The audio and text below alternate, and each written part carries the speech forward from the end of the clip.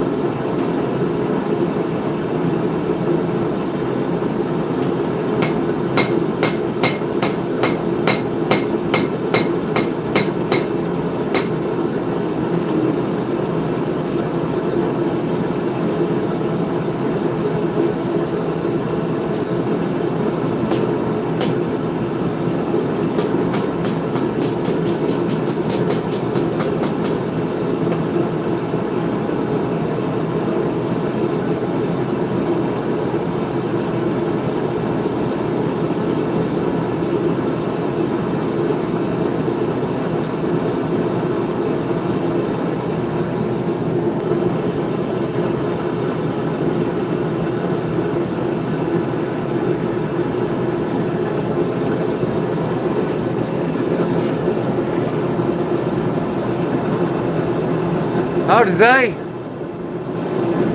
Kind of loud in here, so you gotta excuse me.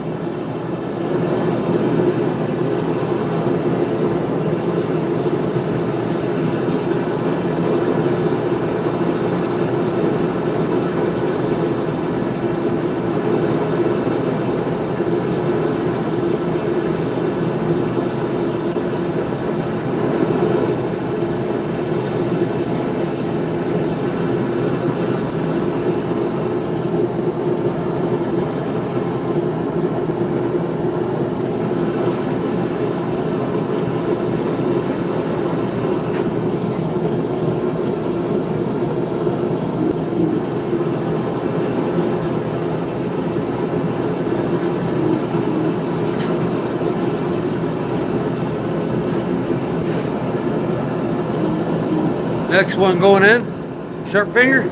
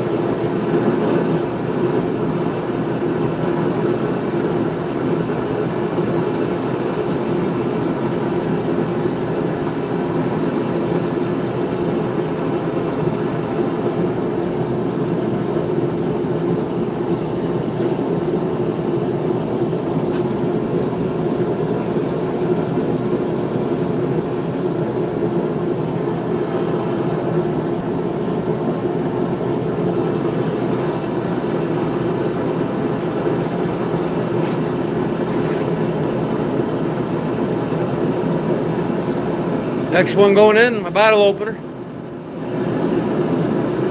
Bottle opening knife.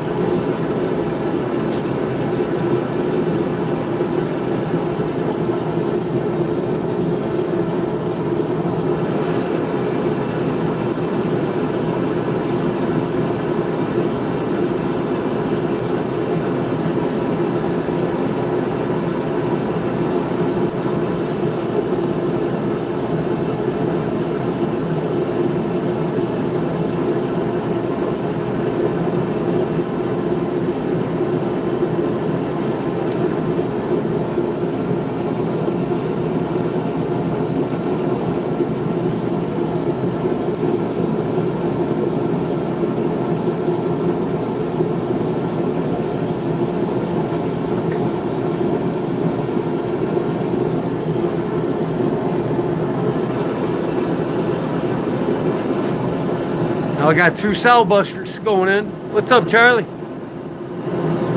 I got 5 knives here I'm heat treating, or forging.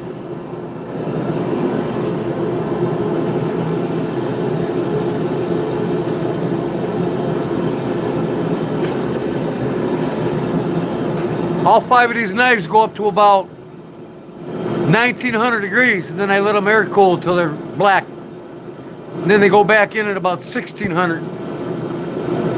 And then one more time to about 1450 non-magnetic.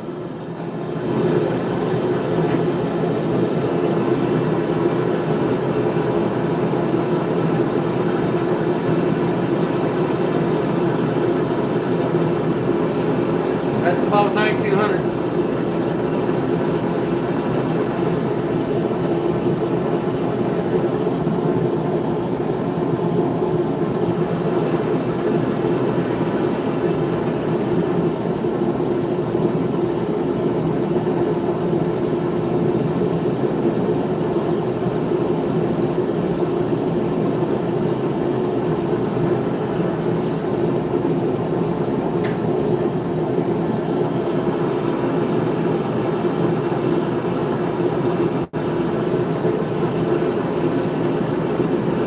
One more, this will be the fifth one.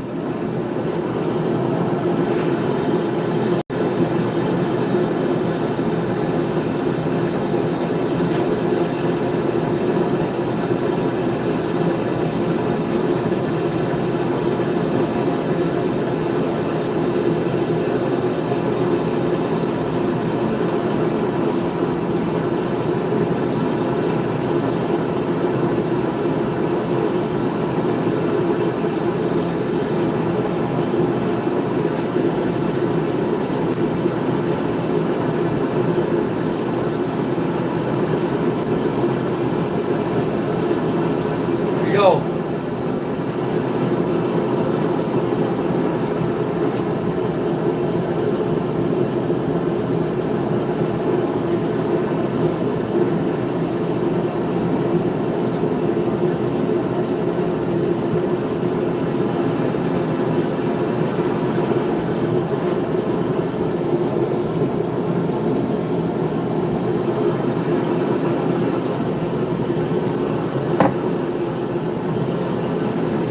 Okay, back to the first one.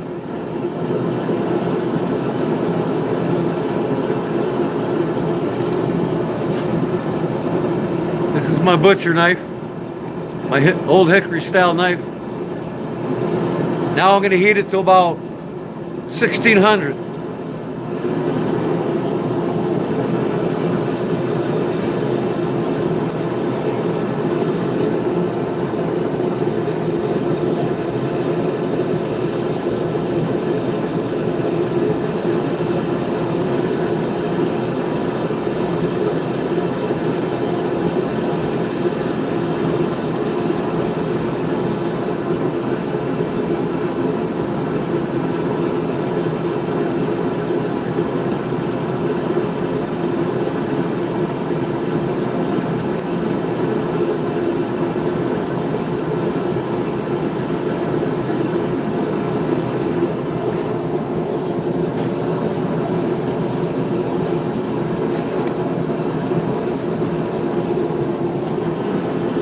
About 1600.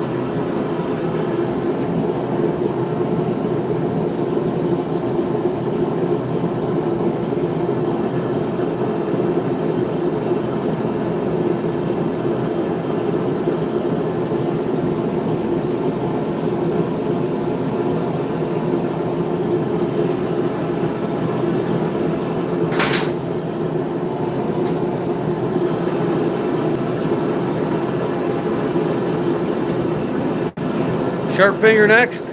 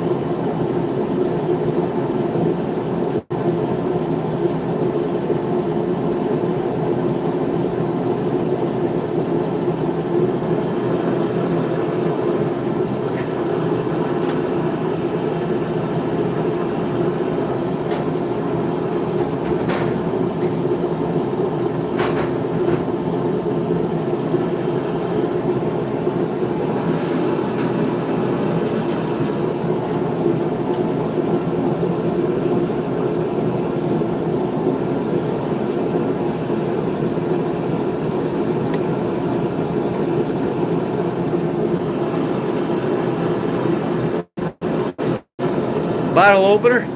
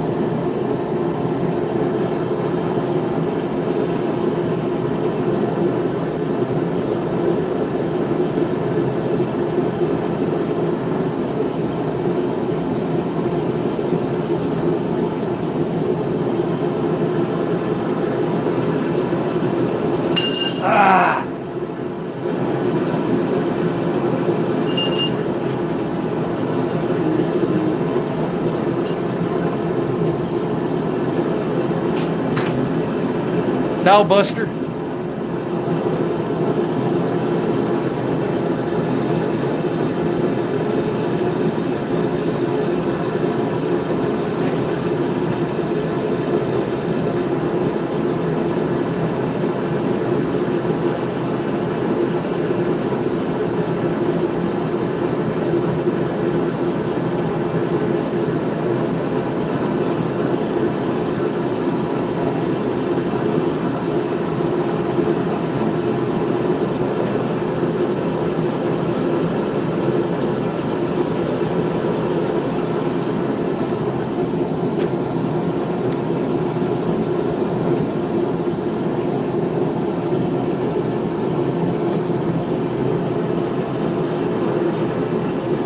My last sow buster.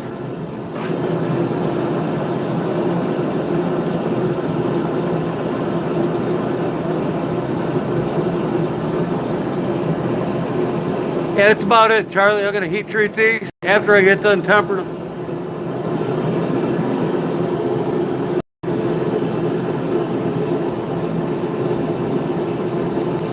Come on.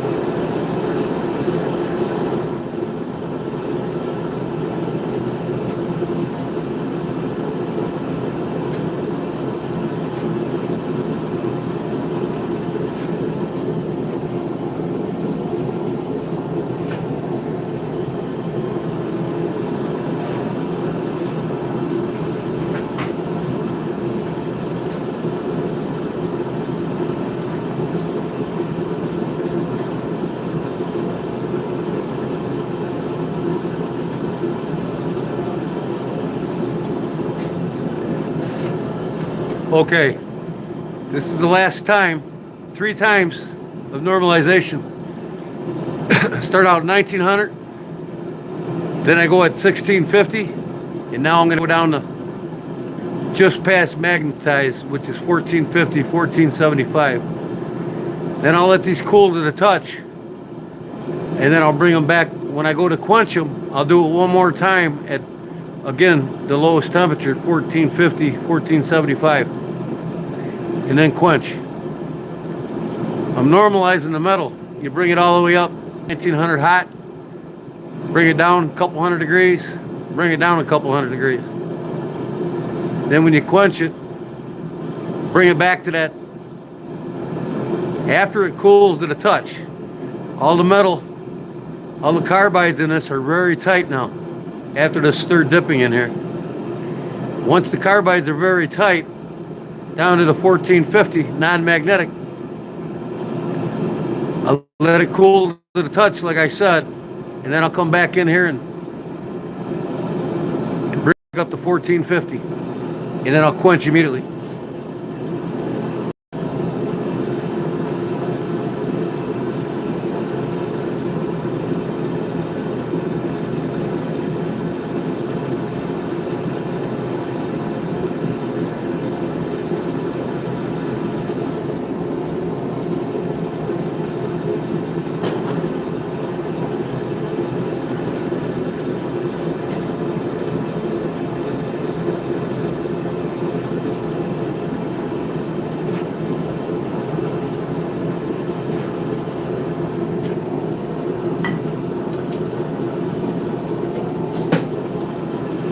Damn it.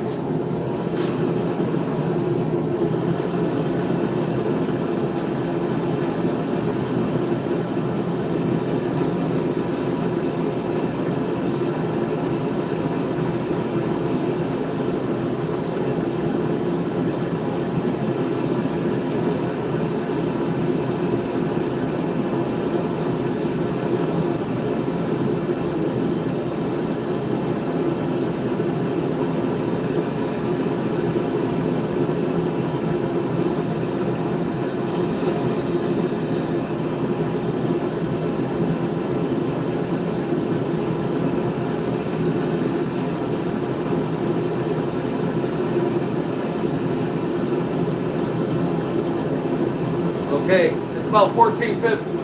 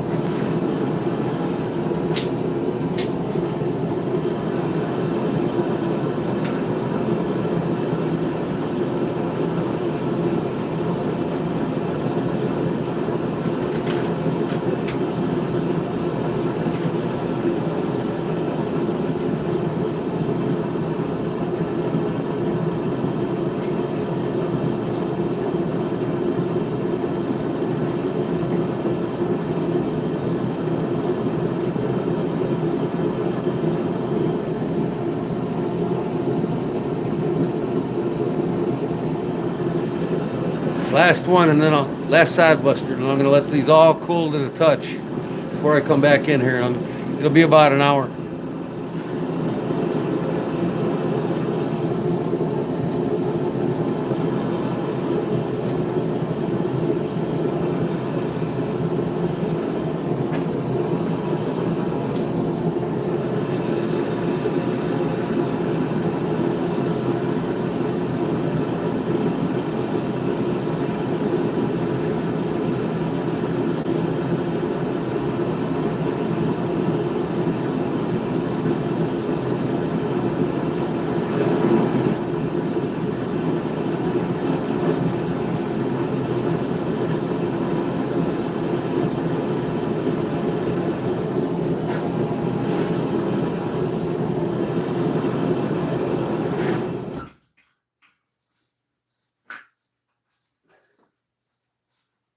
That forge is about 2,700 degrees in there. Okay.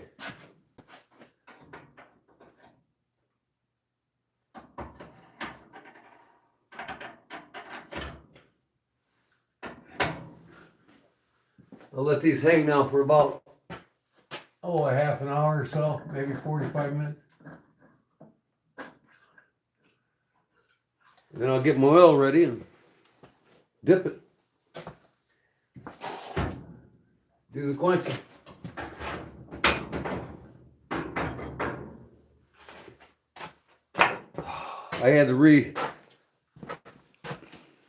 I heat treated and tempered my butcher knife, and I had to redo it again because where I stamped it, I stamped my logo on it, I bent it. So I had to bring it in here and start over again. So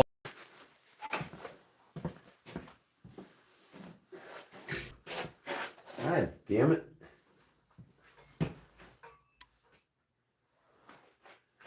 Check the temp. It's over the 1,000 mark right in front. That brick in front of that brick's 860 degrees. So that means it's 1,800 probably in the middle right now. This only goes up to 1,000. It just says high. All right, where are we at on this one? Yeah, that's 212 degrees. 207, 201, 174, 245, 300. Okay. 199, 182. Smaller ones cool faster. 178, 195, 300, 288. Okay, so about a half an hour. Then I'll come in here and bring them back up to non-magnetic and it'll give me about 59, 60 Rockwell hardness. So I'm gonna go back into my regular shop. This is my quenching oil there. I'll turn that thing on and heat up that oil to 120 degrees. Let's go back to my shop. I'm slowly moving my shop over here. I got to put benches up in here, in the basement here. I'm going to use the basement until I can clear out the kitchen up top here. I'll show you what I'm doing here. This is the old farmhouse. Oh yeah. There's my Fort Knox. There's about 50 guns in there. Better be quiet. They'll kick me out. They'll kick me out of my life. Oh, I started remodeling my bathroom for the old lady before she passed. And I had a few tiles to put in, and she kicked the bucket. So anyways, this is the old farmhouse here. I own it. I live in the barn. We're making the downstairs where my shop is now over there, indoor kitchen dining room. So we're going to make that a 1,700 square foot house, that whole barn. And then all this, I'm going to gut all this. And I'm just going to probably put MDF up and make me a shop. All these cabinets are gone, man. But anyways, you can see here.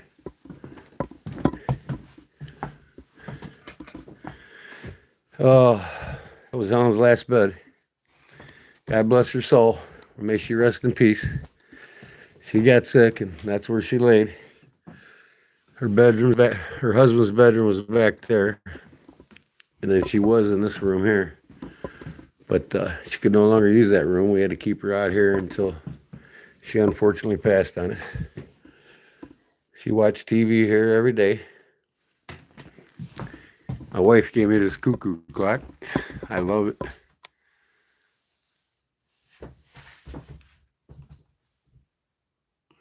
It's badass, man.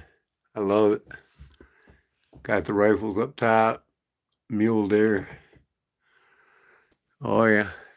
Looks like a horn in a pouch and 2 rabbits. I guess the horn's for the dogs, right? Look at all that hand carving, man. Isn't that sweet? So, probably sell one of these cuckoo clock or grandfather clocks. Somebody wants one. I might take this and put it in my shop. Because that back part of the shop where I'm at now with my computer, I'm probably going to make that my knife store or my knife display room. Everything will come out of there. That's tools, and it'll all go down the basement here until I'm ready to, like I said, I get all this gutted and brought back up. Does the temperature of the room air that blanks cool in a matter? I mean, if it was 30 degrees or 90 degrees, it's 55, 60 down there in the basement, Charlie. So it's going to take a half an hour. But yeah, this is going to be my whole shop here. I'm going to get all this out. Everything's going. Everything's going. The old farmhouse.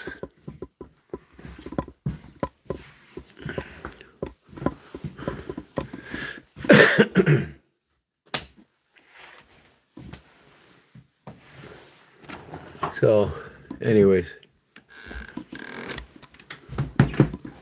takes 8 guys to move that thing. That's not an easy safe to move. That thing was $7,500 new.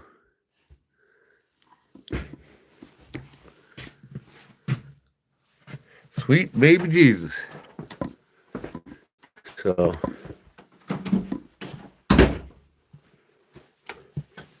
this is my garage. It's got all my construction tools in it, and it's got to get cleaned out. So, old farmhouse.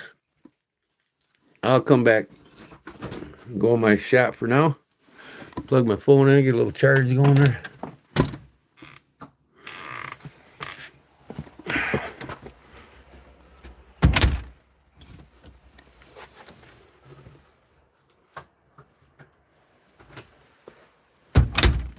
I forgot to cover my camper up, man. Everything melts. I'm gonna have to put the cover on it. I forgot about it. I get ready to take that. My wheels are still covered, but I forgot to put the whole cover on it. Didn't forget. I just been lazy, I guess. Old lady's got the Ranger out there. I'm gonna get my sleigh out there and put them in it.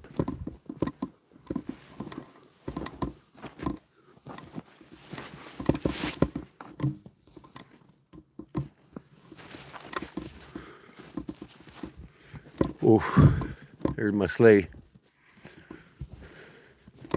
I need to get me a couple donkeys to pull it. A couple mules. One mule to pull it. Them things are strong as shit. I'll tell you how strong a mule is. A wolf pack knows better than to fuck with them.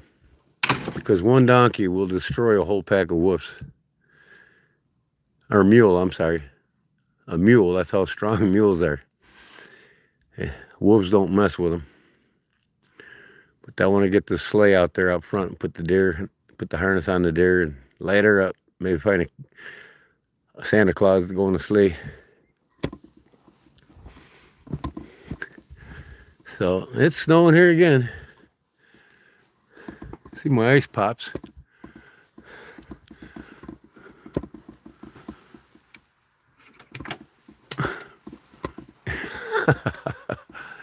Oh man. Yep, I got a whole load of firewood today. My dogs are gonna bark, please forgive me. I don't know why the wife has to lock that damn door, man. She acts like somebody's gonna come in here and rape her. Oh my God. See, there's no crime out here. Nobody messes around out here because they know they're gonna get shot.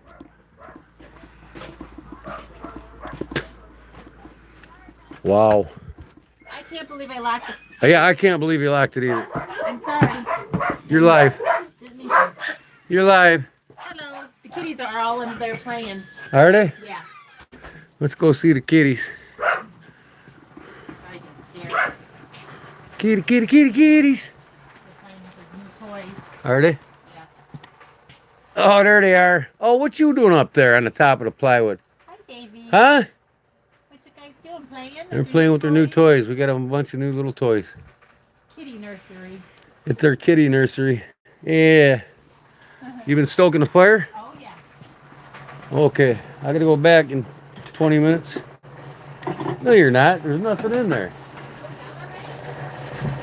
You tard. It was full. Okay, well, it ain't now.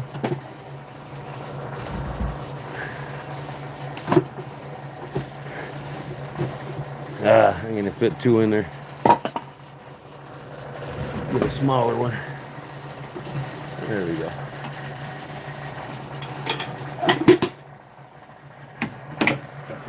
Old Custer. General Custer there, looking over my fire. I had to take my heater down, man, and blow it out. Garage heater, I gotta put that thing back up. Oh, something, boy.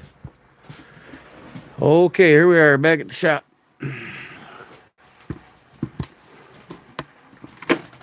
Plug this phone in, I guess. Give it a little charge.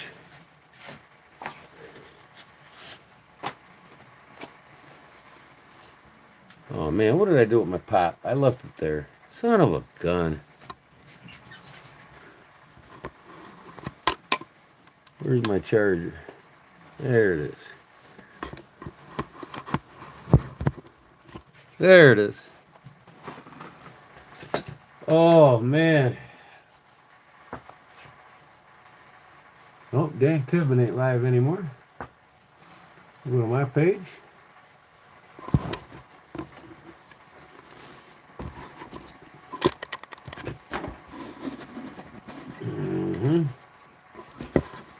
Yeah.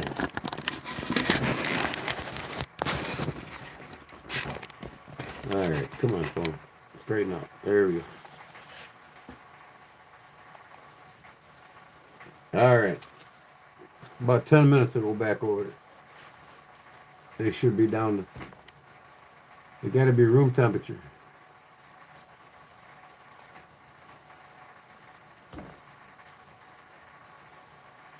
The farmers around here do donkeys with cows.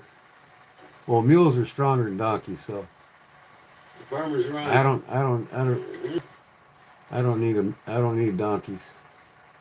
One good mule, that's all I need. That mule will pull that sleigh and the both of us, no problem. I mean, I'm not a farmer. I mean, I could have a little farm out here, but nah, I ain't got enough time for that.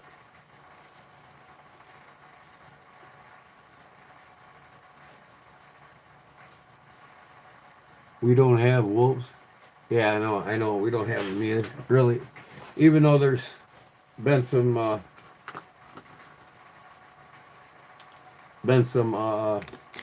stories floating around that a couple gray wolves have worked their way down here. But you further north you go, there are, like up UP of Michigan, Wisconsin, there's gray wolves everywhere.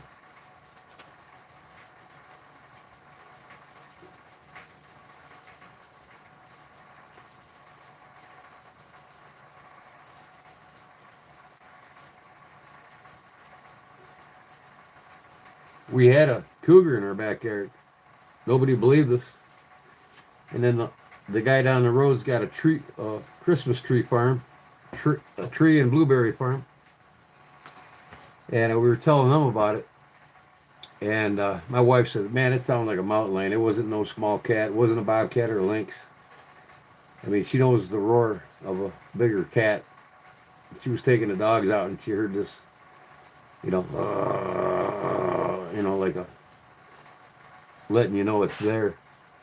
So the wife freaked out, went in the house, and we told them at the Treeberry farm that got to be a cougar, mountain lion. Some people around here, they get them and they raise them. They get too big to let them go. I don't know how the law allows that, but they do it, and then that's the only way they'll get loose around here. They're not gonna go past Nebraska to get here from Wyoming or Montana or anything like that, unless food is scarce, and out there's food's everywhere. But so we told the Treeberry farm people that when we were picking blueberries one season. And she says, oh my God, you're so right, man. I heard one too, and my husband went out tracking it. Went to find its tracks. He found its tracks, and he put his hand next to it and took a picture of it. And sure as shit, man, I mean, this guy's a shorter guy, so he's got fatter, stubbier fingers, but a full-size man's hand. I mean, this claw was like that, next to his hand. So it was a cougar.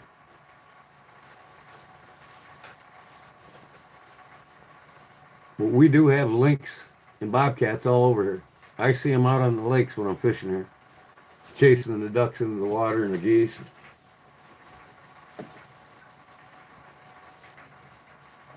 I've even caught a couple lynx when I was young.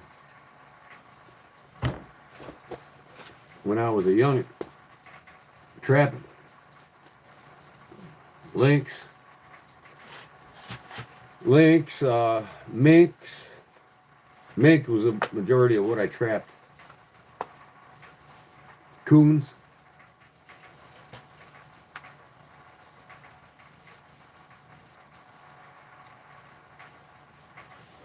That's funny. People don't even know who you are, man. Why don't you introduce yourself there, Warbird? Hello, my name's Warbird, man. I'm from Northern Michigan. How you doing today?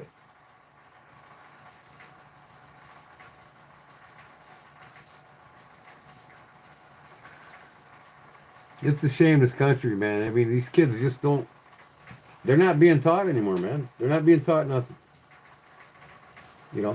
Proper English grammar, how to introduce yourself, manners.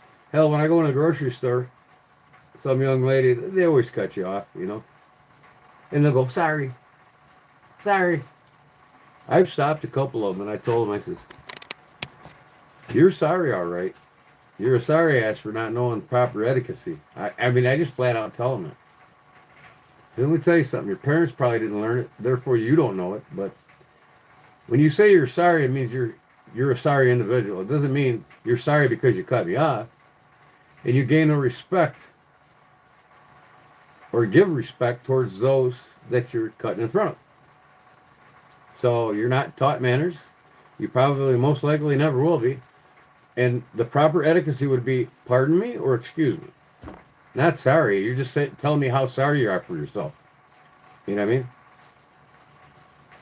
mean? So, it's these younger generations, the last two generations, they just grew up with parents that just didn't give a shit anymore. And that would be parents my age or younger, in their 50s. I'm 60. But, I guess if your parents don't teach you how to respect your elders or how to respect yourself in general, meaning have proper etiquette and manners to gain respect from others and to respect others as well. I mean, people just don't want to be these two new generations don't want to be respected in society. They just want to be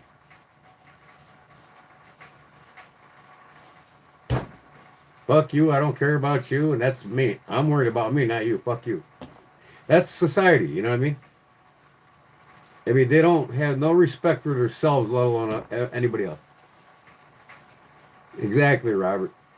You know, we were taught, you know, to respect our elders, and we got a twig in the ass. You know what I mean? And that's what's wrong. Feminism has made the children pansified with no respect, no common courtesy, no respect for oneself, no patience. I like to go to the grocery store, man, and the gas station. I'll go to the gas station or grocery store, and I'll just watch people. Just watch people, man. Watch the younger versus the older coming in and out. And then, by the way, watch how many are overweight, how many are obese, versus how many are skinny. Less than a third of the country is not overweight. That's pretty sad, man. Again, it falls back into self-respect. If you respect yourself, you're going to take care of yourself. You're going to take care of others around you, especially yourself. You know, whether you care about what you look like, how big you are, you know, and it's horseshit when people say, oh, it has a lot to do with a person's thyroid or metabolism or this and that, you know, why they get overweight. Bullshit. Your diets have been destroyed. You're eating garbage foods. You don't know any better. And it's only going to get worse. It's not being taught at home because the parents ain't home to teach it anymore. You know, they got to work. Both of them got to work, ignoring the children. You know, no obligation to Christ through marriage. You know, the marriage vows, you might as well piss them away because everything you say in the vows, they don't practice. I mean, most people don't know what it's like to be a Christian anymore. They don't have any concept. Especially the youngest generation, they have no concept of what Christianity is. Really. They don't care. Pepperoni or margarita? So where do you think that steel's at right now? I bet it's probably about 89 degrees right now.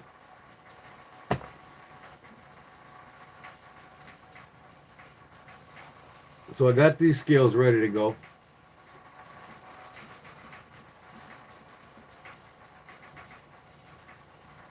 These are my scales for my butcher knife. So I carved out the Kodiak edge, then I wood burned it, and then I filled it with pearlized epoxy.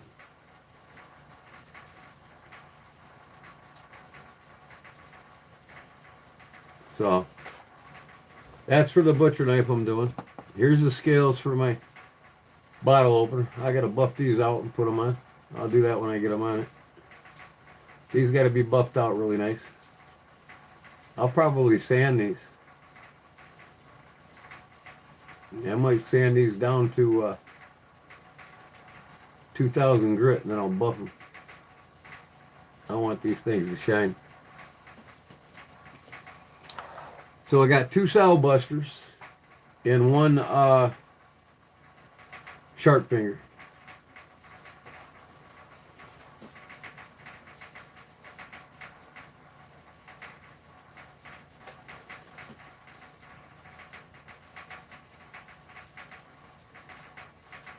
I mean, look at this next question, Robert.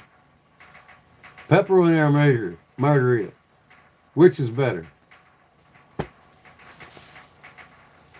Go ask your mom and dad. They might be able to help you. Wow.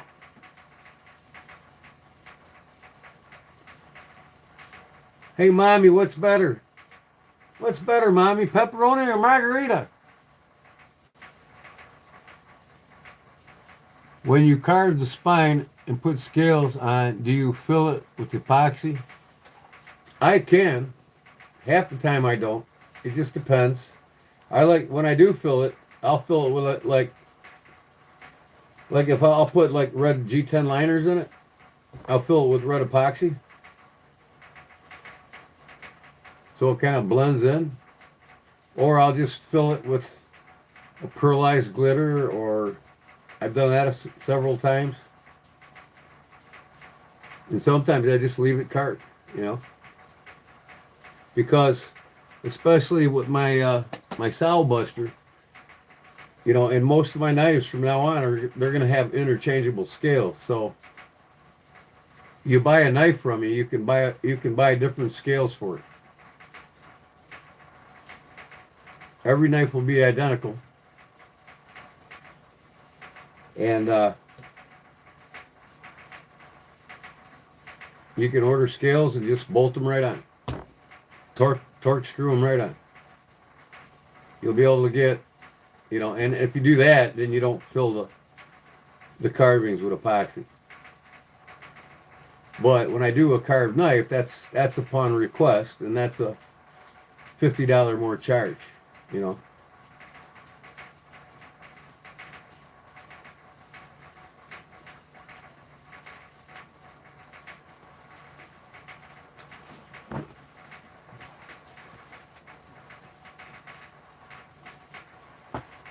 So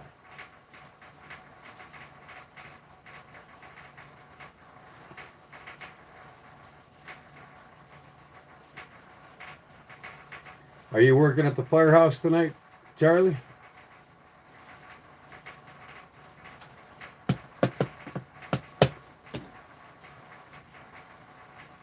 Hey Charlie, you want to get rid of that Schrade scout knife you got?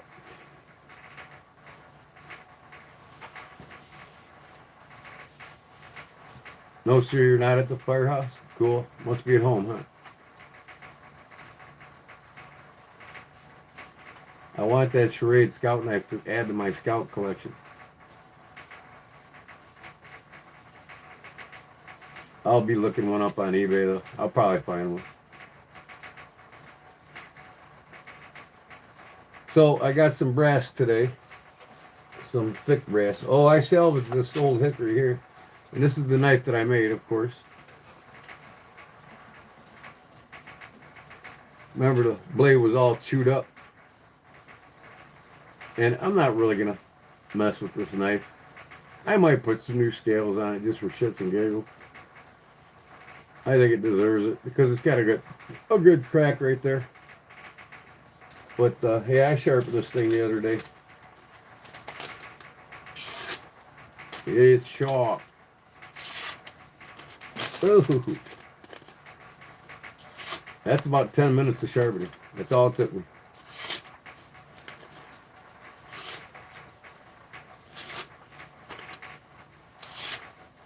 Resurrected from the dead. This old hickory, man. Hey. Ooh, it's nasty sharp. I might sandblast it. Just to hide that pitting on the blade. She's nasty sharp. This is what Jim Bowie fought with. You imagine something like this slicing at you? Oh man.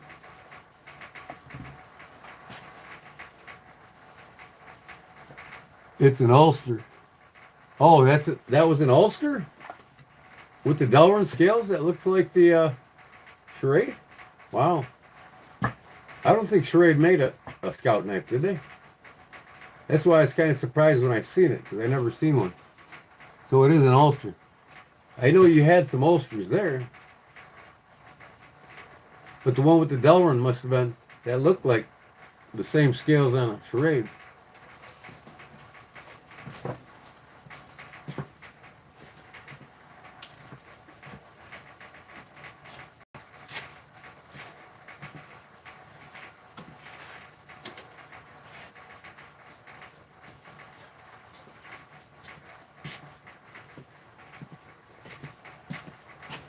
So I got this nice chunk of brass here.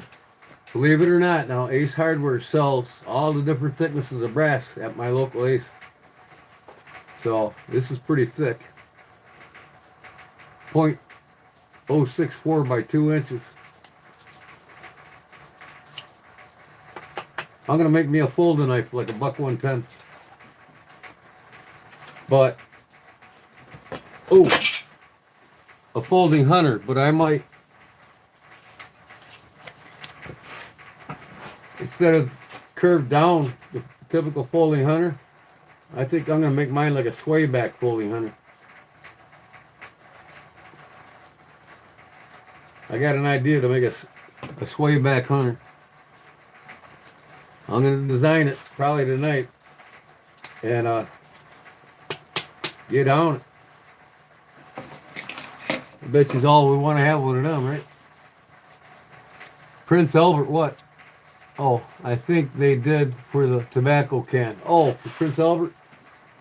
They had 3 knives for Prince Albert, yeah.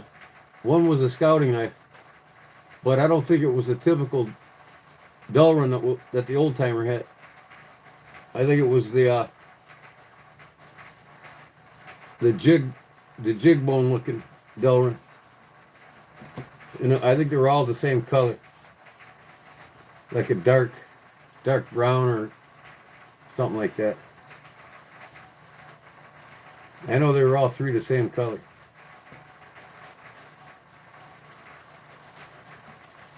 What up, Ground Fog? Is this AI? I don't know. Ask yourself, is this AI? Charlie, is this AI?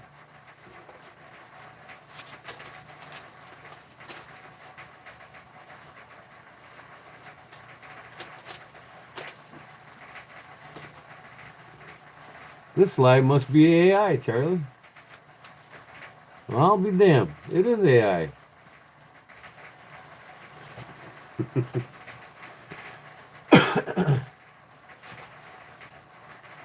So I think it's time to go quench.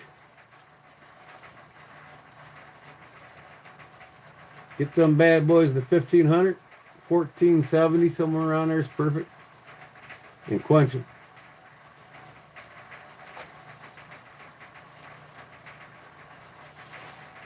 See somebody else asking stupid questions again. I was a union tradesman for many, many years, but my hands are not at the consequences of what they look like. It's called psoriasis. If you know anything about it, you would understand. As you get older, sometimes that's the downfall. And I'm going to be getting that medication here soon to get rid of this shit.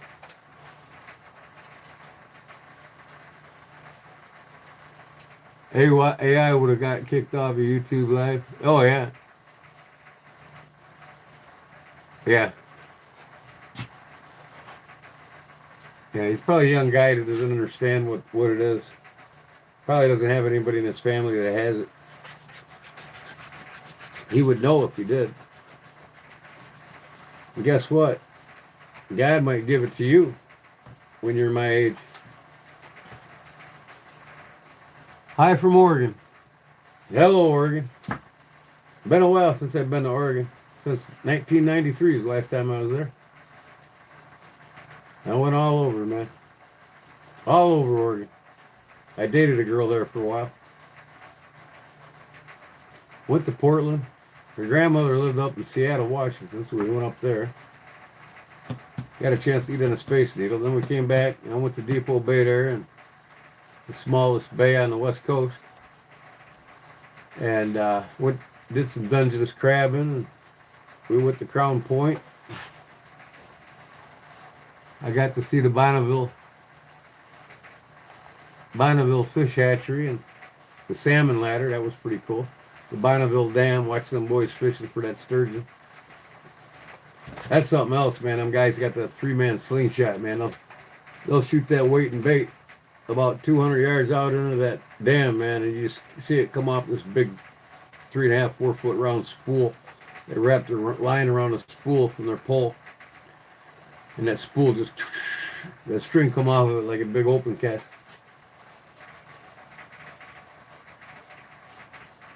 That's right. It's the smallest bay in Oregon. Been there, done that. Depot Bay. My ex's family had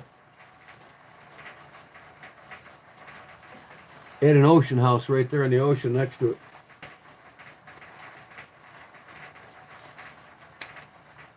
Man, what's wrong with these scissors?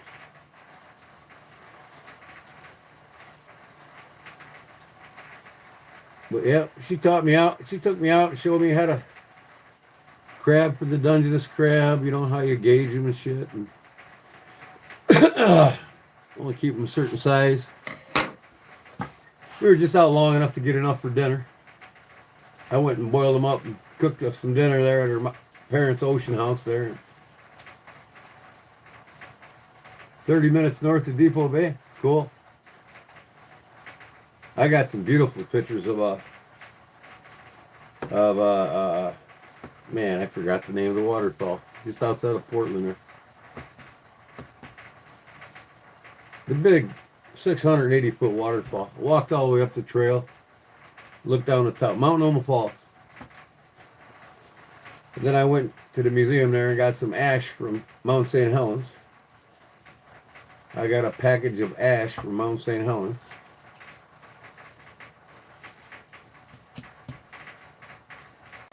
Why are you saying careful, please? What's the reason behind saying careful, please? Hey, Charlie, be careful.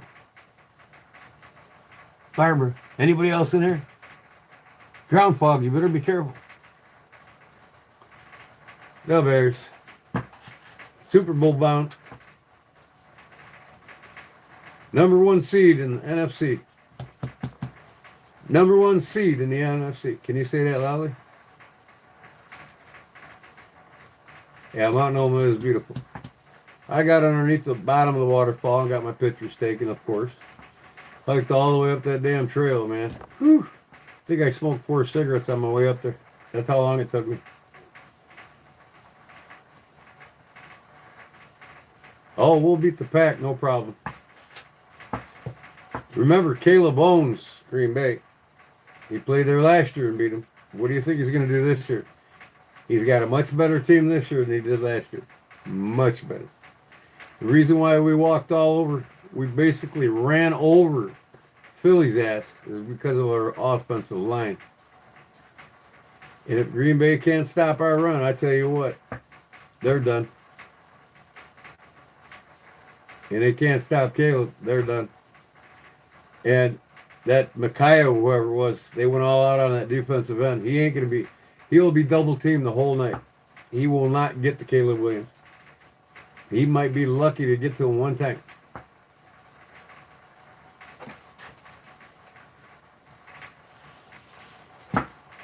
So, yeah, I'm looking forward to him beating Green Bay the second time in 2 years in Green Bay.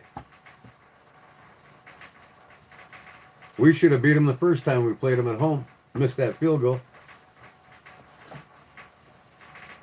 Well, I got blocked, but... the Broncos ain't nothing. You got to remember, Charlie, the Broncos ain't in a division that's tough. They're playing up against lesser opponents. The NFC, and that's all of the NFC, it's the toughest division in football.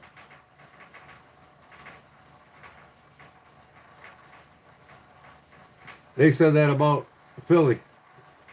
Got to get through Philly first. Fuck, we ran all over them.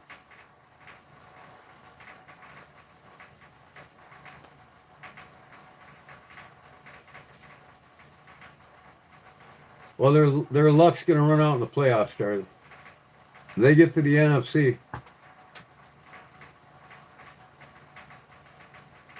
They haven't really played any good teams in the NFC yet. But right now, the Bears are number 1 seed. Number 1. Top of the hill. Rams just lost. The Bears are now number 1. Number 1 in the NFC and number 1 top seed. Number 1 seed in the playoffs. Green Bay second seed or third, I think. I think they're third seed.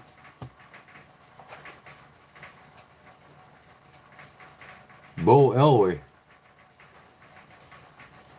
Yeah, the magic of Bo Elway.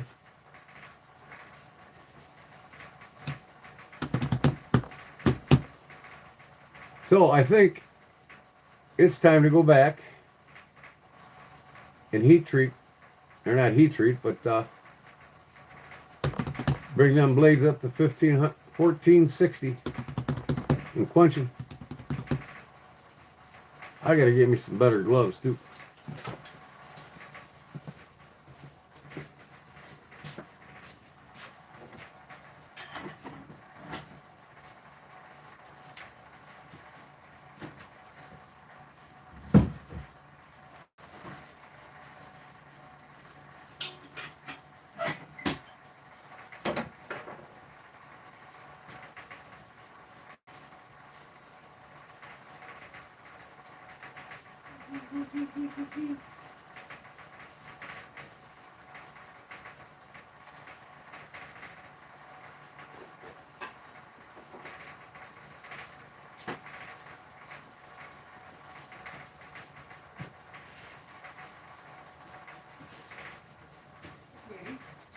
Don't be afraid.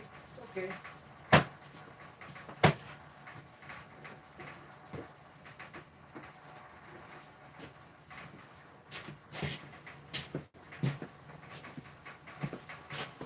Them will do.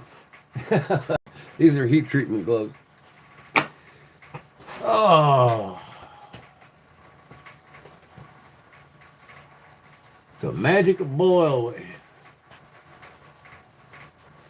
Who's all watching? 9 watching now. Oh, that's slow. They've only been live for an hour and a half almost. I gotta go up and get something to drink real quick. I know I got one over at the house, but I'll be right back.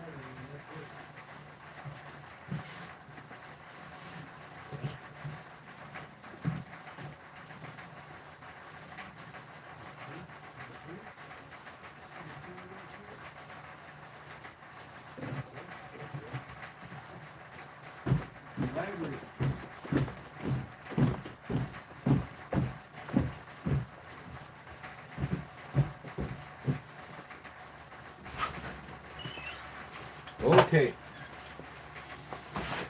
Oh, maybe tonight I'll be able to sand that one of them knives down. I'll probably start with my sow buster. The one you got, Charlie. Hey, kitty, kitty. Cat's running around in the shop. But I'll probably start with a sow buster, get it done for my giveaway. But tomorrow I'm going to spend all day sanding them all down. I might just sandblast them all and stonewash everything. That's the quickest way to go. I don't care to polish a blade, man. I'll do it if a customer requests it, but I think all my knives I sell, they're gonna be stonewashed. I sandblast it and then stonewash it. It's a lot faster.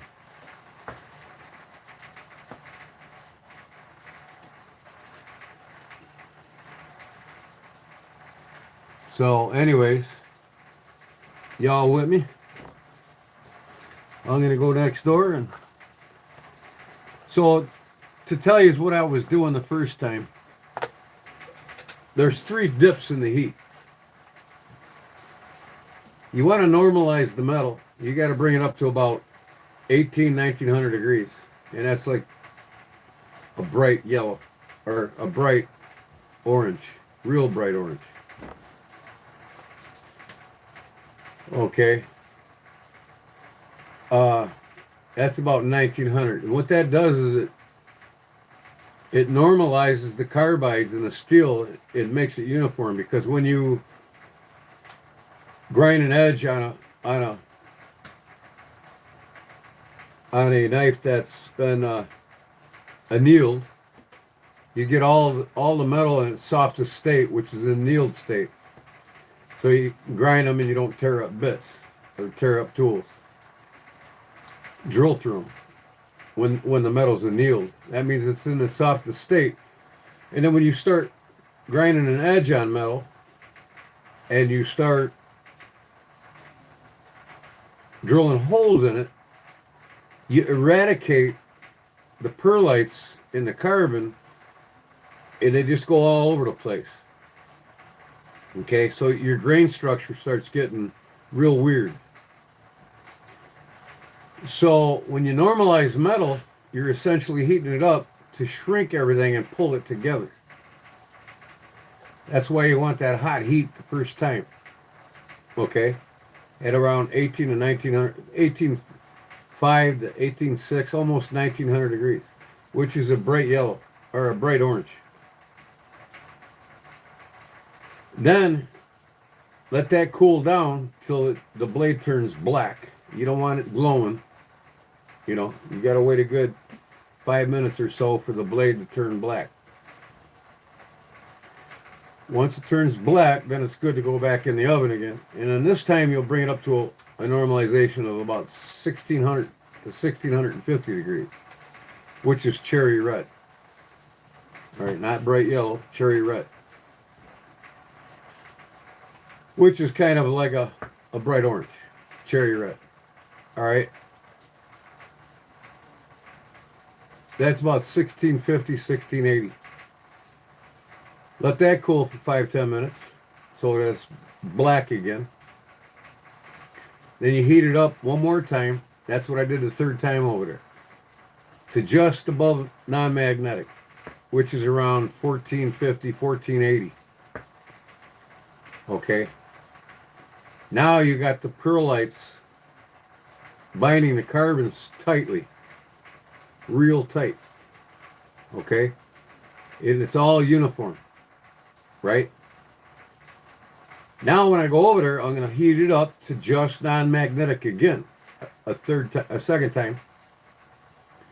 So there's 1, 2, 3, 4 heat treats. There are 4 times in the porch.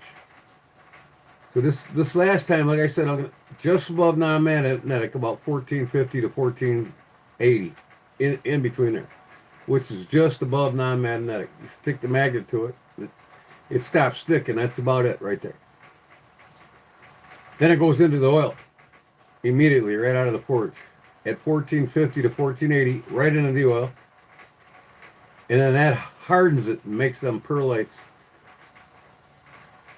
bound together so tight that if you drop the metal, you could shatter the blade. So then you got to heat treat it to soften the metal. So the heat treat will be done in here. I got an oven in here. And that's the heat treating after the quench. I'll bring 400 degrees for 2 hours.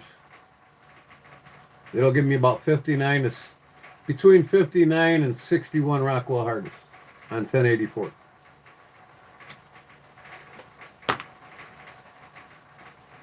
When you do 1095 steel, and that's what this all is 1084. When you do 1095 steel, it's very important. The closer you can dial in the temperatures, the better Rockwell hardness you're going to get out of it. If you mess up, you're still going to be over 57, 58 Rockwell anyways. And it's still tough steel, you know, regardless. It'll never be stainless because it doesn't have no very minute chromium in it.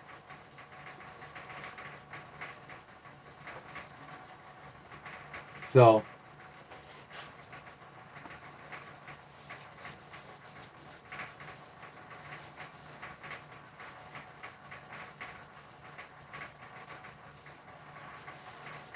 yeah, you could cold blue them. You know, I mean,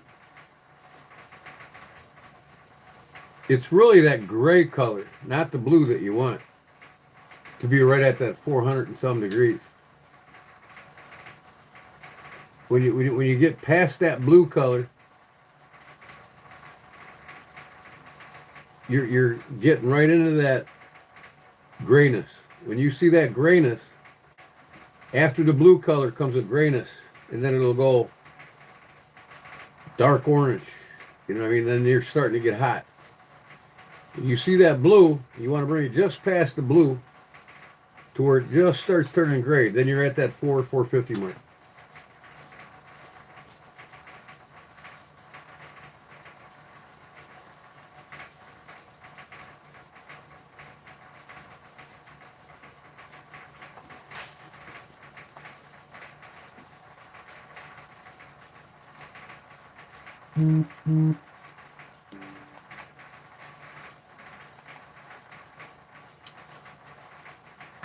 All right.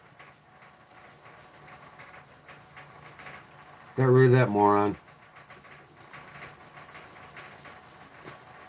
I'm going to take back over there. And then I'll spend the rest of the time in here, and then it's a 2-hour wait. I can start sanding. Like I said, I want to get one of the sow busters done. I got some Ulti-Clips coming for them. I already got the scales I need. I got black burlap micarta and brown burlap micarta. I'm probably going to put black on.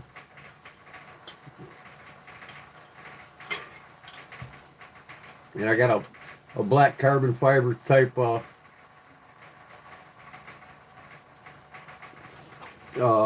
Kydex for it.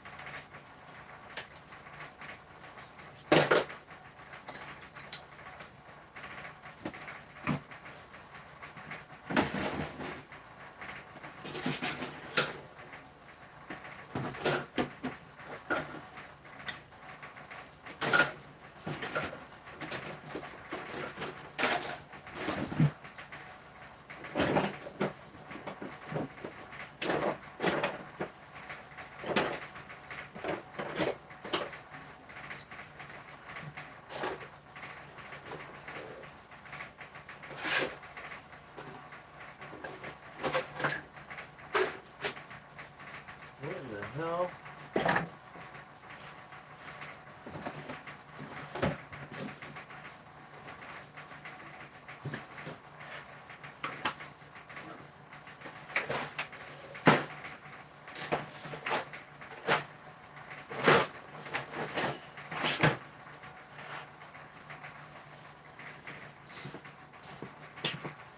I guess I don't have a black carbon fiber Kydex. I got ODE green carbon fiber Kydex. 2 sheets of that. I need to order some black. And then I got black burlap micarta and brown. So I think I'm going to do the black. Oh.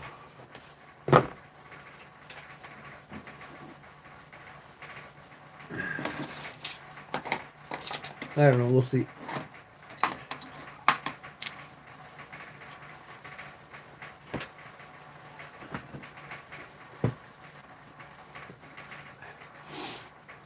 What's up, Ronald? How's it going?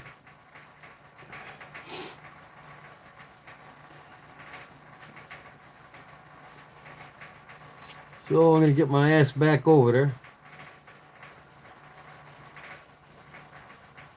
Then I go back over there and collect them and bring them back in here to heat treat them. So I'll just leave the camera here and go over and grab them after I heat treat them. Or before I heat treat them. It'll only take me about a minute to do that.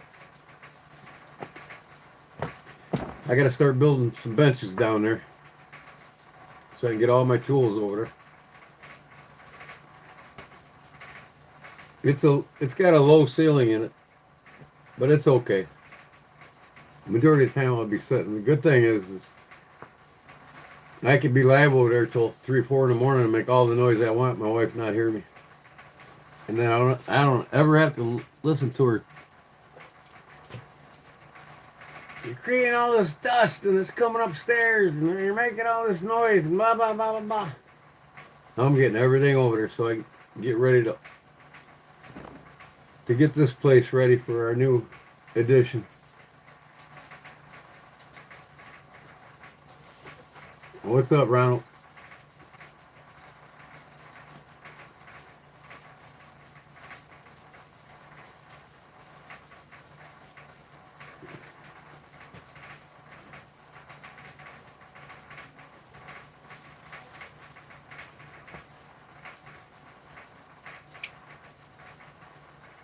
$7.40 now.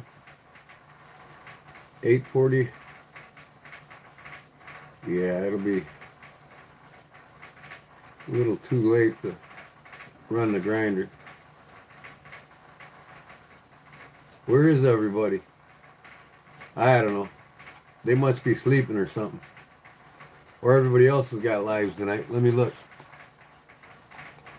They're all at them free giveaways.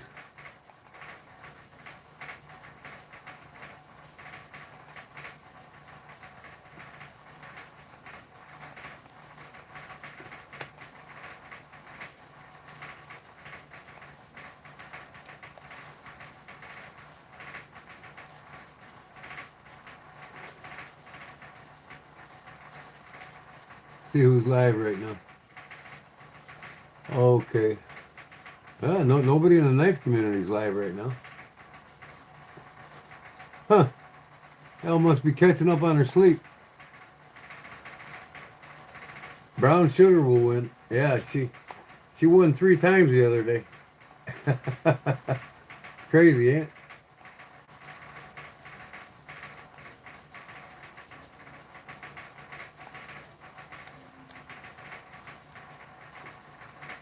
Yeah, there ain't nobody in the knife community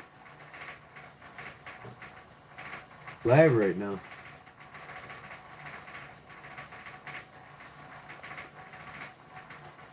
All these sportscasters are live. Of course, I watch a lot of them. Casey and Rob's Nerdy Knives, they're live right now. Let me look.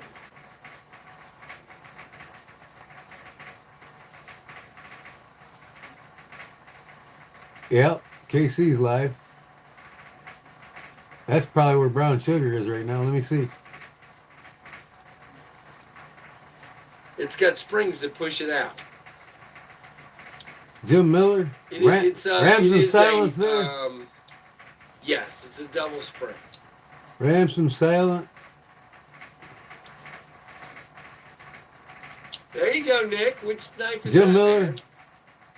More cowbell. So this is really interesting. Again, I love the pitch lock. It's got twice the amount of lock in front of the blade when it's locked up, and it's got twice the amount of detail. How do you not love this knife? I do, and I love them. Hologram blade shape, just really cool. Lots of belly. Has a very interesting shape indeed. Some of these guys haven't been back to my live lately. I guess they don't like me anymore. All right, I think I answered all his questions. They're mostly modern guys, though. Oh, well. Oh my goodness. Yep, he's good. All right, nice. This is the I don't see no Big Jim's favorite, the brown sugar in there. crossbar I'm going to go look at... of the Kaiser T1. I'm going to go look at... It is a micarta. Rob's Nerdy Knives. Bees Blades, keep it fun. Of the T1. Is he live or what? Hello, Bees Bladers. Welcome back. Okay, no. That's not alive.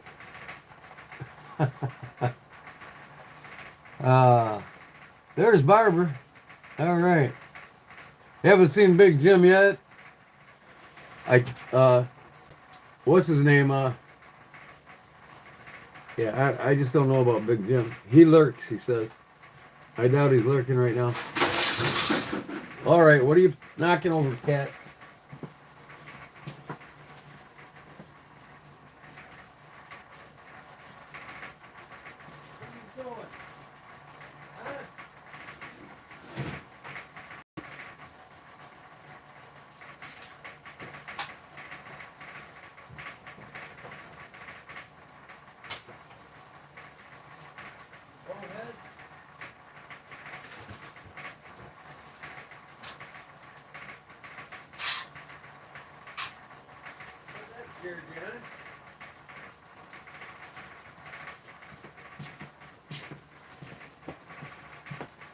Okay, let me see here. Oh, I told Rex, brother Rex, he's modding in a Whatnot.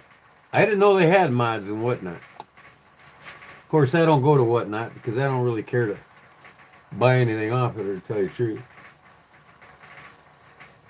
Somebody's used knives. These knives is live.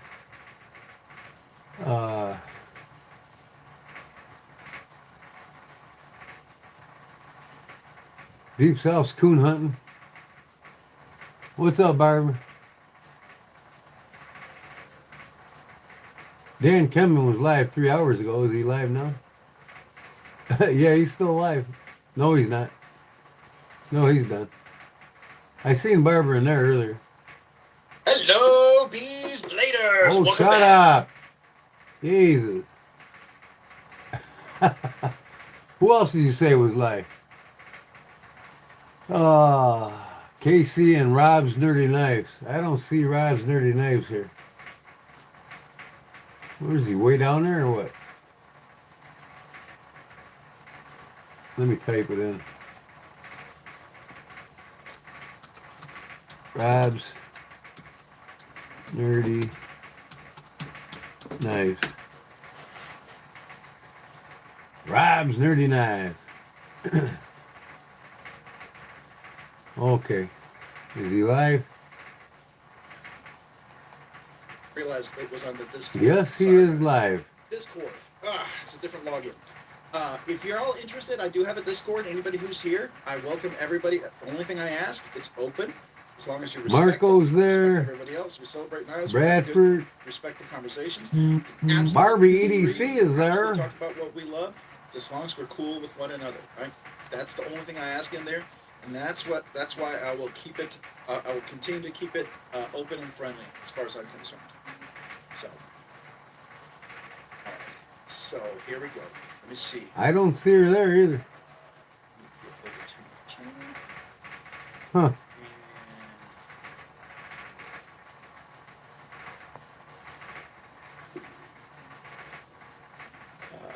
Let's see here. Okay.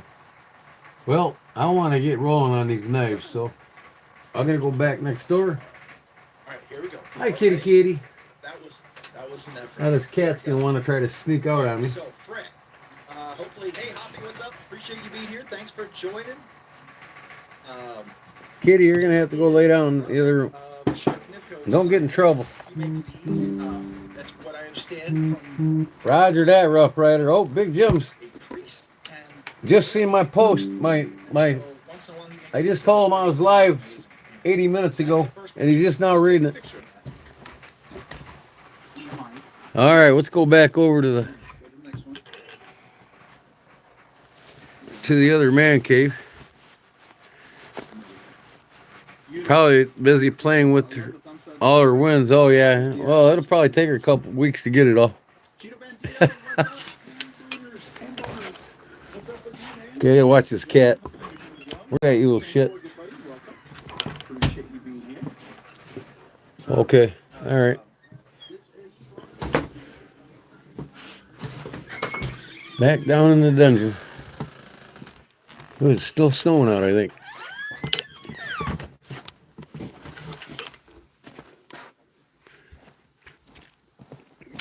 Okay. Yeah, it's still snowing out. We probably got about 8 inches already.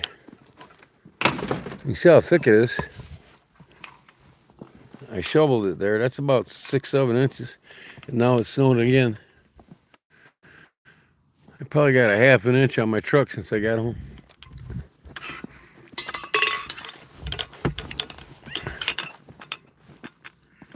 I got my new mailbox up. The fucking mail lady says, you got to bring a picture of that in, of the mailbox, so we can see if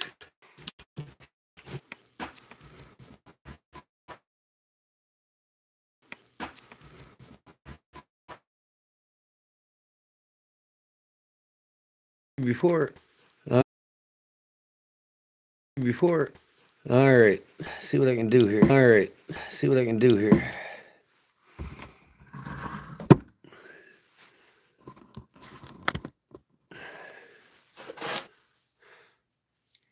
All right, I'm live. Fire in the hole.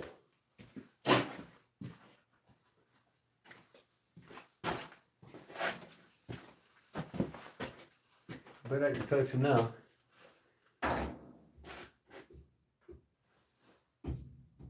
Ooh, that thing's almost warm to the touch. Wow. So here we are. I don't have ample light in here yet, but here's my old hickory style blade. Should have brought my brush with me. I got all this oxidization shell on top of this metal. That's all right. It'll sandblast off. Okay, that one first. I gotta get my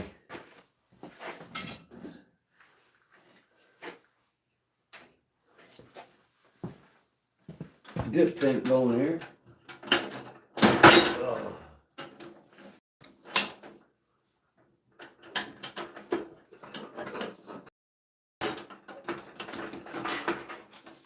Come on, man.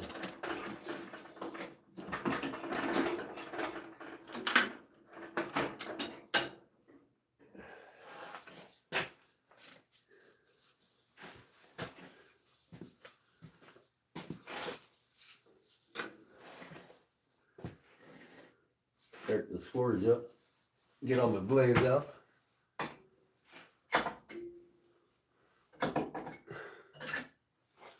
So I got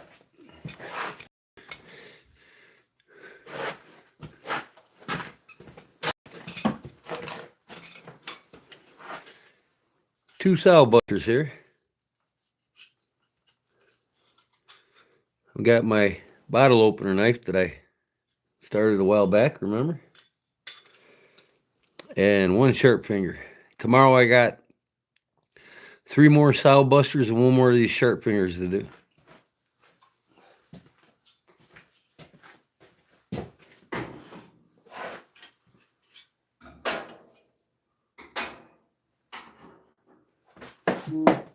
And I'm giving one of the sow busters away for my 4K giveaway. That's gonna be my number one giveaway. And he's gotta be a member to win it. If you're not a member, you gotta become a member. Tell all your friends. It'll be open to everybody. If they become a member, they can get in the drawing. All right. 5 blades there.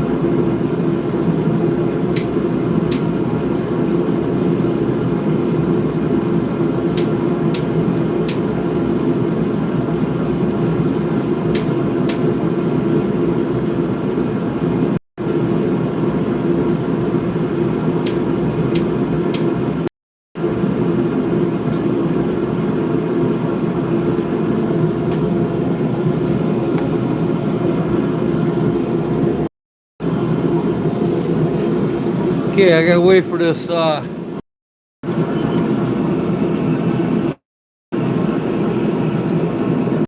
warm up.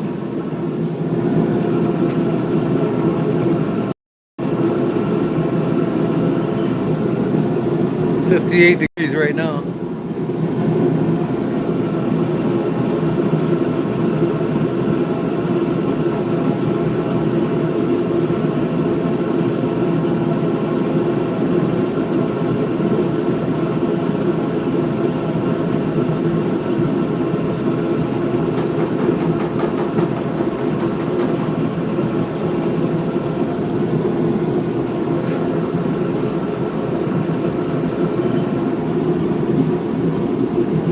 $62.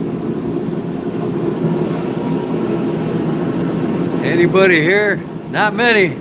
Everybody's sleeping, Barbara.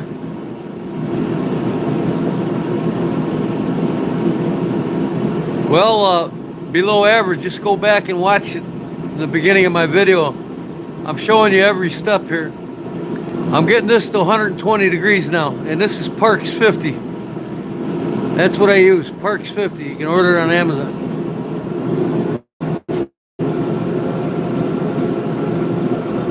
Wow.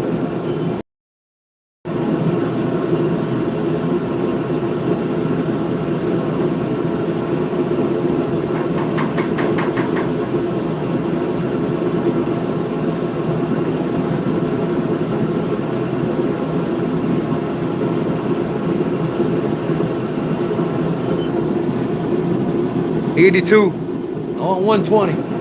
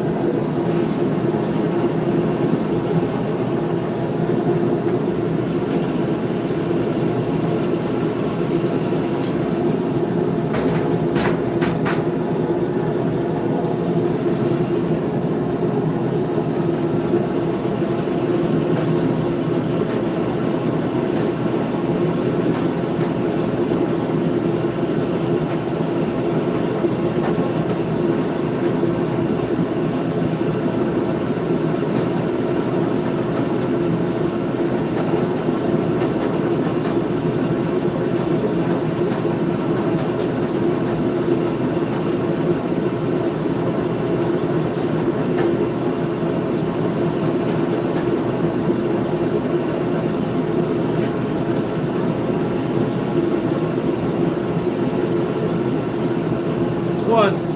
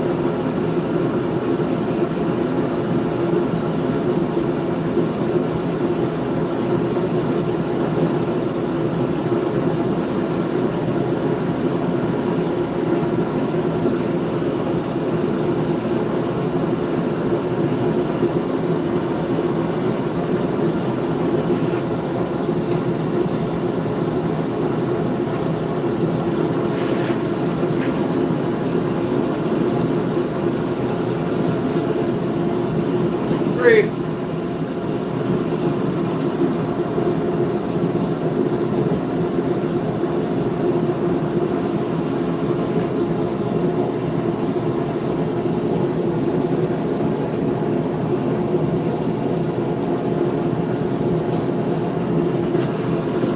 Sound buster.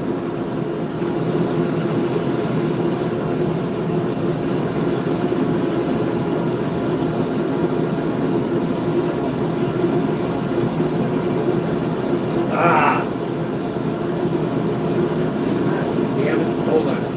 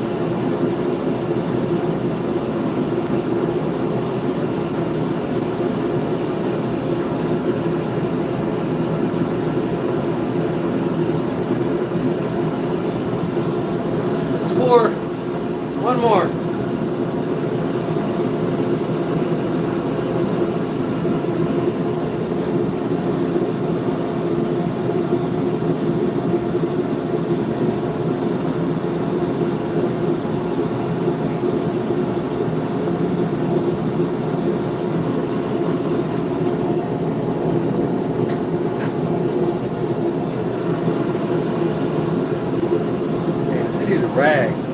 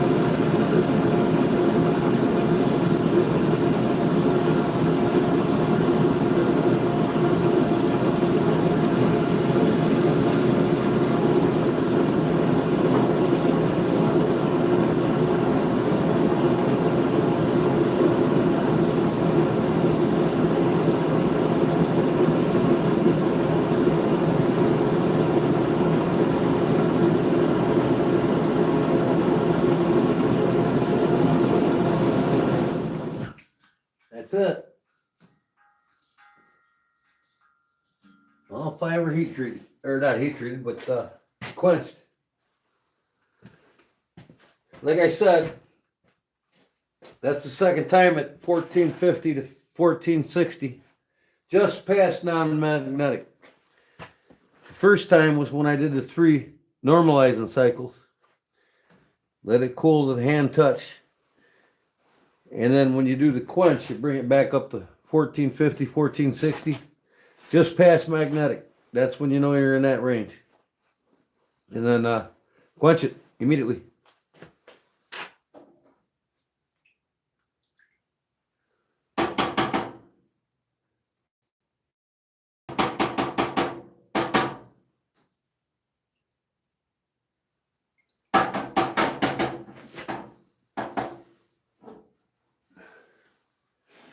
All right, I'm gonna go ahead and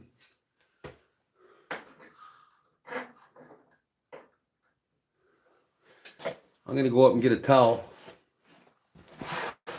so I can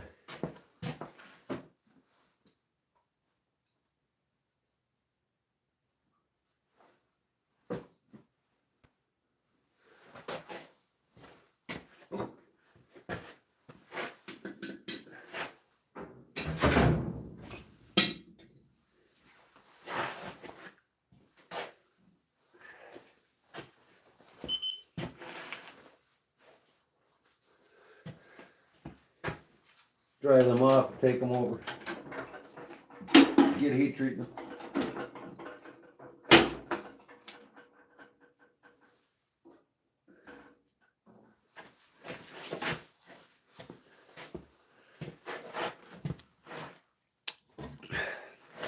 That thing will glow like that. It's probably at 1900, 2000 degrees in there right now in the middle of that forge. It's about 2800 when it's full force. The front of that brick's probably about 800 degrees right now.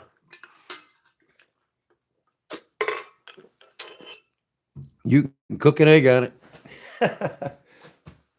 So let me go up and look for a towel and I'll be back down.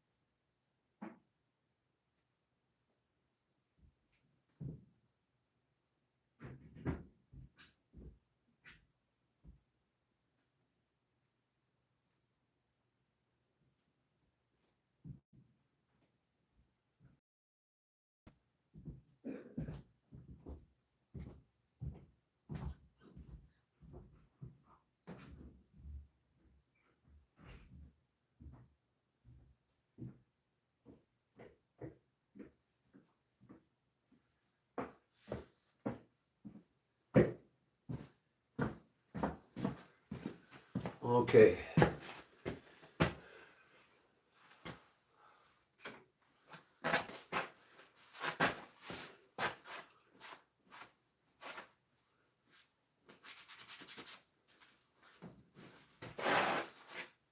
I'm standing in front of that forge. Catch something on fire there. Alright, these are good to the touch.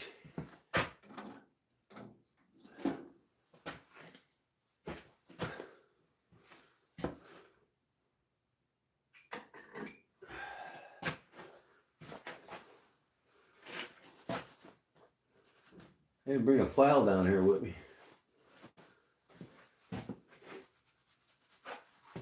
We'll do the file test when I get back to the shop.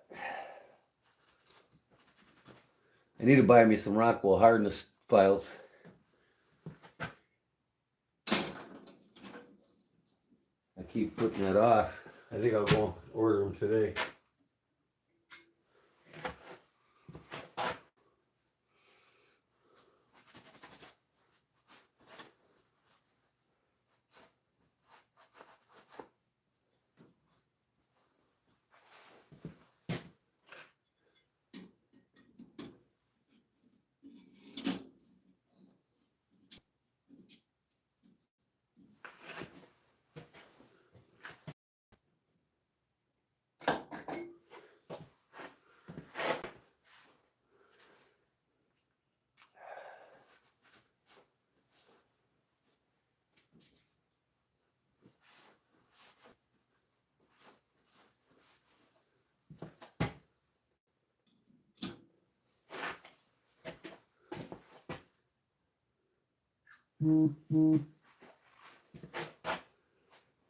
Okay.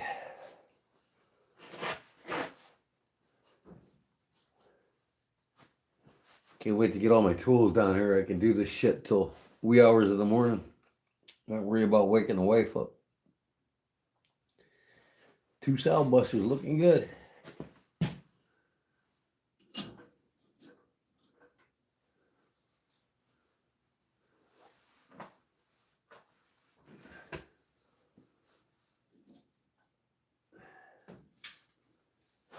I'll show you the knives when we get back.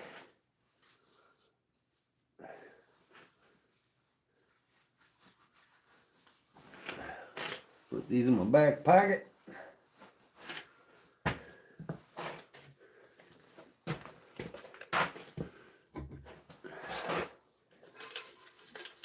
I'll get rid of my other soda.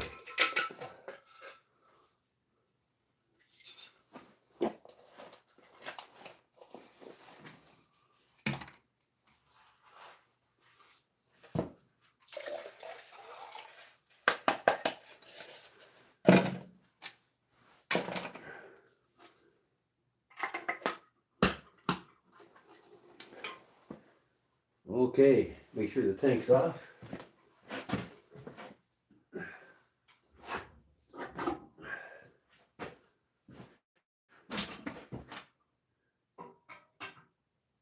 I can take that thing out of the forge. I don't want it sitting in the heat. That burner. Okay, back to the shed.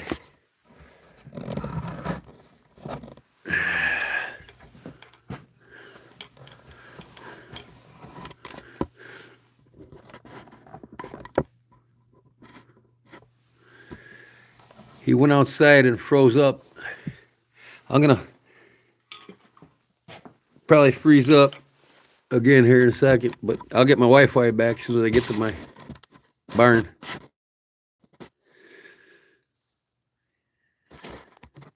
So I'm on my way back.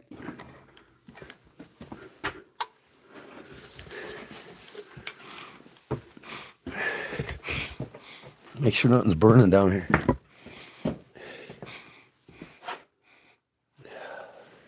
Okay, that's just a smart. I gotta make sure nothing's burning before I leave. Kind of smelled something, but I don't have nothing touching anything, so I think I'm good. All right, hey, burn this place down. I'll collect the money. How'd the fire start? I don't know.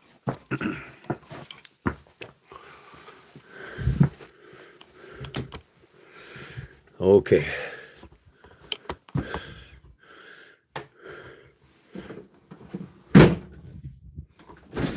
Okay, if I'll turn back on when I get next to the house. Come here, door. There.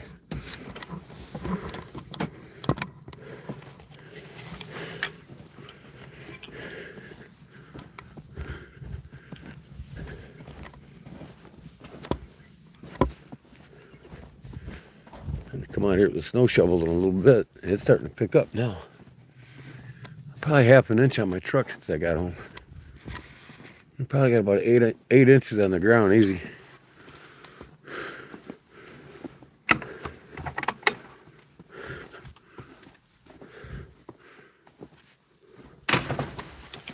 Okay.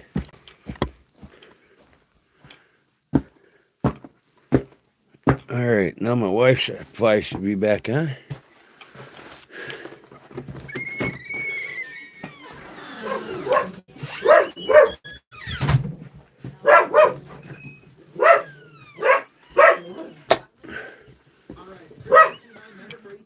Dirty Knives Enthusiast Kazoo time. Your choice, sir. Okay. Okay, here we are. Thanks for being a member for 18 months. I was about to take a bite, so I'm glad you caught me just before I put the bite in my mouth, because then I would have been out. So we just have to wash my kazoo out. All right, here we go. First of all, I appreciate you being a Nerd Knives Enthusiast. Ugh. Uh-oh, Rob's Nerdy Knives. He's going to town on that kazoo. Let's see who all came in since he's going to be giving something away. Come on, zoomed in here or what? Yeah, that's about as low as I can go. We're just making it a hodgepodge here. Why not? There you go. That's a. All right, that's a I'm going to take this damn coat off. flowing kazoo This time there. There you go. Welding All right. jacket. All right, appreciate you guys. All right, so we got a giveaway. 8:30. So Oh. let's look at some of the things. He's all with me still. Got some cool things here. First thing I really want to point out, the N7. Get these in the oven now. This is They're brittle. Lock N7 prototype. So it's not the final version. This is the one that's going to be coming out in February 2026. Choke up. It's a half-inch bigger than the other one. It will break if I drop them on the ground. I don't know all the details of the prototype finishes. Hollow grind, beautiful kind of tip all the way to the front. This reminds me of Ryan Steel knives with their blade tip. I do like this. I hadn't seen a lot of it. Love the big belly. Super thin. All right, I'm going to take my coat off. Be right back. The black mill texture on here. Clip back here. And again, the butt lock. Now I think these are going to come in a little bit. They'll be in a little bit tighter. That's one of the things for sure. But this is the new prototype. We'll be talking about this, and I'll get some more details from Nick about the variants and the changes on this. But this is a very cool little knife here. So, and it has this little flipper up here that works pretty nicely too. So N7 prototype. This has been a pleasure to handle this week. This is the new Arno Bernard Turocco. I think I'm going to go get my This has restored my joy. I mean, I love my Sonora. I love propane tank I left over there with the Mordax. But those are my three that were in my collection because they were just always going to be in my collection. with This the is number 4 for butt lock. This is phenomenal. Really, really, really, really well. propane tank. I'll heat one of these up to 400 degrees. I should be able to start sandblasting it right away. Got the fancy ones. I got the pretty plain one. But Then I get one together. You know what I mean? Fantastic. Who made this knife? This I is got to cut scales out, Joe. Man, I like to see one done. They worked with Blade HQ. He was a new All right, guy. let me go get a file. Blade show. Blade HQ was like, hey, we would like to partner up with you to release the Cornerstone. This was the production knife they released, sold out, and really fantastic knife here as well. Love this guy. But they're going to be doing obviously another drop of these, but then they're also going to be bringing out the N7. He has like N1 through 7, like he has 7, 8, 9 different designs. And this is a little bigger one. I do like the look of this one. It is definitely bigger in the hand. You can see a lot more room here. So, and I think there's going to be even bigger than this. I'm pretty sure. but this is the next one. I think they're kind of slowly trying to reach that market and a different appeal. I love the fuller. It's really love this little flipper here. That works really nice. So no knife works. All right. So the next one, like I said, this one is by Bernard. It's out of African Sporting Goods. Highly recommend this guy. So Nice. good. And Skating right across there. thumb studs is really cute, and these work. The geometry, they really thought it out. There's no hot spots. Like I've seen hot thumb studs where they got a sharp edge and they're so uncomfortable. In case you're wondering, that's that shell that's taken off. Of course, I've been carrying this. I've loved this. I've got this tuned pretty nicely now. This is what I was worried about. This thing was bent big time, man. We already know about that. Perfect. A little polish on this. I don't know if you can see. I polished this. That'll do. A little bit more. Here's my scales Just for it. kind of going a little nutso on this thing. I don't know how far we'll take this, but I just felt like it needed a little extra polish. So that was fun. Now, of course, I have my mini FSDI, the Inset Liner Lock out because it now has a new brother. The Mini Cortex. Kodiak Edge. This thing is so good. This is my favorite brown knives to date. Yeah, it's only a fuller. That's the only way to Got my stamp here. But if you're going to do a single deployment, you better do it well. Oh man, this thing is so good. So buttery smooth, and it runs on skips. I didn't have to put skips in there. They already had them. It was already skipped by. So Craig Brown switched to skips like a lot of other makers already have. Can't really see it right now until I start sanding it, but Switched to skips. So I love to see that. That action is just Huh. beautiful. I think kind of pounded it out. Well, I'll be damned. Oh well, it is what it is. kind of like imagine it in a purple. Blade straight, that's the main thing. I love the Silver Surfer version. All right, let's get these in the heat treat.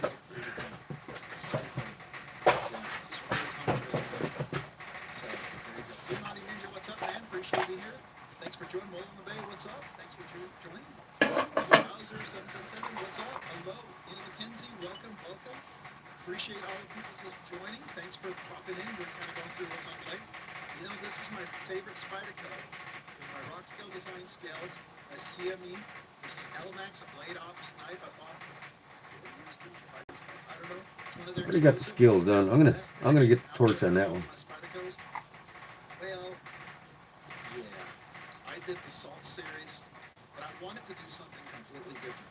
So I went for the Lynch Northwest skinny scales because I wanted to try that, and boy, I like that. It feels so good in hand. It really does. It makes the Shaman feel very manageable. You ever felt like the Shaman was just a little kind of super big? Which I don't mind, especially the thinner scales like the rock scale. But this is so beautifully rounded, so comfortable, and I really personally dig the black on plain titanium. Typically, you'd see the black scales with the plain titanium blade. These guys and their modern knives, boy, I tell you, Like a stormtrooper. can't live without them. I got this. I'll get that blade to 450. I still have it. I just got it. Just tuned it.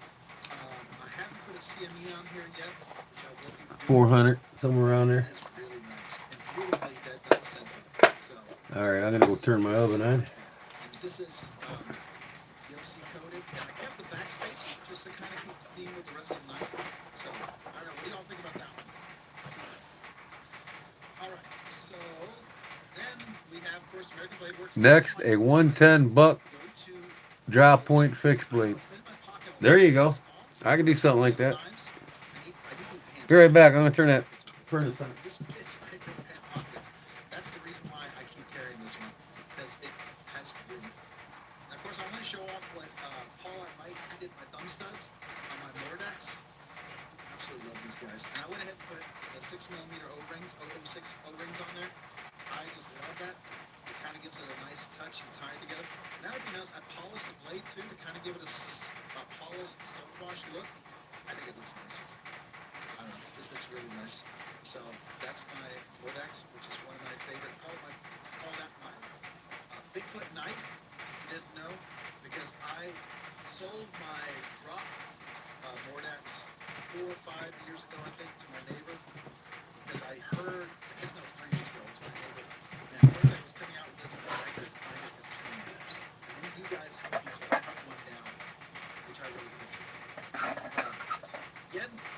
is my Spyderco Pair 3. This is MagnaCut as well, but the Shaman. It's not PLC carried. You don't really need PLC in the Shaman. MagnaCut. This is for lips. Beautiful polished CME. So you can see how that nicely complements the blade. Love my rips. RG Custom Metalworks for custom scales. Alright, we got a couple of new things here. We also have this is the Mallory Designs Arts and Cutlery Keros. Really like this knife.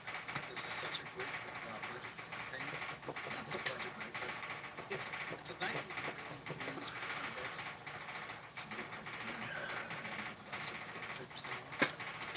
But just a really good knife to use and use, right? Okay. So simple. And then of course Let me check my temperature. love this knife. I would carry this more. I just find myself having to carry others, but I always pick this up just to carry a little bit. Of course, my Creek 18, another small knife that I really enjoy. Right? I love this, and so you can see these are smaller knives that I can actually handle.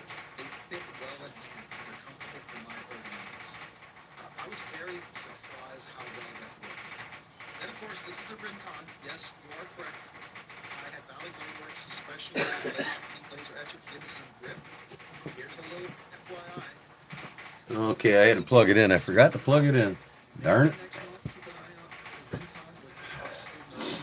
It all depends if it gets. Yeah, that's a bummer, man. I pounded out the damn Might be dropping again with nerve. Kodiak edge on that. I don't want to pound on it now. It'll break. This is their Maybe I'll get the Dremel tool out. It's not USA made, and it's way more expensive.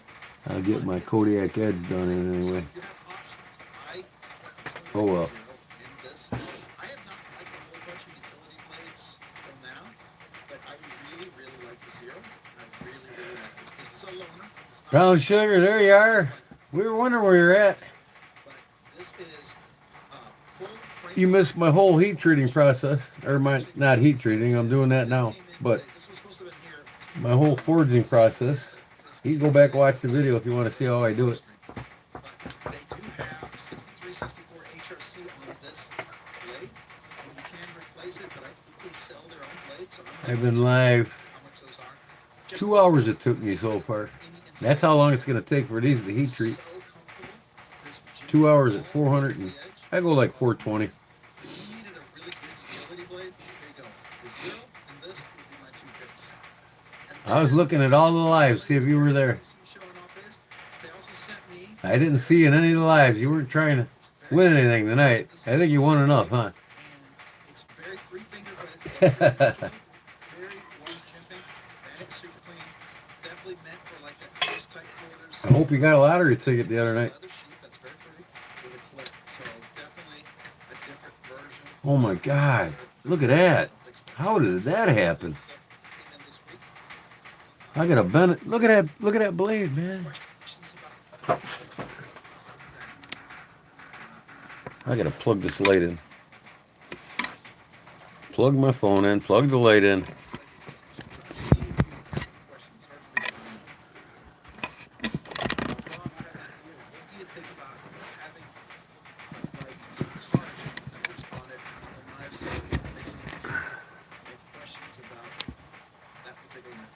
I guess it's gotta charge a little bit. I get a bend right there, man.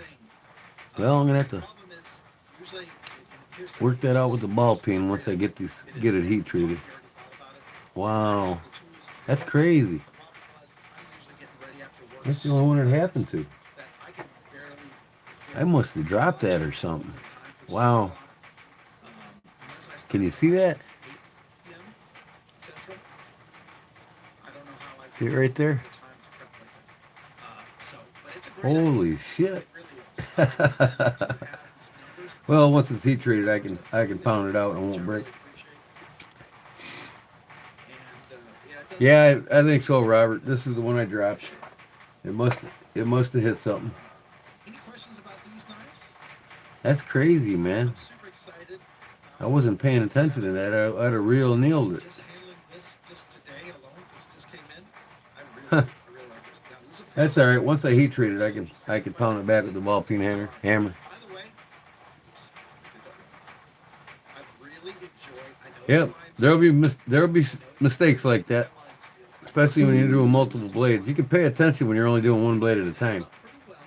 You'll look it all over before you dip it. You know what I mean? That's what I should have done. I should have looked at it, every one of them, the edges, before I dipped it. No cracks. Everything's perfect. And I did put a little jimping line right on there to make that just perfect. This is gonna play magic here too. All right, And another good reason to heat this up with the torch, right? All right, let me go put this in the oven. sheath that carry. Check my heat. Who else did something similar to this? Aero Engineering did something with one of his knives. He had a similar one. I think his was a little more fancier. He had some it locked in. He had some engineering to it that made it like stick in your pocket really well. This is, I think, is really belt kind of carry. So that's the way I see it. Hey, Kevin Smith Knives, what's up? I do really like this. I didn't think I would really like this a lot, but I really like how light this light is and the kind of scales. Okay, everybody remind me. 2 minutes after 9. Remind me. I got a 30-minute timer on the oven, so I got to turn it every 30 minutes. That's that'll be 9:02 my time. It's 8:32 right now. By the way, just got this today. Remind me, please, Barber. You're good at that, Barber. 9:02 my time. It's your time too. Your Central time. All right. I gotta go get that propane tank so I can use my torch. I'm gonna heat treat this thing with the torch so I can get working on it and put it together. Because I already got the scales done. They're good to go. So I'll use this to make sure I don't go over 425 degrees. I'll get it to about 425. That'll be perfect. I can pound this back too.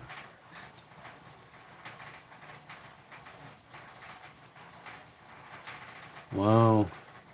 Okay.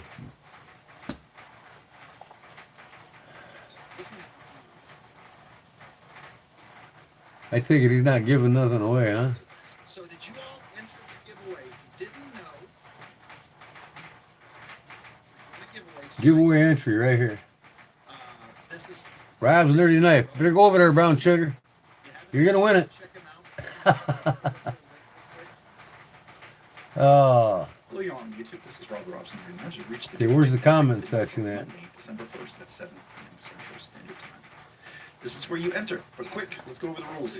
I don't want you to miss out. You got to be 18 years or older. If you're not, make sure your parent, guardian, whatever enters for you. One entry per person. Duplicate users will be filtered. You bet. I don't see no question thing. Hold on. A bunch of duplicate entries, right? Must be present to win. And you'll have 60 seconds to confirm that you're present. So be here.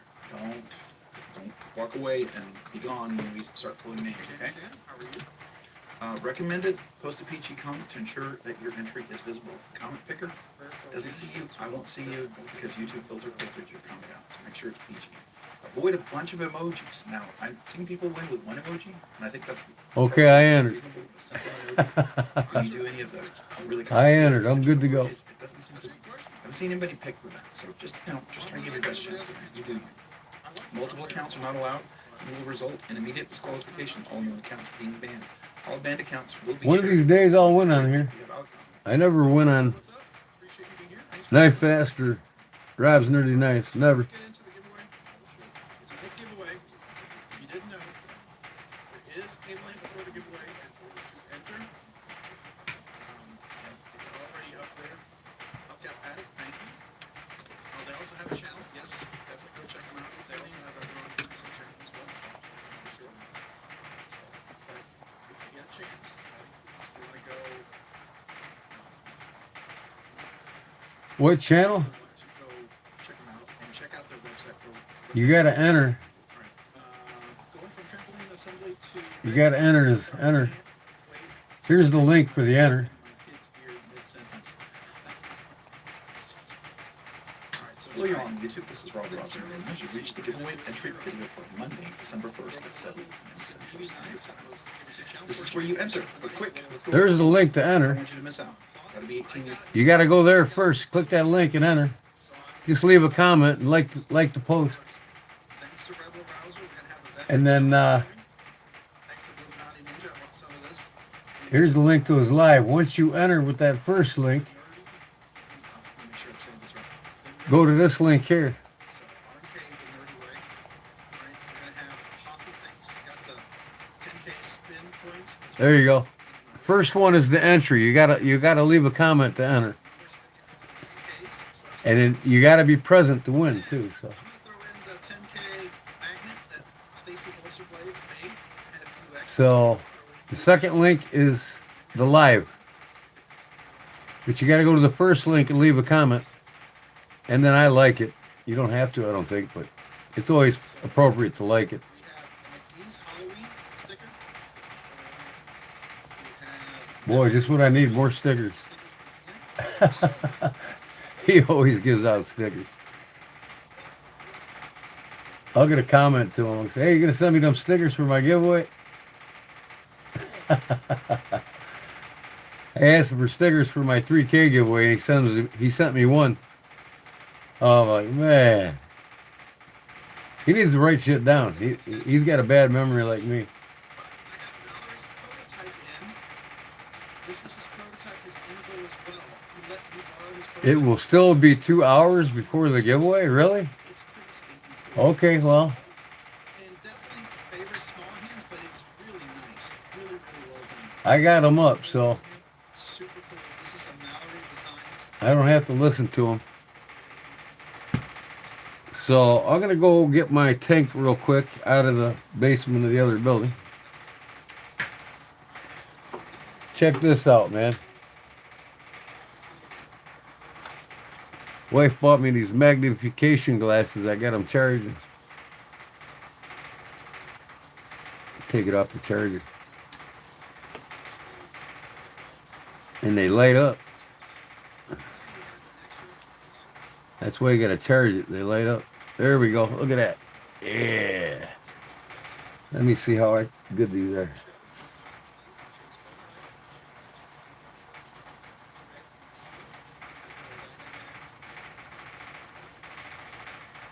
All right, there's the button. Ah, man.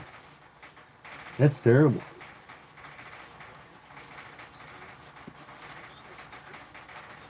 These things work pretty nice. Work pretty nice. They're geek glasses, man. She got a pair for me and a pair for her brother. He has a hard time seeing. Oh.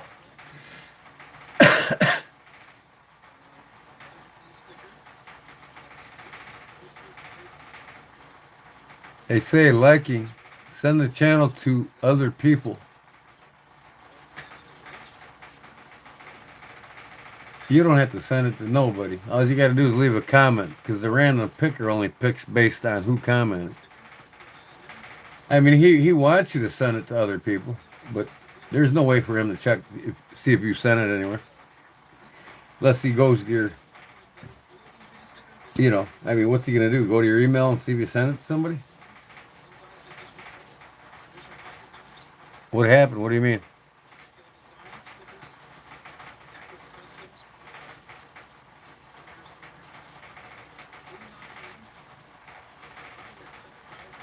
One who donated the veteran coin right here. Holy shit, he's giving away like 100 stickers, man. If you're a veteran, Where does he get all these here, stickers this is at? for you. Okay, this is for you. People send him stickers all the time. I need to send him some of mine. Oh, that's funny. To the knife. Oh, I dropped it. Wasn't paying attention after I nailed it. That it put a little bend in the blade right there. See it? When I heat treat it, I'll bend it out. YouTube recommends to other viewers. But yeah, I'll bend her out so because if I try to bend it out now, it'll crack. This is too brittle. So I'm gonna go next door and get my propane tank. I'll be right back. Here, you want to watch Rob's dirty knives while I'm gone? I'll be right back.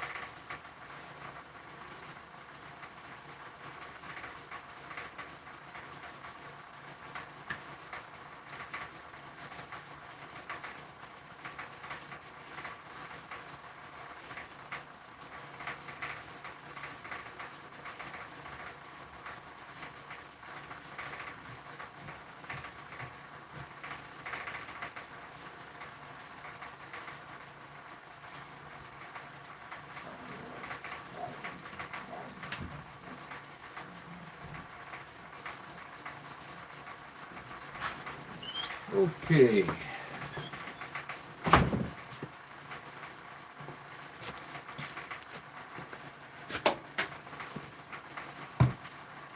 All right. This will go in my musty shop now and try a little heat treatment on this thing.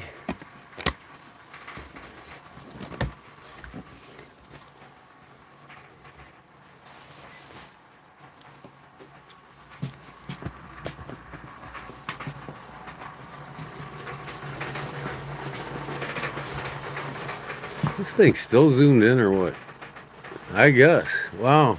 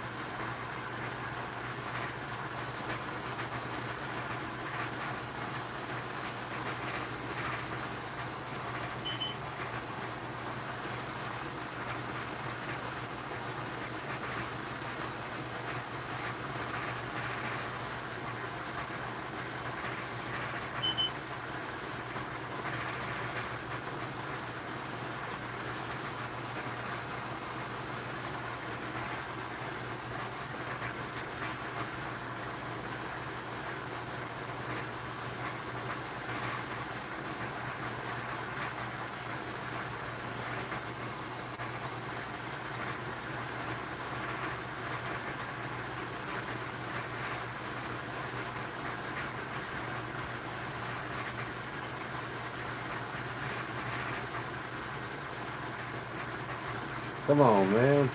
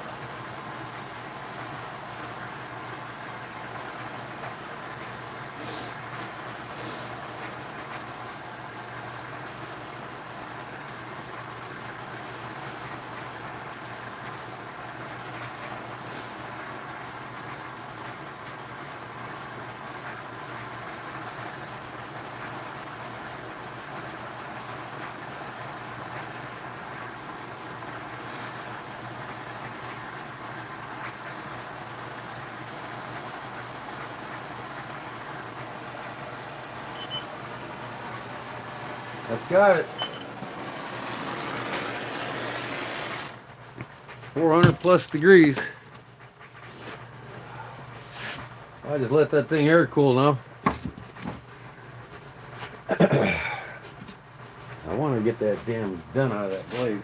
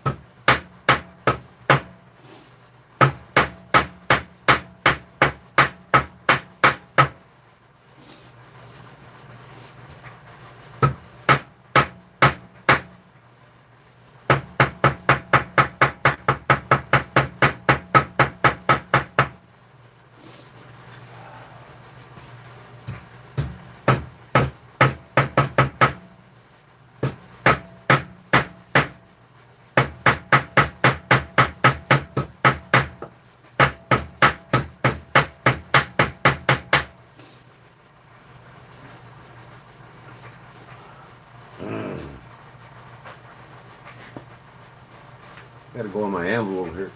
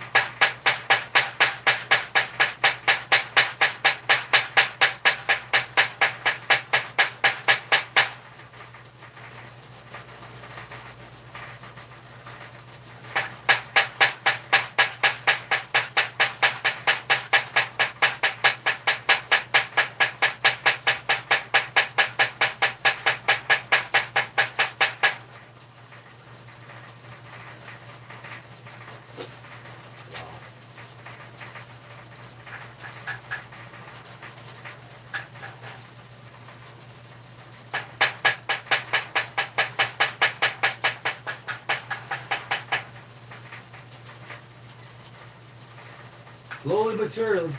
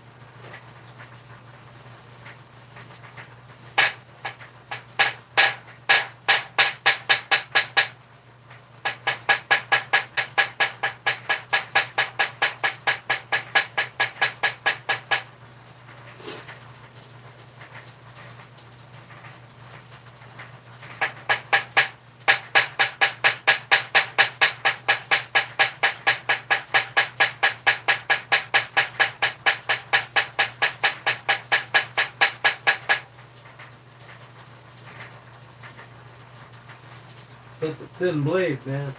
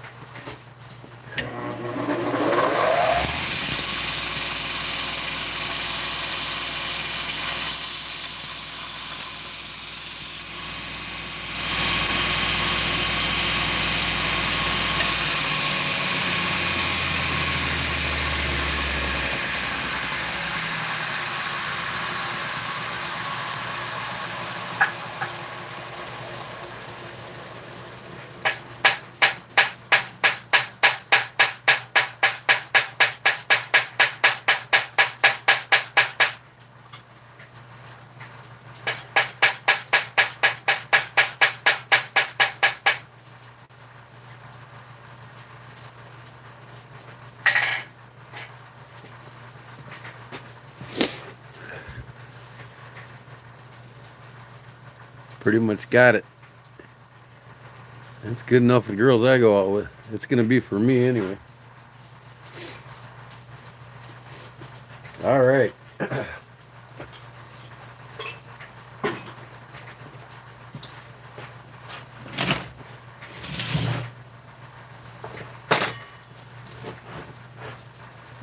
Here's the ones I'm doing tomorrow.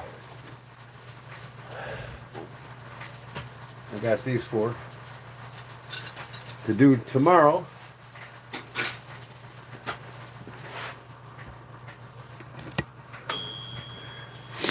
I'm scared of cats when I turn this on.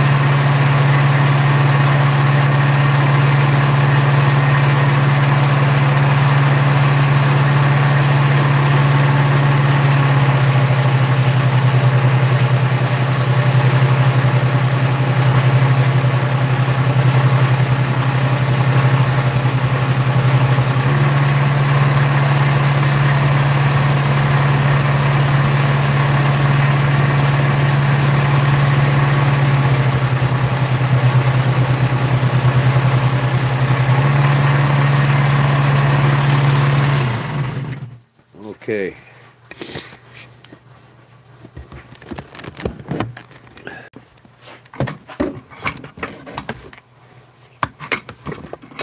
Come out. Come out. Damn it. Okay. I'll be with you in a second, folks.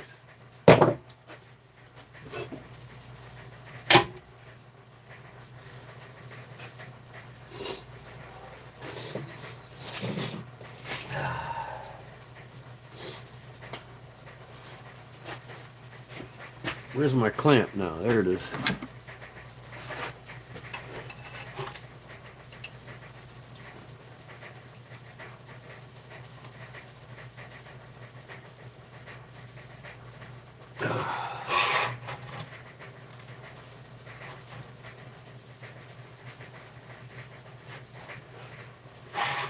Looks like it's almost there now.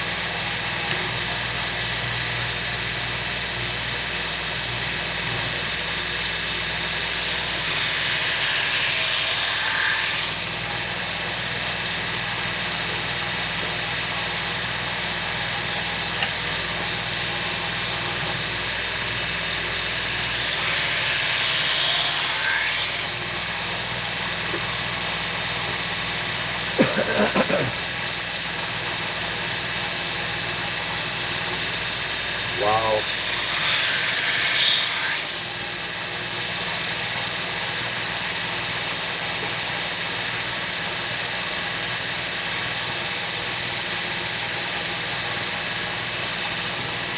You can see there where I was pounding on it.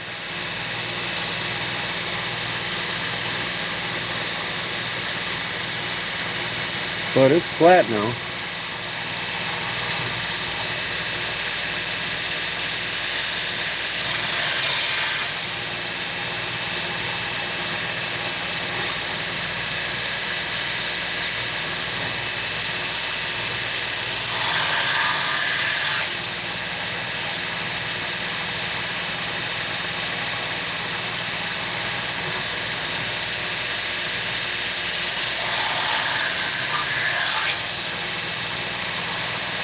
Keep going until it disappears.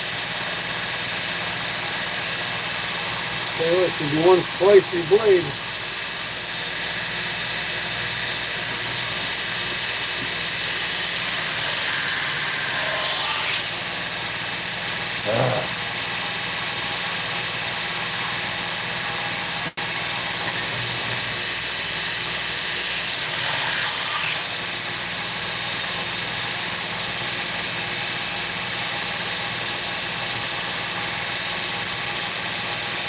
I think I'm gonna get the pound my size.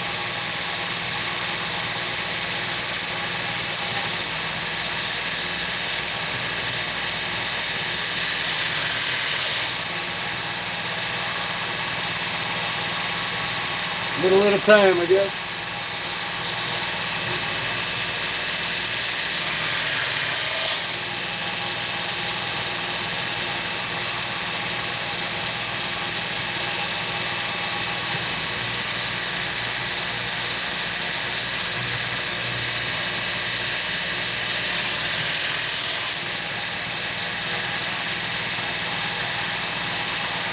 It's going.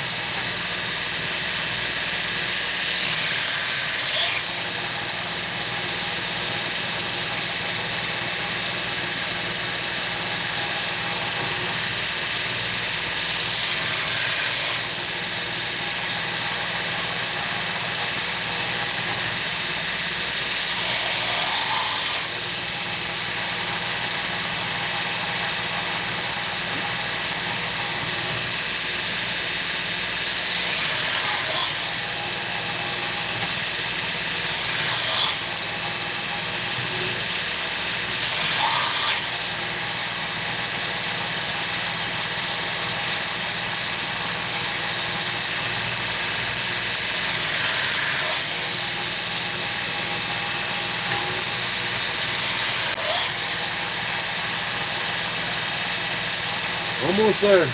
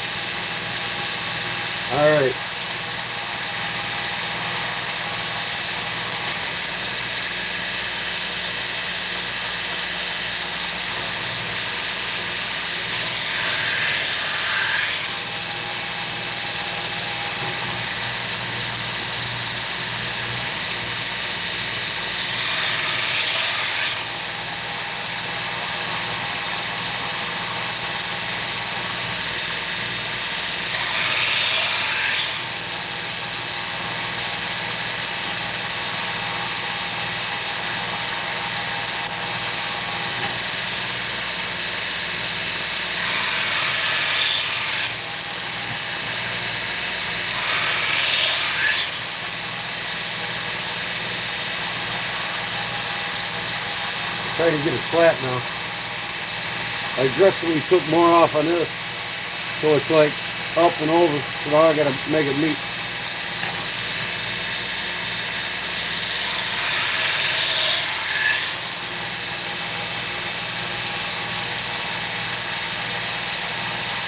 I keep dipping it so I don't burn it up.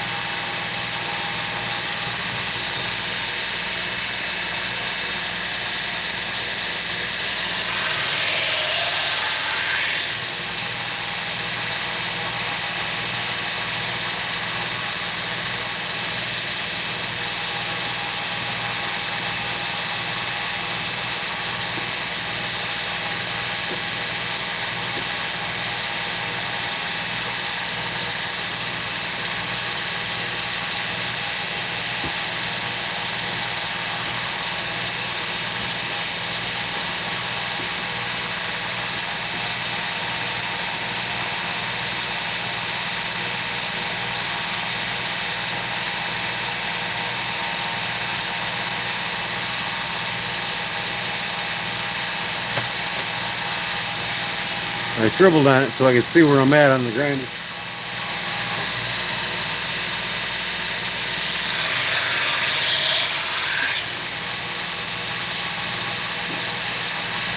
Okay, so it's taking off the top. I don't want to take off the top. I want to bring it deeper a little bit.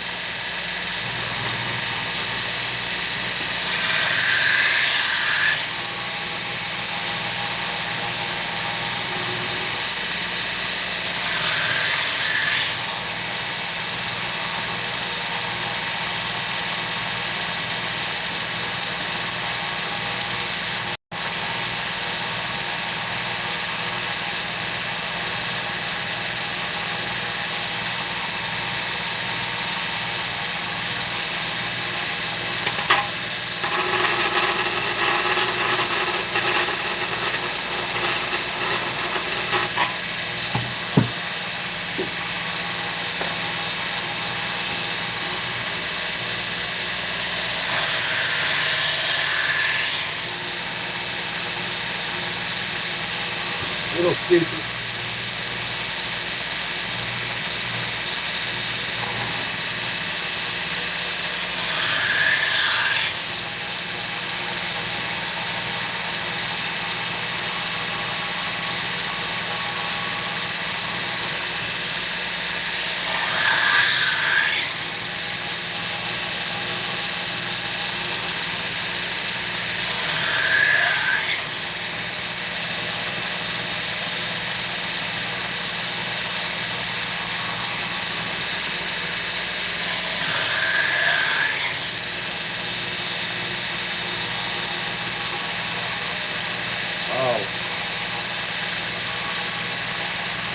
I don't have to do this for the other side. Just this side where I banged it up.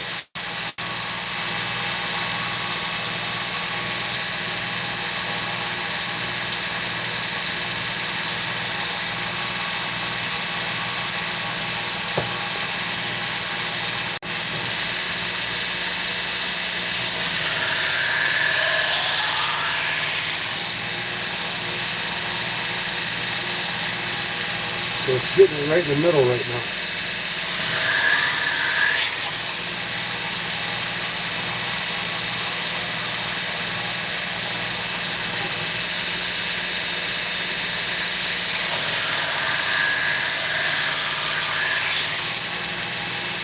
I should have a more aggressive belt on it.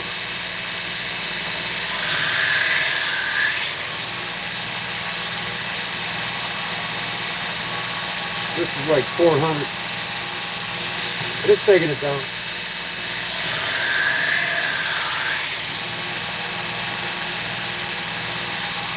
See here, I got a little bit there, and a little bit up there.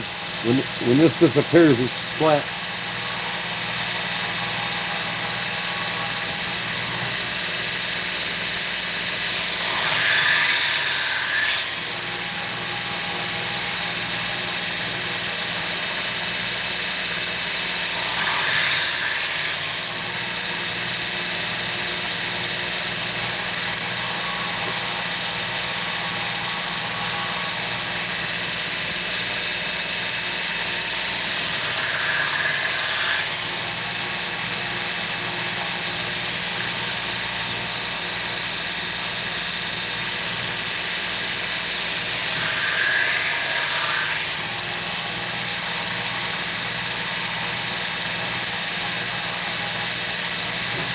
change the belt because I'm going to do the other side.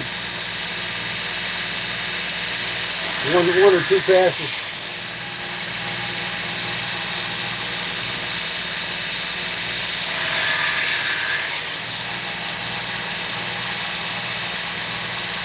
I mean, it's starting to look pretty good now.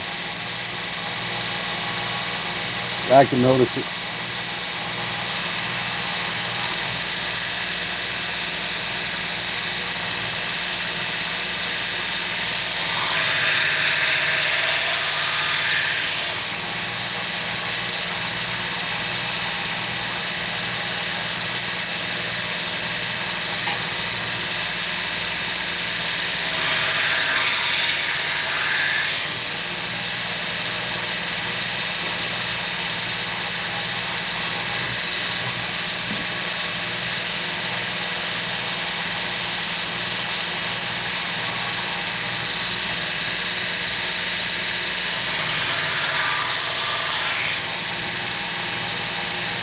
Out there.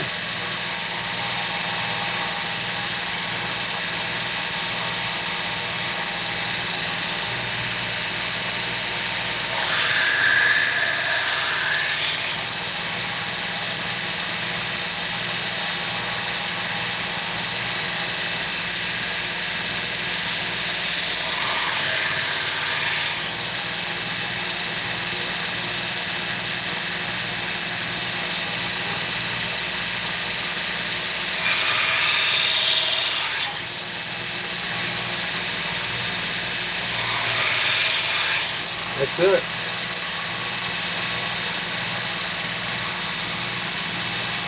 Nice and flat.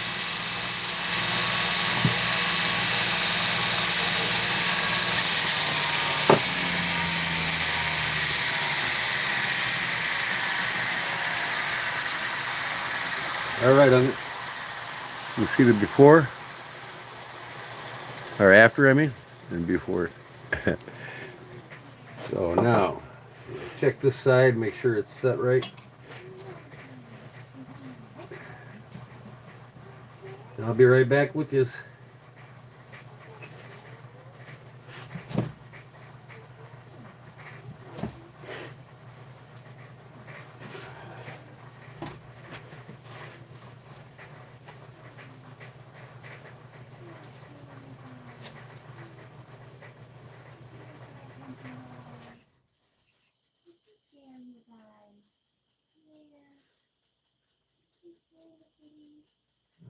I think right about there.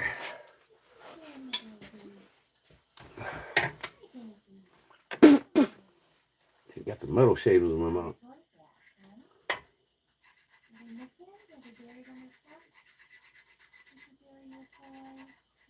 I need a better marker.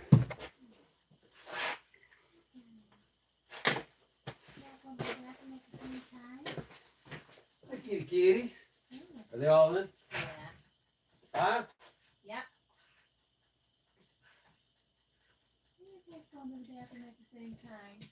Two in the litter box at the same time. Two babies in the litter box at the same Yeah, I got it, Barbara. I turned it. time. So, 10 till, Barbara. 10 till.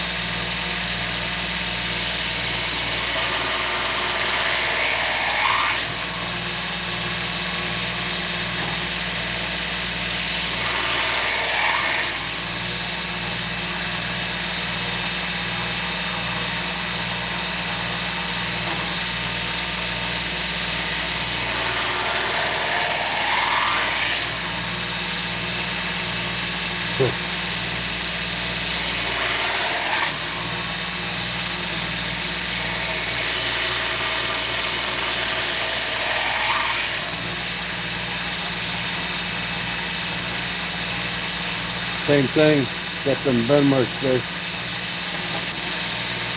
Let's go a little more aggressive here.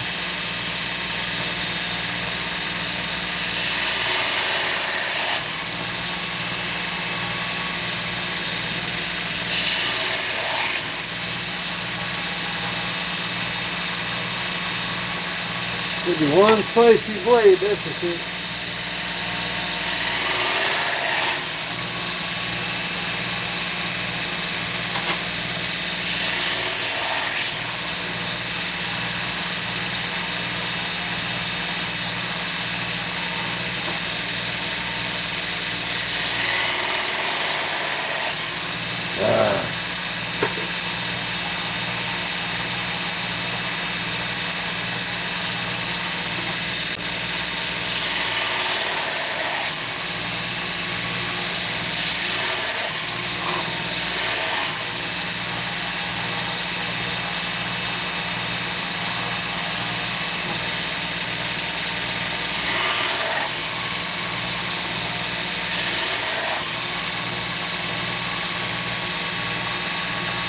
Wow.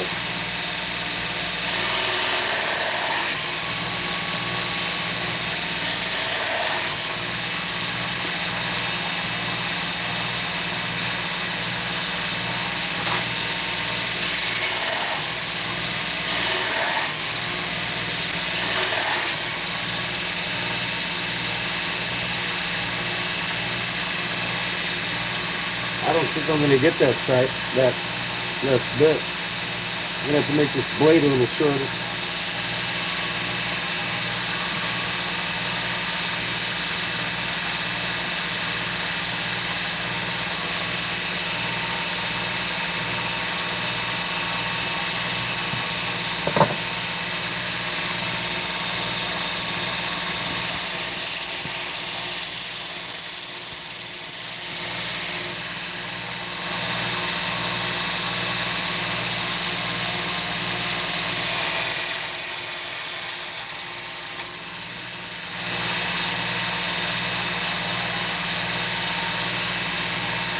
That's all I can do.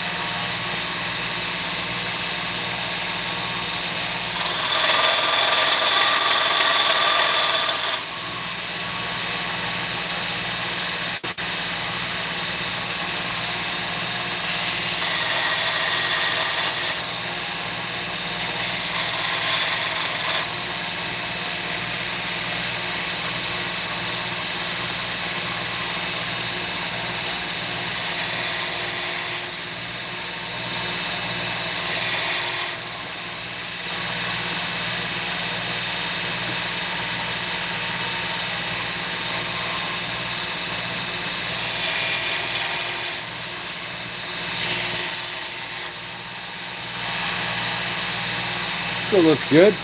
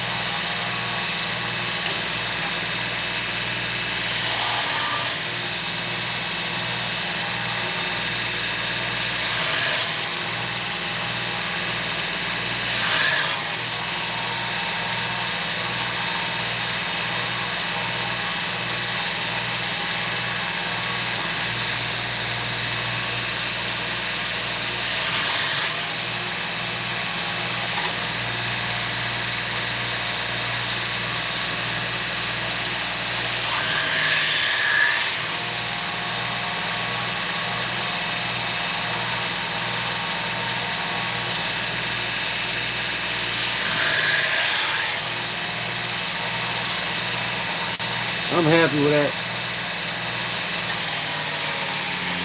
Done deal.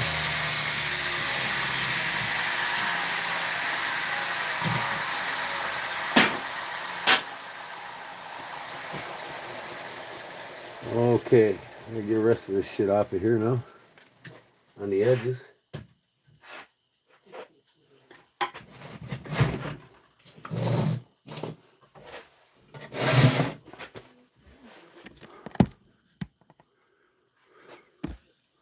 I'll be right with you all. You're gonna be scared. Oh no, Gordy.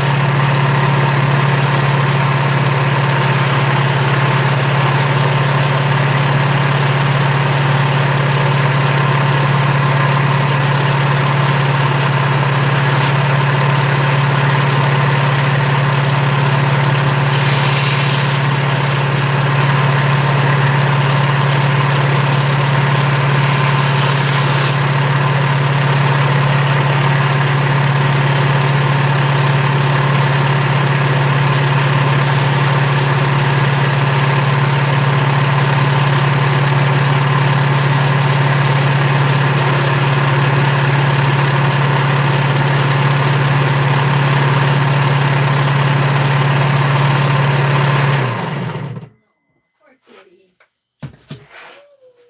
All right, finish filing this down, and I got it done. Baby. It's okay. I got so scared. Filing it down, and I got her done. I can put the knife together.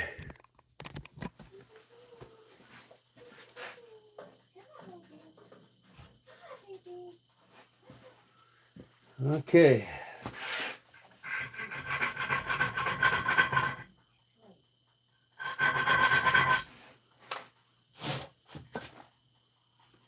Another file I had.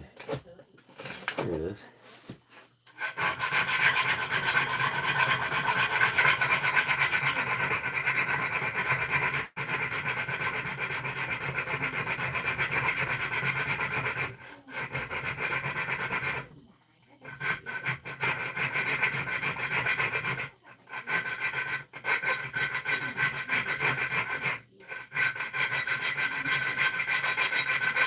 Does that hurt your ears, baby?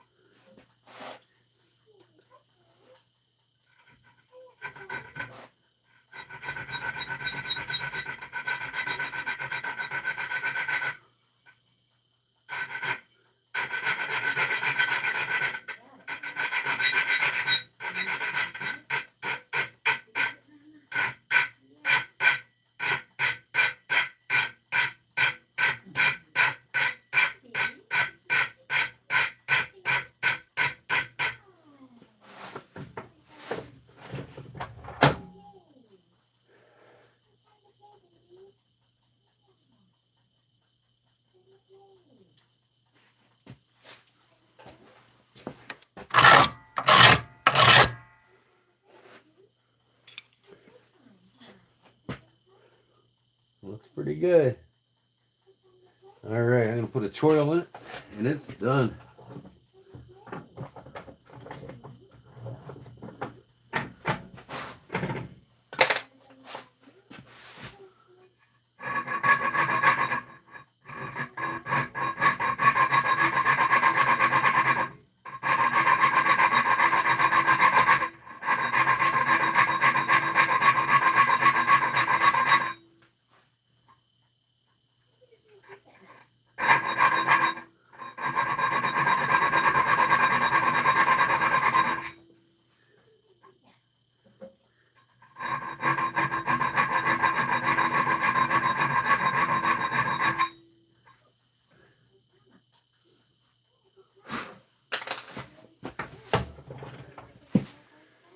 Okay, I'm gonna give this thing a quick sharpening, and I'll be ready to cut paper.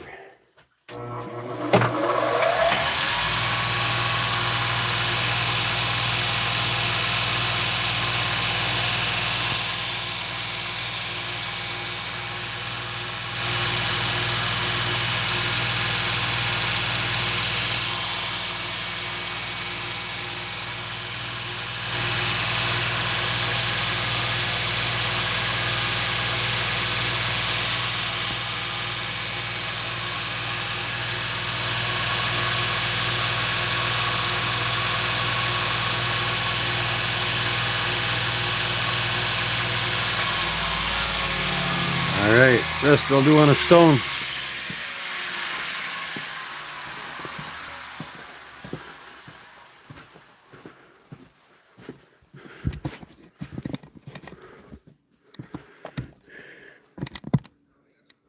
Looks pretty good. I'll put my Kodiak edge across here once I get the handles on it.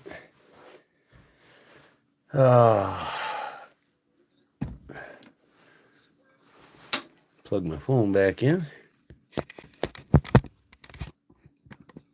79%.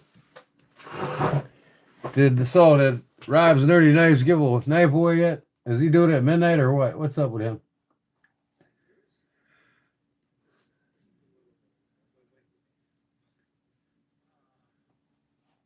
So no Claude Williams yet, huh? You must not be feeling good. I like Ryan Hall, y'all. Who's Ryan Hall?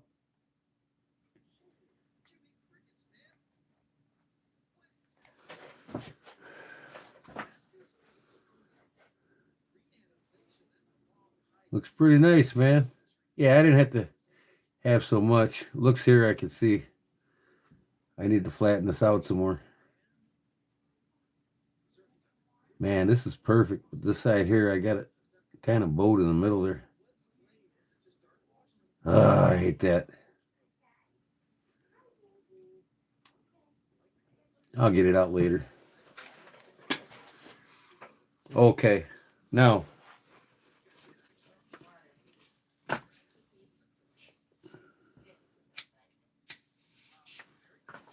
I'm going to clean my hands real quick. I'm going to sharpen this thing. What do you got?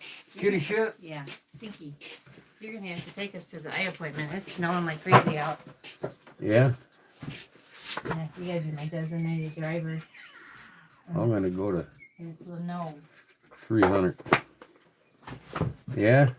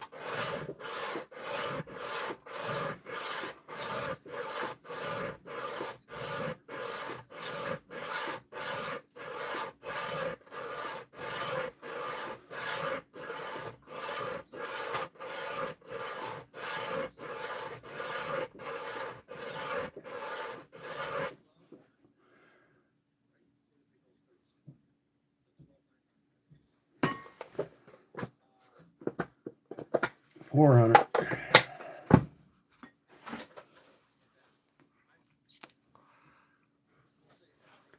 What up, Bengal? Go any team but Pittsburgh? Hey, now I like Pittsburgh, man. They're my second team. Bears are my first, though. You know what they did to Pittsburgh?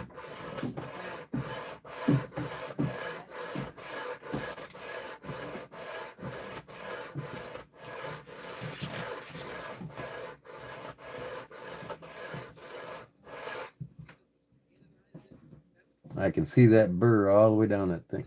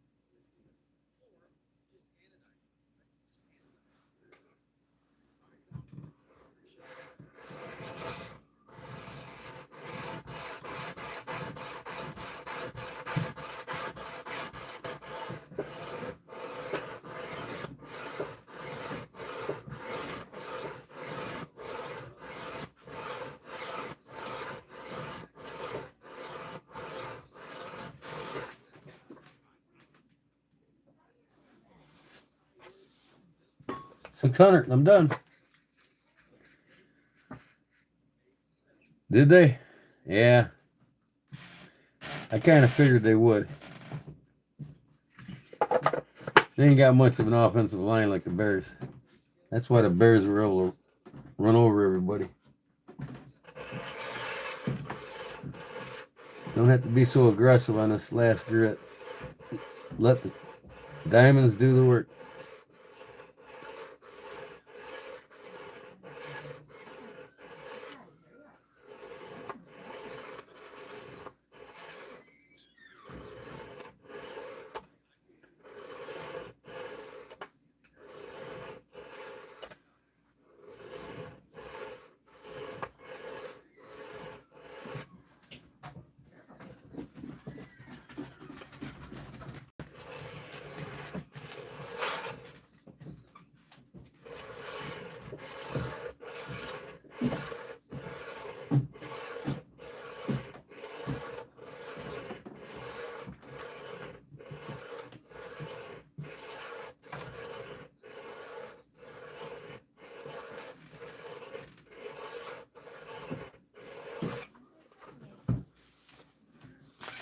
That's it. Let's go get my stroke.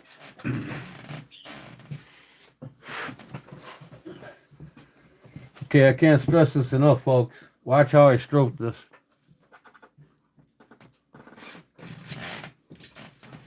Never come across your stroke. You come all the way down and lift up as you come to the end. Up. Do not come across. And a lot of guys have a tendency of rolling the edge over. Well, that's what you're doing. You're rolling the edge over. Never come to the end of the stroke without lifting up on the blade.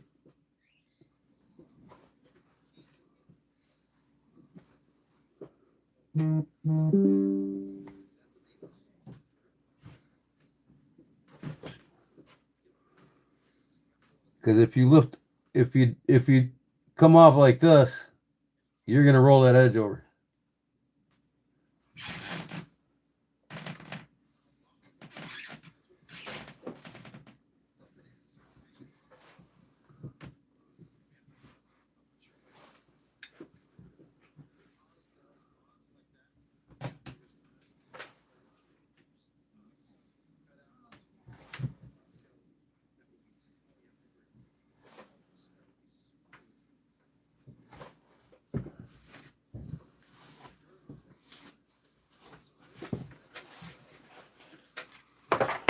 See how I did?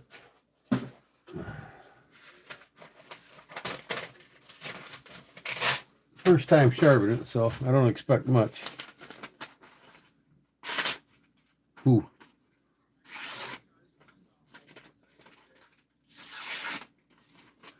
She's a cutter. Super slicey. You get a curly Q going here.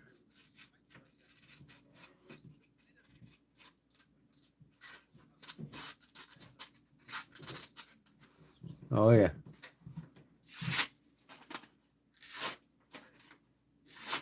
That's a knife, folks.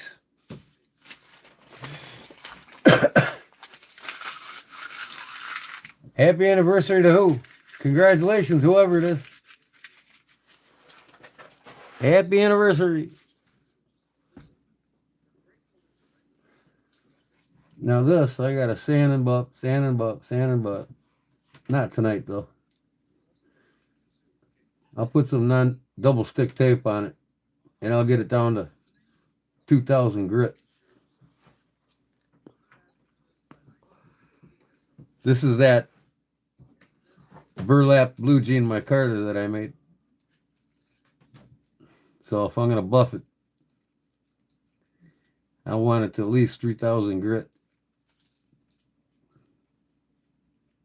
It's dirty right now, but I'll put it back together. Call it a night.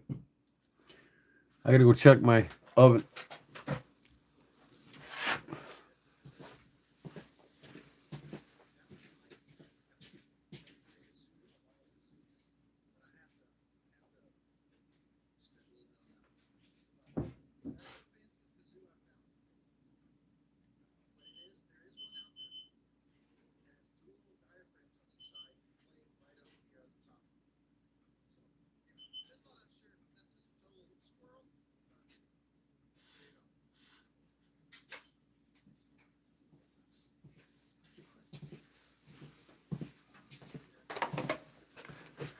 Third time, Barbara.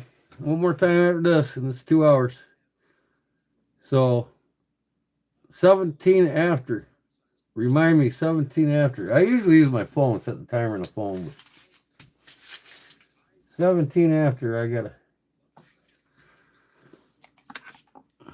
Now, this is how all my knives are gonna come from now on, folks. Where is my hardware? What do I do with the damn screws? Come on, man. Oh, they're in the damn scales. Hello, McFly. All my knives are gonna come like this. So if you guys wanna switch it up, go from micarta to bone, to deer stag, to buffalo, I can make the scales for you. You can change them out whenever you want.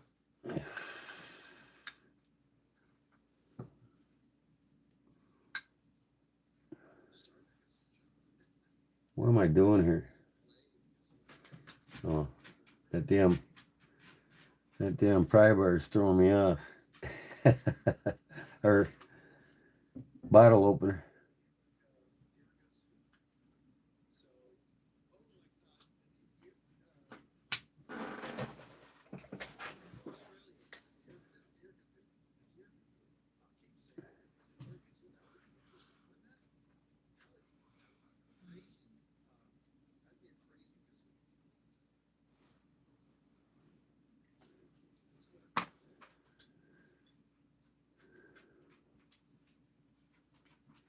You doing a giveaway now?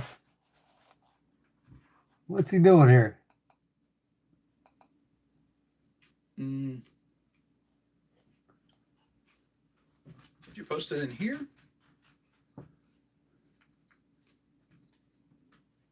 I don't want to miss all the. I like to take a look at all the knives. Where'd you post it, Ryan?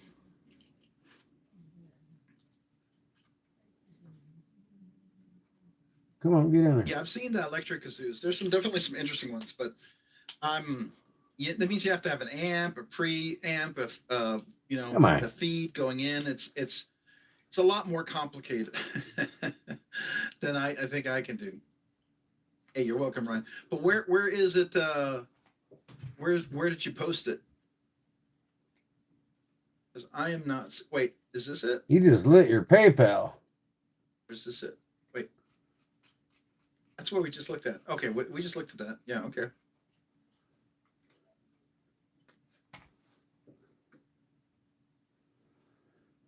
gentle. Oh, okay. Oh yeah. That's a big difference, don't you think? It's definitely a big difference. A Gua Clark kazoo, almost $300. What? I've never heard of that. I've looked around literally. Now I'm gonna look that up. All right, so that sounds interesting. A Gua Clark kazoo. Let's see what that is. There we go.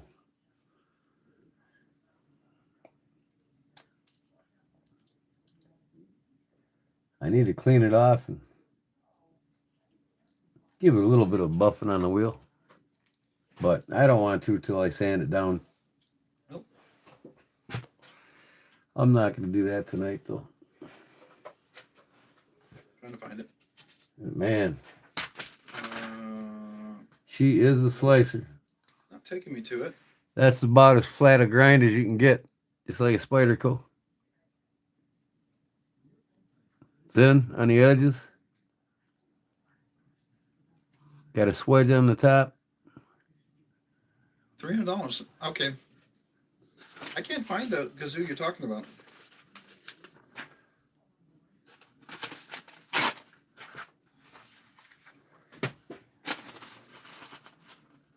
I see the metal Clark kazoos. Those are $13, but I don't see one for $300. Yeah, I can't find that one. Oh, You'll yeah. have to let me know where you found that. She'll slice an apple, no problem. Even a It is- tomato. It's a big one. L size Oz is missing. I agree. That's kind of what I feel like. Presto Music. I looked. I'm not finding it. Look at the zigzag cut here. Presto Music. You say? Hey Roman, what's up, man? Come on. Appreciate you being here. Thanks for joining tonight. How are you doing? Hope you had a good Thanksgiving. Let me do a search. Clark kazoo. I'm very happy with that. That's how sharp your knives come when you get them Only from Clark the kazoo they have listed is a Mr. Clark's Christmas kazoo for Like $8.75. Gordon Hambone says, sharpen the razor blade. I'm not finding it. You're gonna have to send me. No, the I link, don't 'cause think so, man. I cannot find it. A razor blade sharpened to 12,000 grit. This is only sharpened to 400, 600. But you don't have to go over 400 really to have a sharp knife. Ideally, I like to go to 600. That's perfect. Now, when you get up past 1100, you start polishing the blades,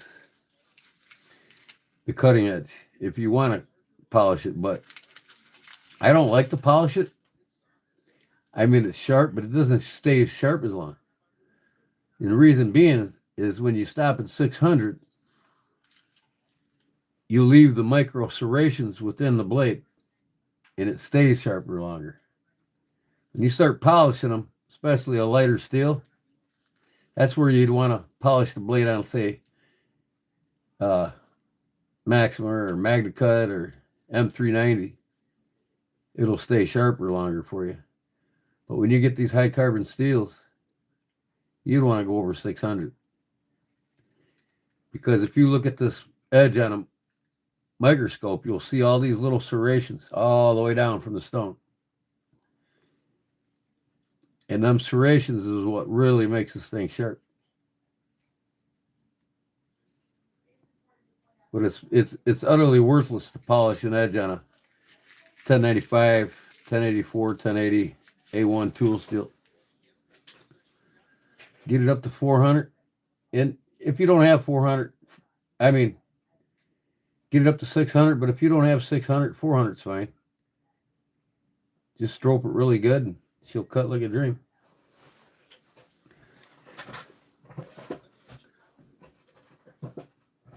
No. So, now that I'm getting these knives done the next couple of days, I'm going to have a couple for sale on my eBay store. So, I'll be watching, folks, if you want to get a knife from me. If you already have one, you can get another one. I wish I had a beer bottle to pop. I don't drink. I don't even have anything with a pop top on it. But I'll get some Pepsi in the glass bottle. Couple of Pepsis. Dr. Pepper if I can find it. They even sell soda pop in the bottles anymore. That'll take a top off, no problem.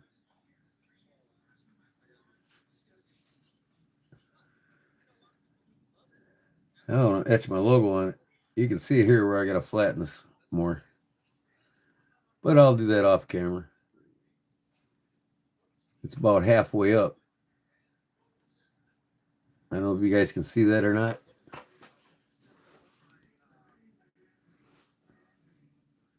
See that? It's like halfway up. So I'll get it off camera. I'll just start here and work my way down until it meets that instead of the other way around because I don't want to touch this edge. Man, that thing is fucking sharp, boy. See if I got any hair in my arm.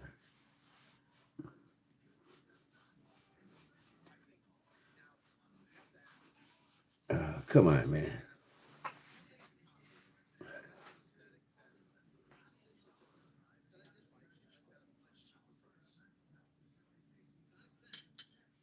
I'm afraid to do it.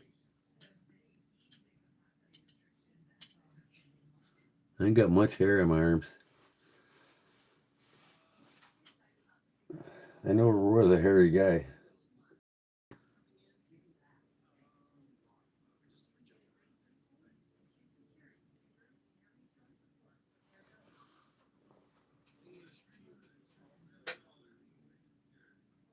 Got some hair and some dead skin. There's some hairs on it. Wow. Let's see if I got a sheath for it at least.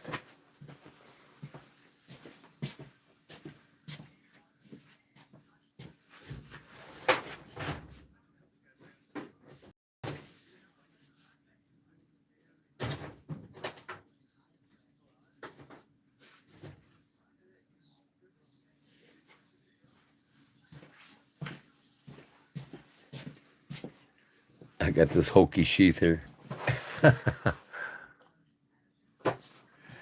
Let's see if the SOG one fits it, huh? Ooh, look at that. It's just too...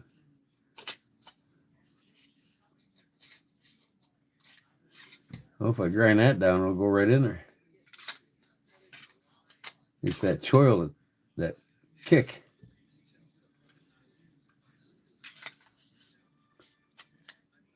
No, it's... You can tell. I mean, see that? That's what it's hitting. But it's too big of a sheet. I get this hokey one here. I can just keep it in for now. Yeah, I made a hokey sheath. Something I just slapped together. Did some cross stitching on it. Well, that's good until I make one. I can still pop a bottle with it while it's in the sheath, see?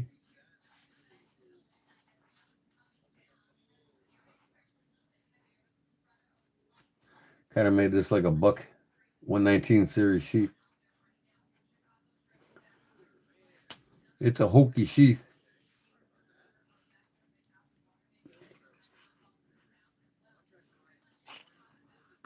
I like that guard though. I don't want to take it down anymore because I like that extra guard, you know.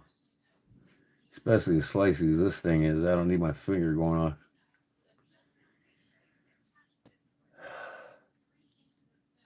What'd you light your PayPal for? Buying a bunch of stupid shit or what?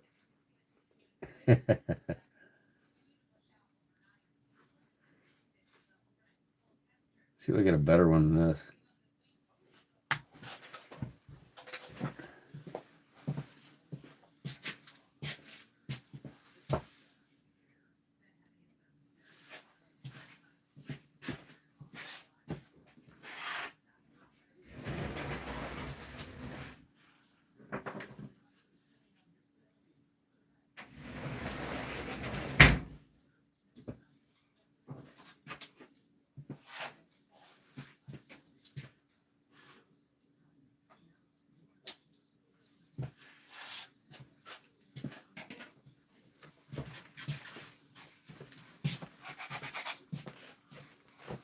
I got this cheap alligator seat.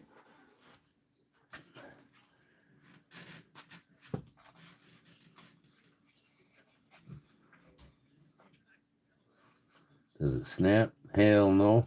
Imagine that. It's a perfect seat if I'm just gonna have to make one.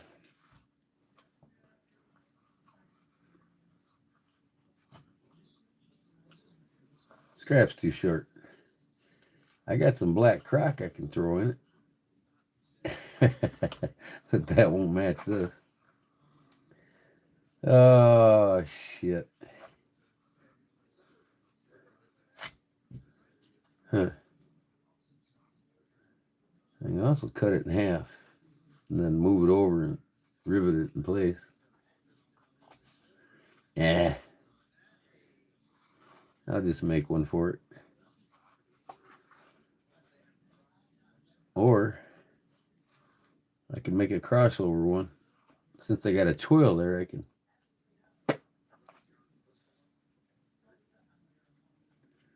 small one and snap it there. Nah, I'll just make another one. Maybe I can stretch it to leather, huh? Wet it, pound it, stretch it.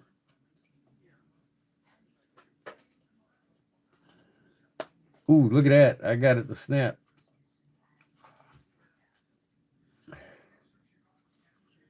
Yeah, see that choil's hitting right there, that rivet. Blade probably stops about right here. If I can get that in there more.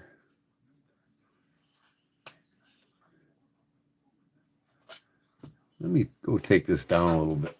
Come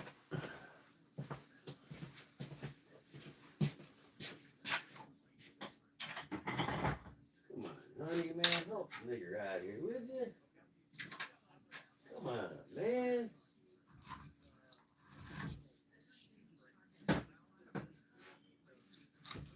Pardon me, folks.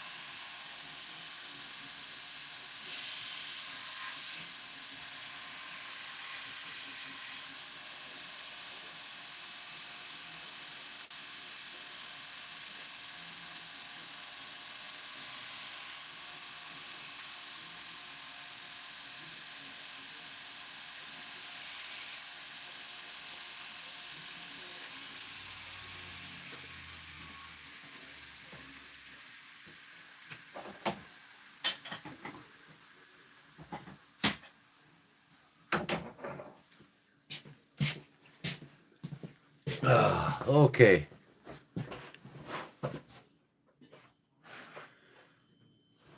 Oh, I forgot it too. Let me go check.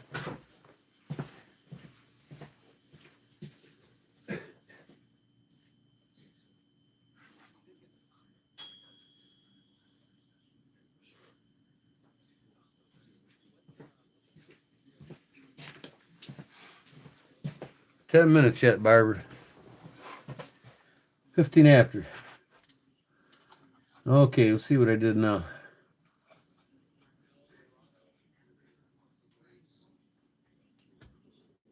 There it goes in there deeper now. Now see the leather here needs to be fattened out. You can stick something in there.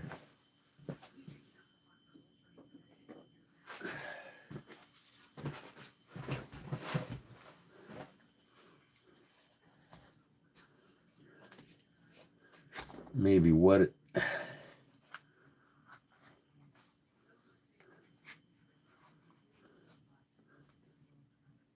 I could take this strap off and I can move the button over and it'd be a lot easier to button it.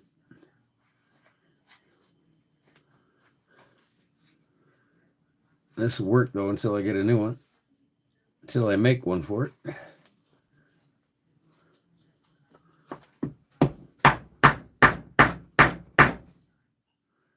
Stretch.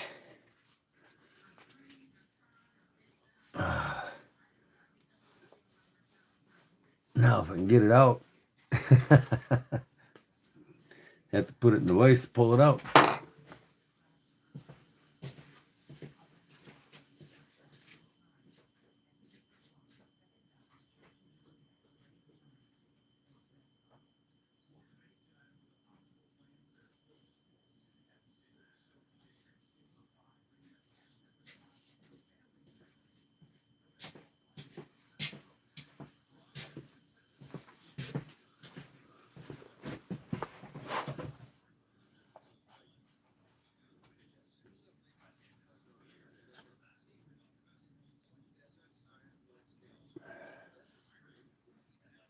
It's just hanging up right there. I need to wet the leather.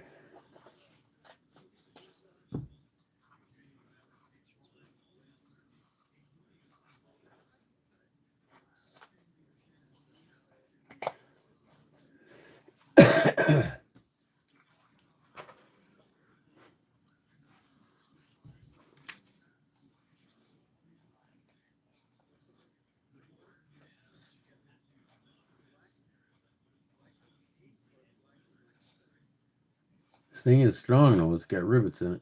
So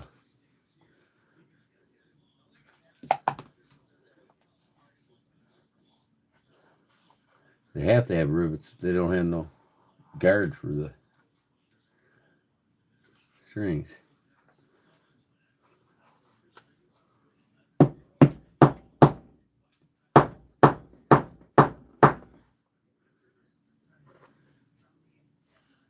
Yeah, I'm gonna have to wet that leather, but I'm not gonna do that because then I gotta cover the knife and everything else. It'll be good for now. Just get it in there where it comes to an end. I'll take the snap off and move it over.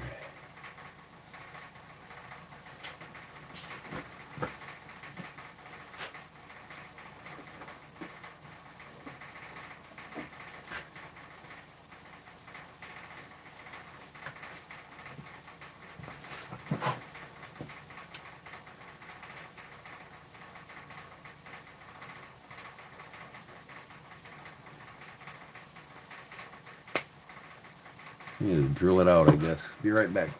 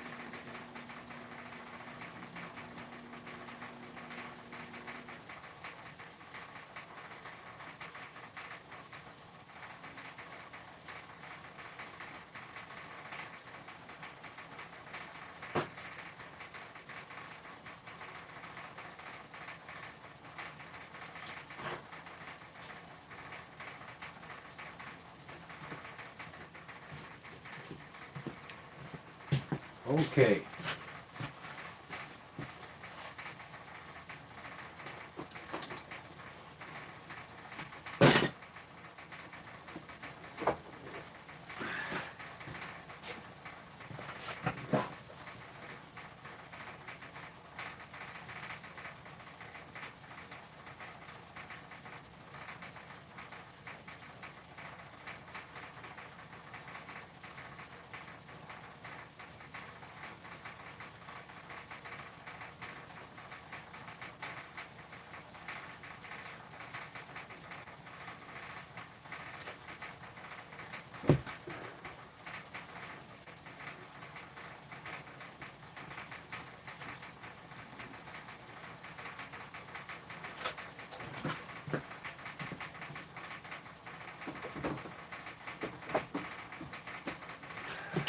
Your snap.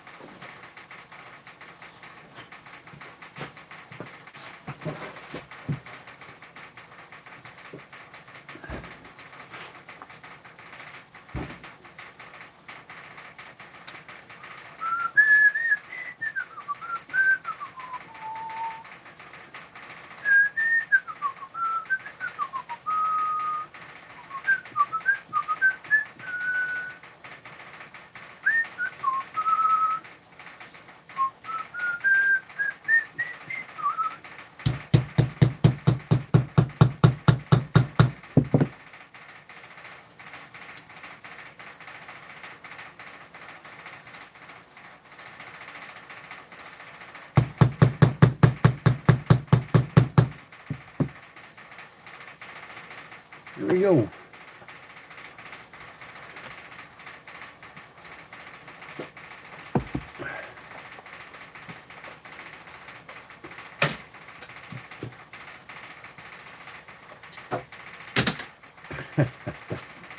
Put that shit the hell out of my way. Okay.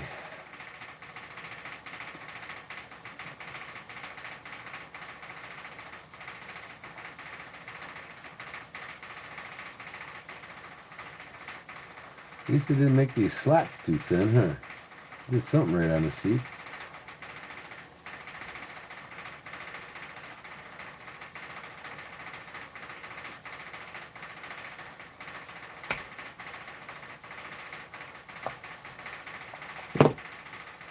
There we go.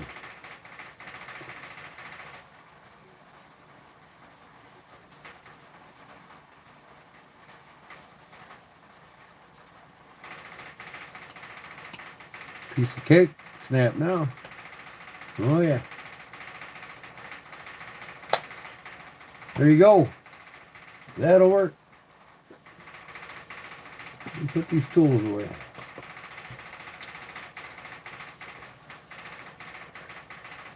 So, this is for my butcher knife. What do I got? Oh, it's time. It's time. Hold on.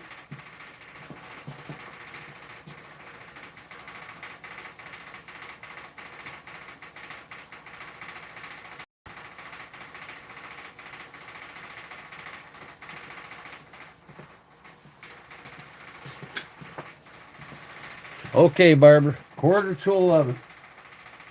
Quarter to 11. Half an hour. That thing's are heat treated.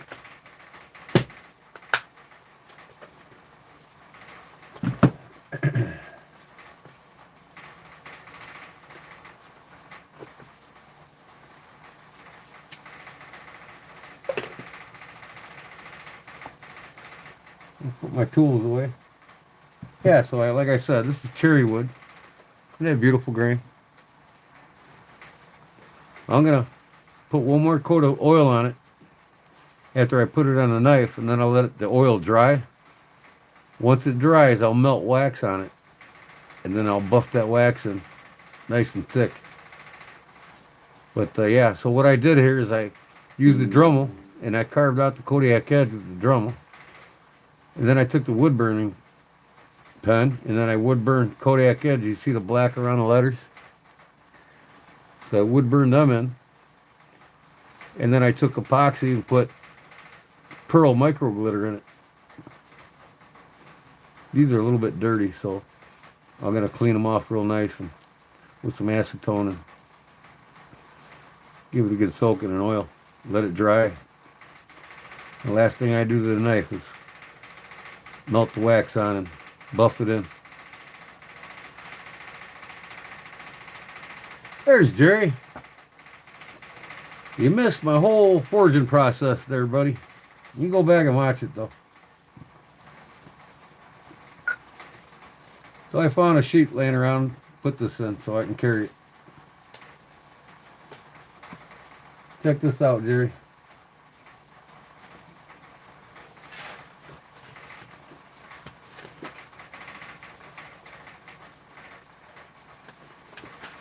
The knife is done.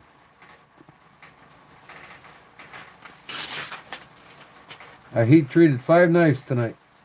I got 4 in the oven right now.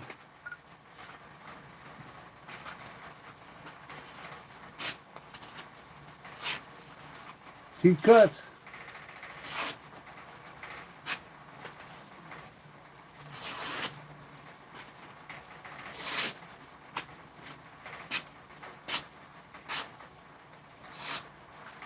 Oh yeah.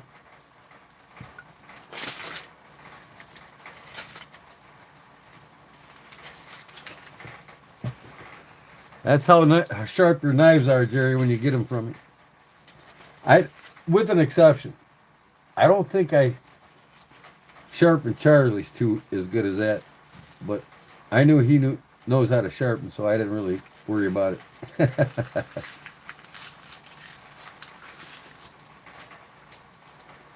But from now on, every knife that goes out of my door is going to be this sharp.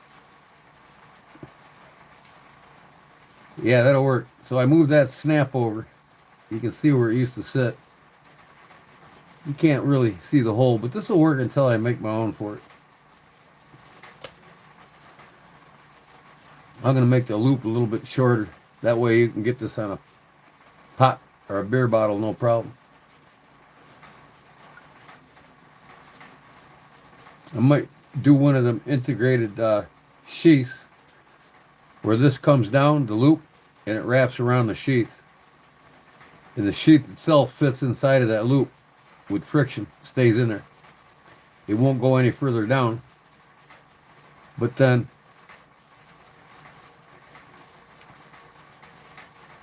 I want to be able to take the knife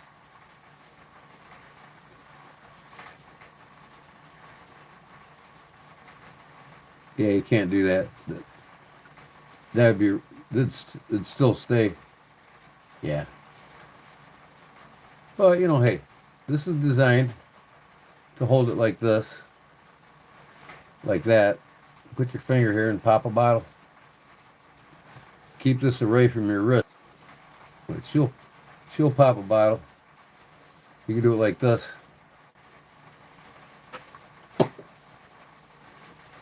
Wish I had a bottle pop. I think I got one outside. I do. I got some Coronas out there that's been in the shed for 2 years. I'll drink them too. You can drink beer 20 years old. Still tastes as good as the day it was bottled. I've done it. A lot of people do it. Still get drunk from it. You shake it up a little bit. Let it sit for a while and then open it.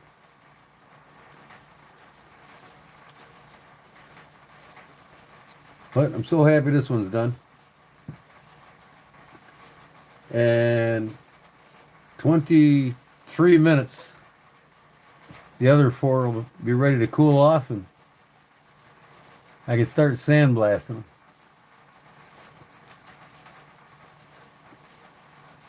But you guys like that? That sanded finish? I do. I love that sanded finish. A lot of knives come like that now. That's a 600 grit sanded finish, so it'd be what you call a matte grind finish.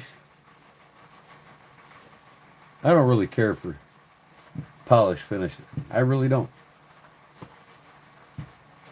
You want a polished blade, get something with Magna Cut.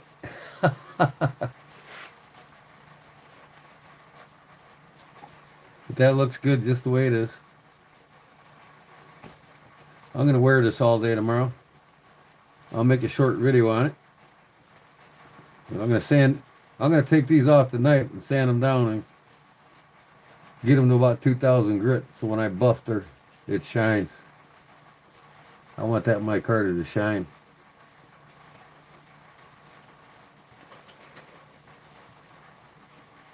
Yeah.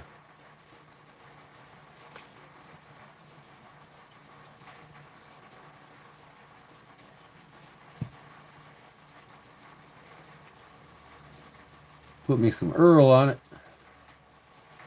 Take care of this 1084. This is a thick viscosity oil here. This is thicker than usual. That's what I use. All my knives. This little guy right here.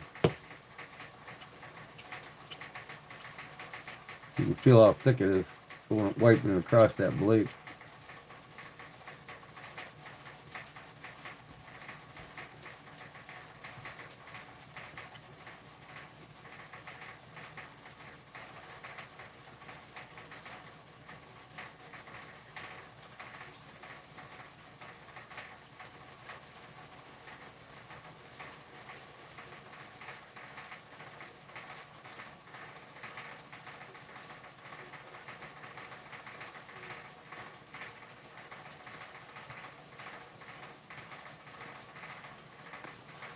Get me some Ruby Creek Outdoors wax and put it on all the blades.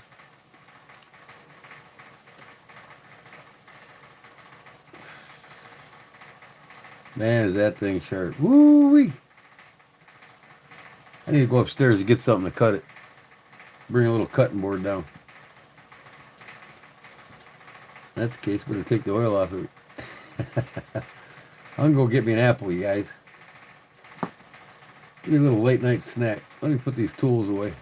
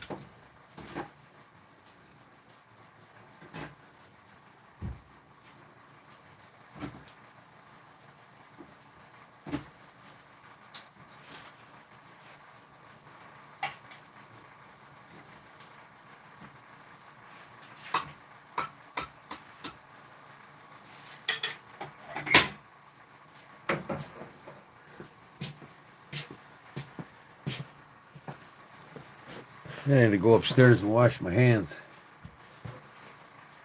They're gnarly. Look at them sorry ass looking hands, man. Golly. That fucking psoriasis, boy, I tell you, it's something else. I can't wait till I get my medicine. Make that shit go away.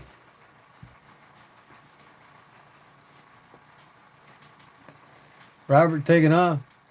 All right, brother. Thanks for coming in. Appreciate your support. And God bless you and have a safe, wonderful day tomorrow. We'll see you Wednesday for the giveaway. I'm going to make you guys are going to watch me make Swedish butter knife. And I'm going to give it away. A Swedish butter knife. Wednesday is just the weekly for all subscribers.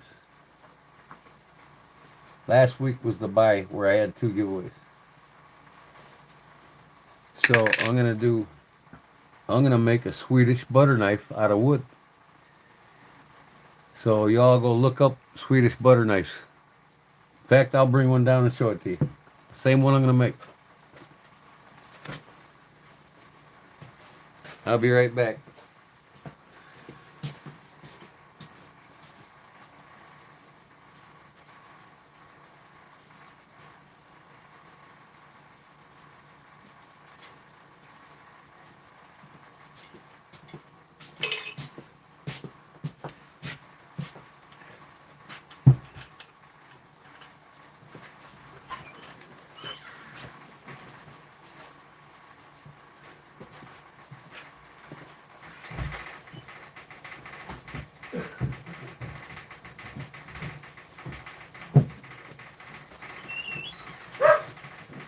I gotta show the wife this.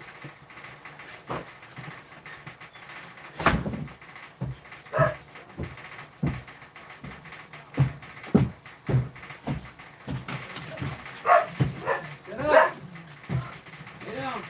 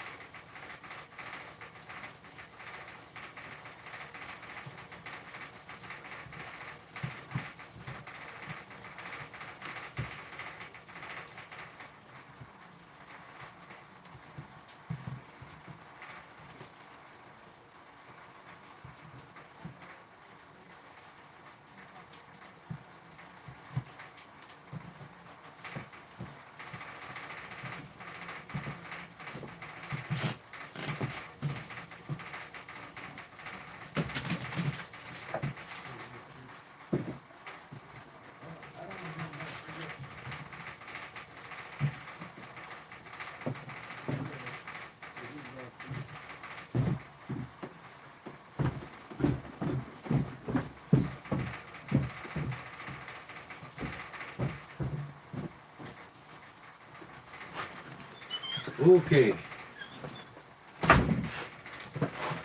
I got me some caramel and some peanut butter. That'd be my cutting board right here. I never used the bottom of this, so this should be fine.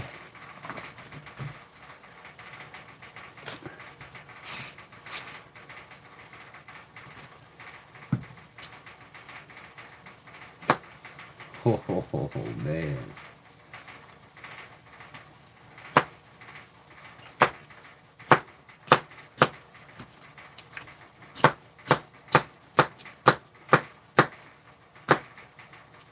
Yeah.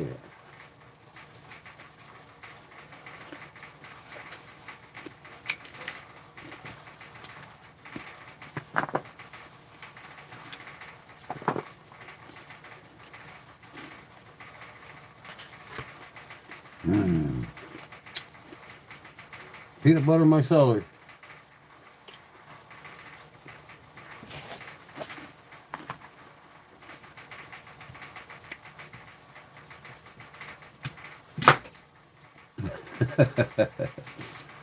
Like nobody's business.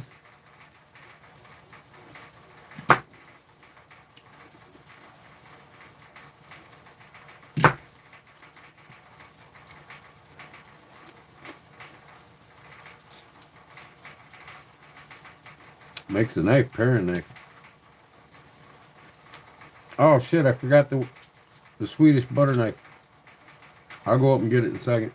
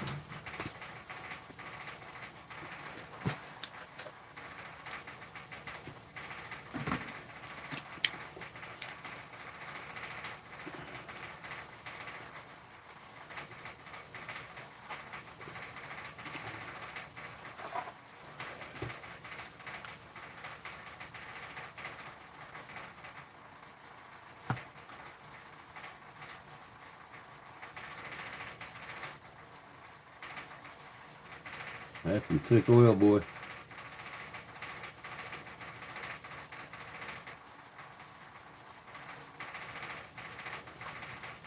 Okay. Hi, kitty kitty. You like that apple core? You gonna eat it? The cat's sniffing the apple core. I threw him on the ground.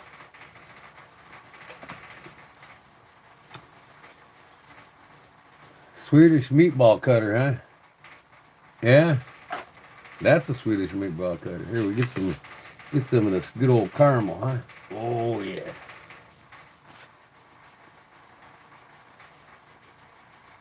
Oh.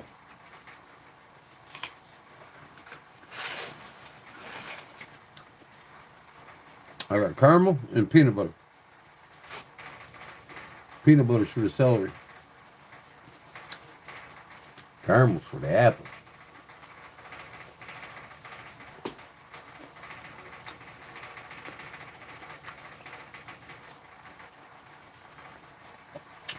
All right, we doing a giveaway here now?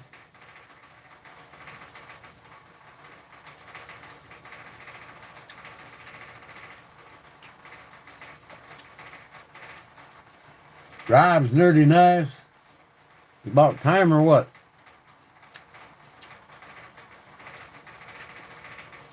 Mick Ranger's in there.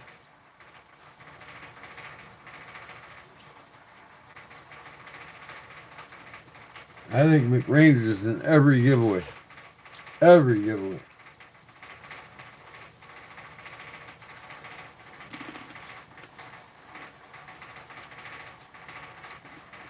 Oh yeah, apple peanut butter, damn good. Mm-hmm. Right there, baby. Oh, it's healthier for you than that shit, that's for sure.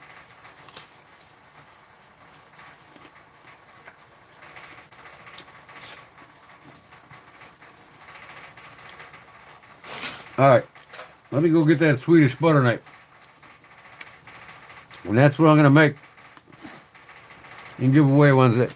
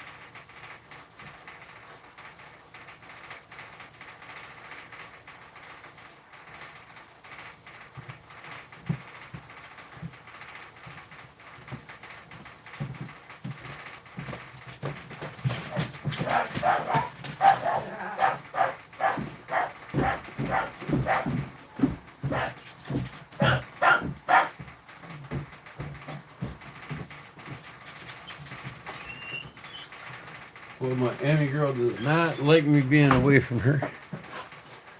Okay, folks, I got some Saltzman Pantry Homestyle apple butter. But here she is. I got some bread here. This is what I'm gonna make. That's black walnut and that's red oak. So I'm gonna make one of these, and of course I'll be putting a lanyard on it for you.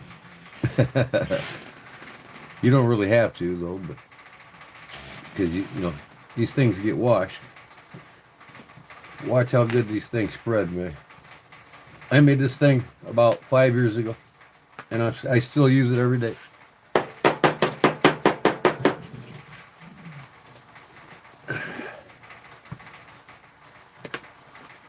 It gets you a big old scoop.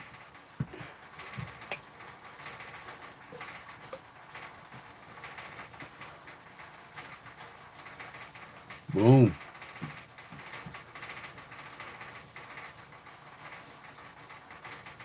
Uh-oh. That shit's moldy, man. What in the fuck? I'm gonna tell my wife. I'll eat it anyway. Mm-hmm. Well, son of a bitch. Look at that mold inside that bottle. On the side. There's some more. Well, this thing is getting thrown away.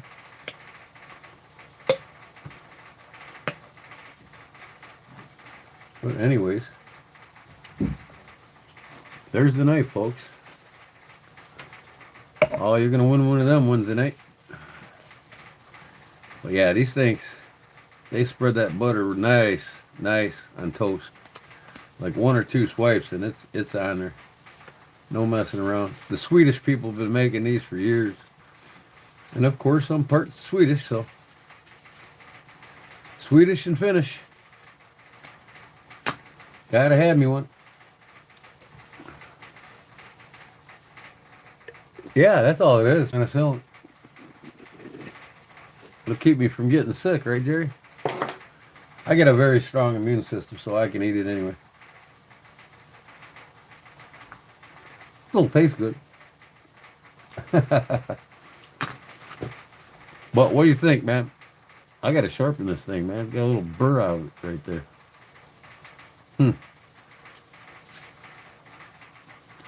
Hey, get the file out and sharpen it.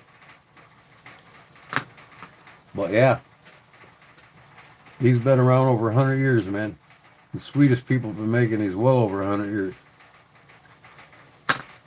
You look them up, Google search Swedish butter knife. There'll be all kinds of different shapes and sizes. This one seems to be the best spreader. You get a wider belly.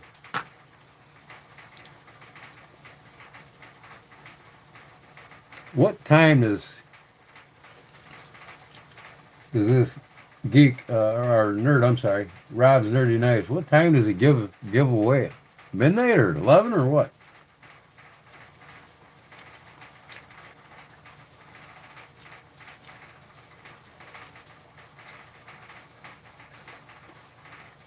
Got my nightly dose of penicillin.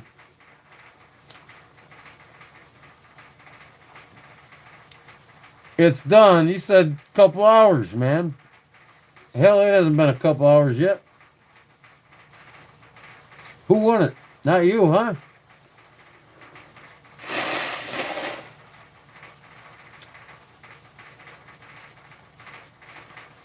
Well, that son of a beehive. I'm gonna have to go back and see who won.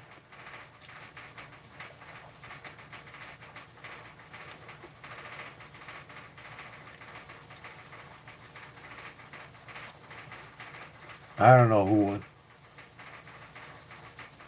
I don't see no congratulations here. Of course, it ain't going all the way back to the... They're good now, Charlie. They can stay in the oven all night. It's on its fourth cycle.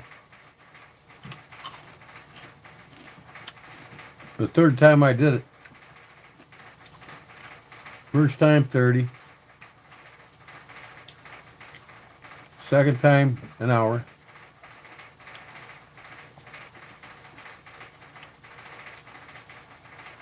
I still love you, Jerry. Of course I do.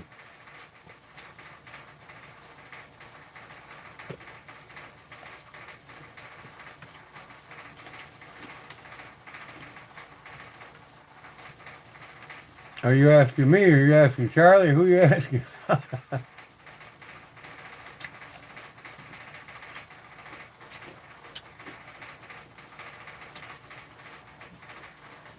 don't know. Did I do that 3 times or 4 times, that timer?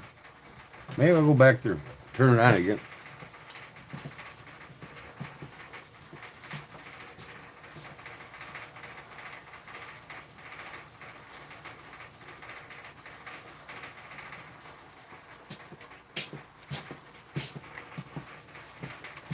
Man, it's probably 80, 85 degrees in the shop.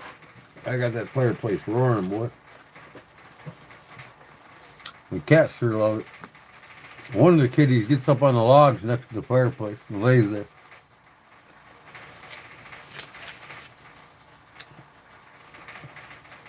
Jerry, Charlie, Big Jim. Where's Big Jim at? I didn't see him. In fact, I never see Big Jim. Oh, there he is. He's got a different profile. There he is. I see you. So anyways, I got Seth's knife. But yeah, you guys want to be here Wednesday, I'm going to make one of these and give it away. Swedish butter knife. They've been around over 100 years, man. A couple 100 years the Swedish have been making these things. And man, do they really spread the butter. But let me show you.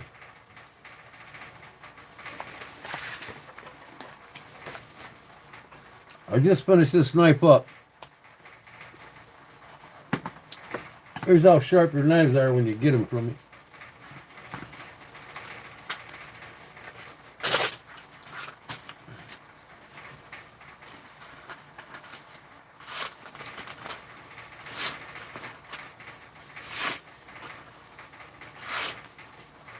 They will slice like you wouldn't believe.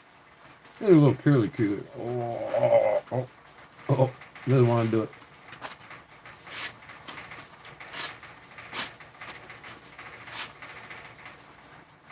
Just finished this up tonight. This is my bottle opener. Knife.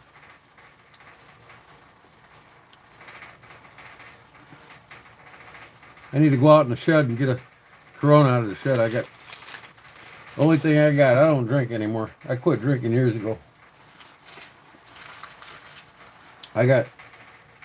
Somebody gave me a 24 pack. I've had it for 5 years actually in my shed. It's sharp enough. Yes, sir. All right, let me go get I think they're done. I got the sow busters in the oven right now.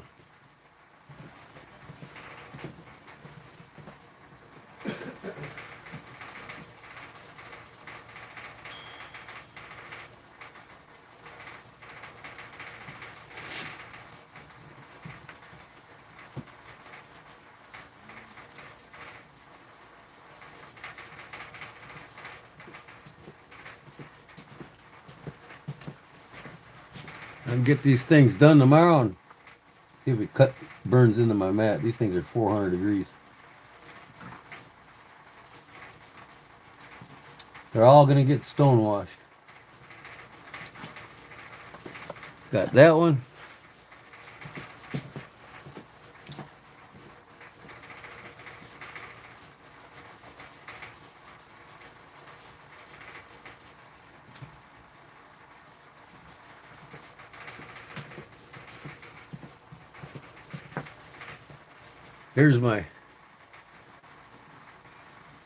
This is my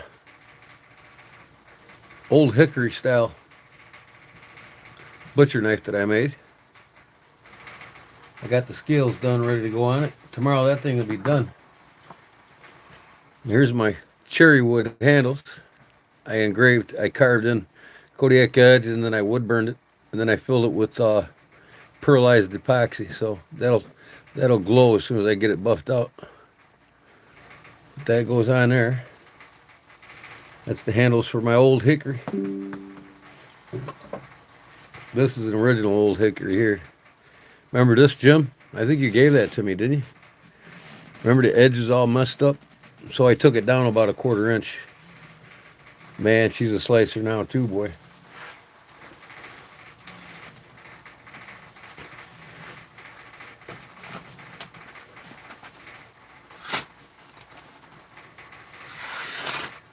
Oh yeah.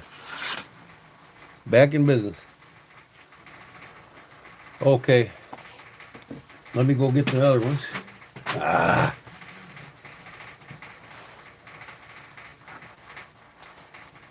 It's still warm.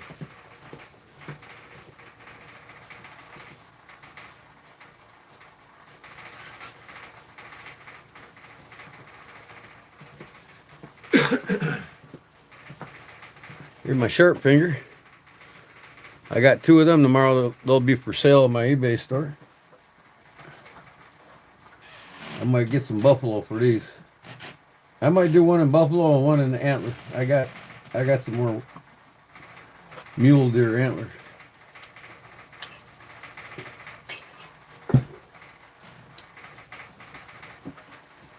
So I've got 2 sow busters done. One is gonna go to you, Seth.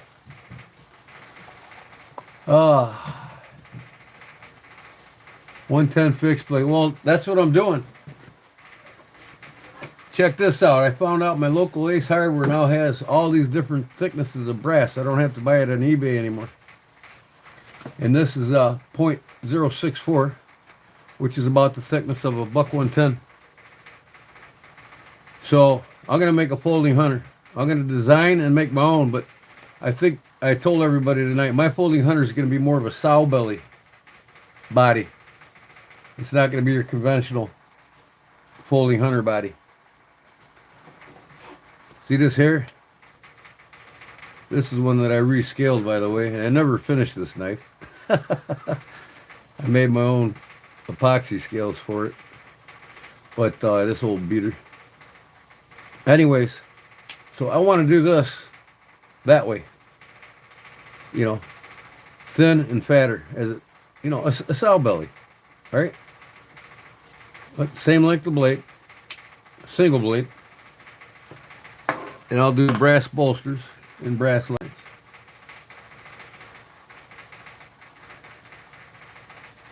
So, let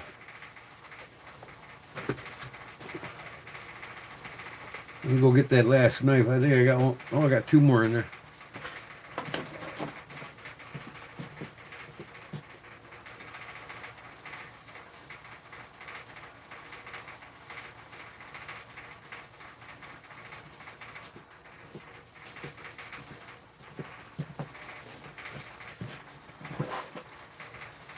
There we go.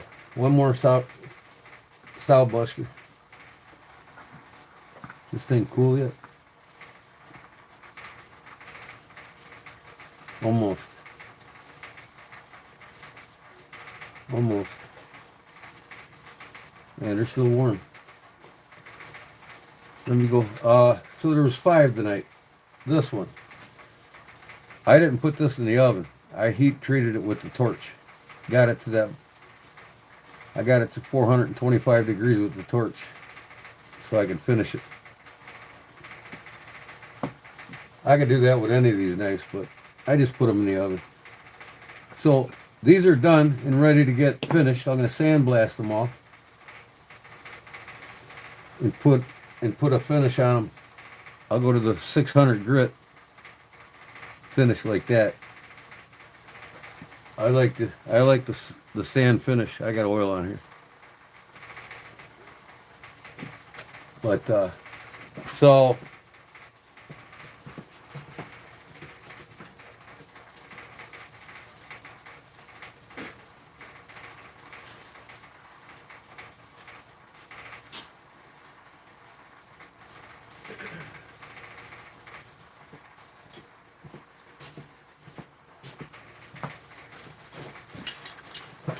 tomorrow I'm going to do these. I got 1, 2, 3. 3 more sow busters. 1 more sharp finger. Well, my sharp finger. It's a little bit longer, a little bit wider than an actual charade. So, but you can really get into that belly and cape out an animal really quick with it. Then I'm gonna finish these up. This little mini Nuzmuck. I'm gonna make a neck sheath for it, I think, and sell it on my eBay store. That's already been heat treated, so I'm gonna put a higher. I don't want to take my bear claw out, so I'll just probably, I don't know. I might put a pound finish on it. Then I got these 2 wrench knives here. I'm gonna finish these up. They're both heat treated, so I'm gonna finish them up, clean them up, and they're gonna go for sale on my eBay store. Jim, you still got that pipe wrench knife I made?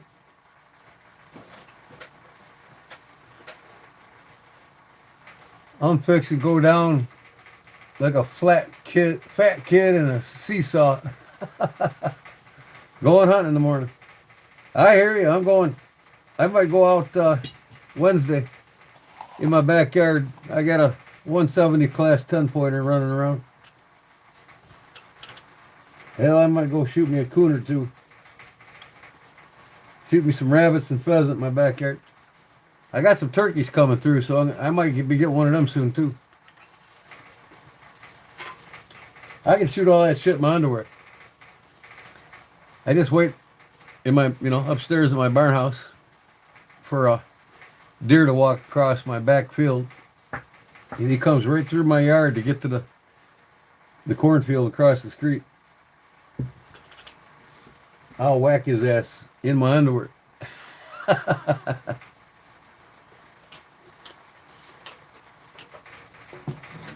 Oh, yeah.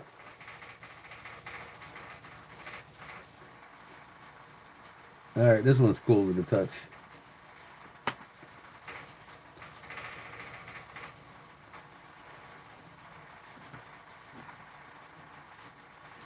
You guys see that reel yet?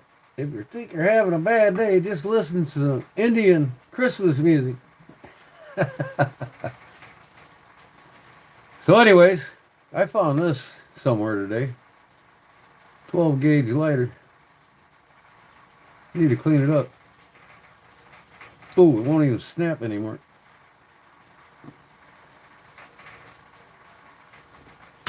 Oh, ooh, it lights. I'll be damned. See that? Oh, a little bit. Wow. Guns and ammo. G&A. Is that what that means? Guns and ammo? Yeah, guns and ammo. Found it in one of my boxes. I figured, I'll get that thing up. Oh, so.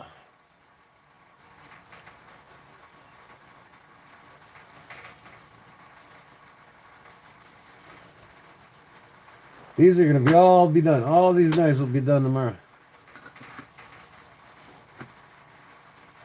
Police heat treated and ready to go. And I got to order some micarta. And I might put some good old black walnut on one of these. People love black walnut. So.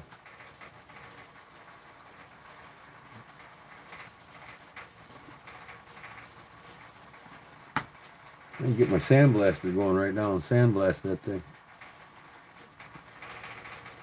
That looking tip is got a little gnarly on it. I have to grind that off.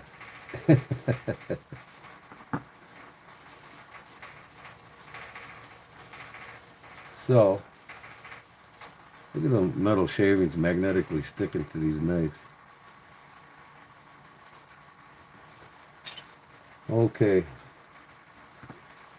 So that's tomorrow's project. More heat treating.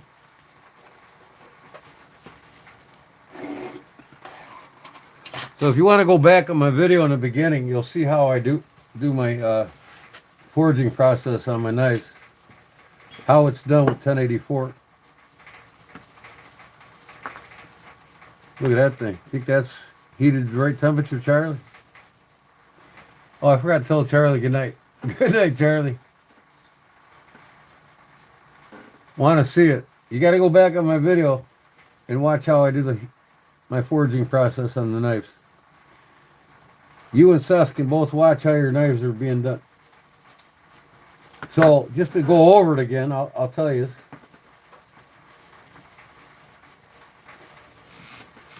The first thing you do when you get steel, right?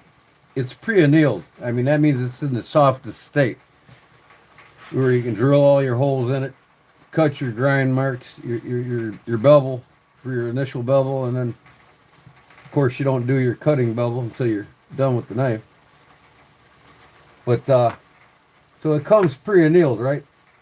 So it's in the softest state, and get all your shape and everything done, right? First step is it goes into the forge. You want to bring the steel up to about 1900 degrees, where it's like a bright yellow. Okay? It's a bright yellow. And then you take it out and let it hang. And as soon as it turns black, you'll see it'll turn black. Man, that really sucks. I pounded out that damn. I had to reheat this thing because I had a bend in it. But so once it turns black, then you heat it down. You heat it again to around 1650, which is a cherry orange. It's a cherry orange. All right. Not a bright orange. Bright orange is 1900. So what you do essentially is when you heat it up to 1900, you're taking the perlites in the carbon steel and you're condensing them. You're bringing them back together, because when this is annealed and you cut everything out and drill all your holes, you eradicate the perlites and it makes the grain of the metal different thicknesses, if you if you will, and it eradicates it, so it's not the same throughout the whole night.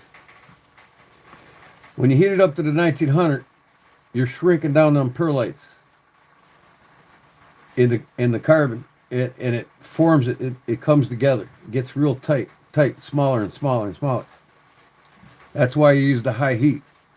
The next is 650, 680. You know, the 1900, like I said, is a bright yellow. And then you go to a bright orange almost. Kind of like they call it cherry red. It's kind of an orangish color, but a little bit bright. Not as bright as the 1900. Then you'll hang it again and you'll let it set until it turns black again.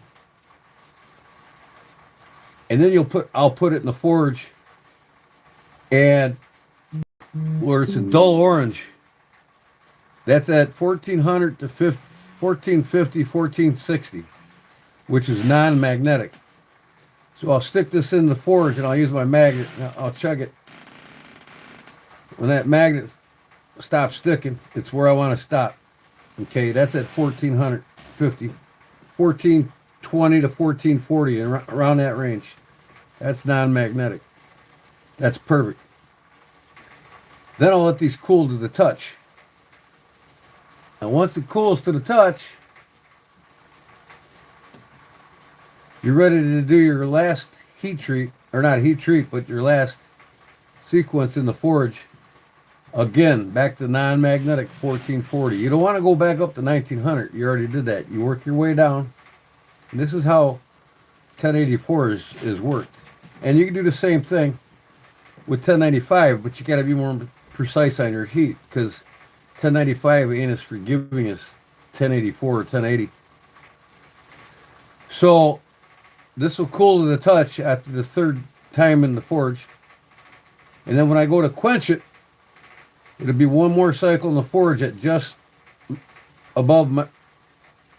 at non-magnetic, which is 1450, 60 again, right? I'll check out the magnet, keep heating until the magnetism goes away, and then I'll quench it. Quench it real good, up and down, never go side to side. You might cause a warp or a crack. Up and down or back and forth. Now it's ready to heat treat. So basically 4 hours, or 2 hours at 400 degrees. So I heat the oven up to about 425. You get this nice bluish gray color. That's when you know this blade is no longer, it's workable now. It's at about 59 to 60 Rockwell hardness. It's ready to work now.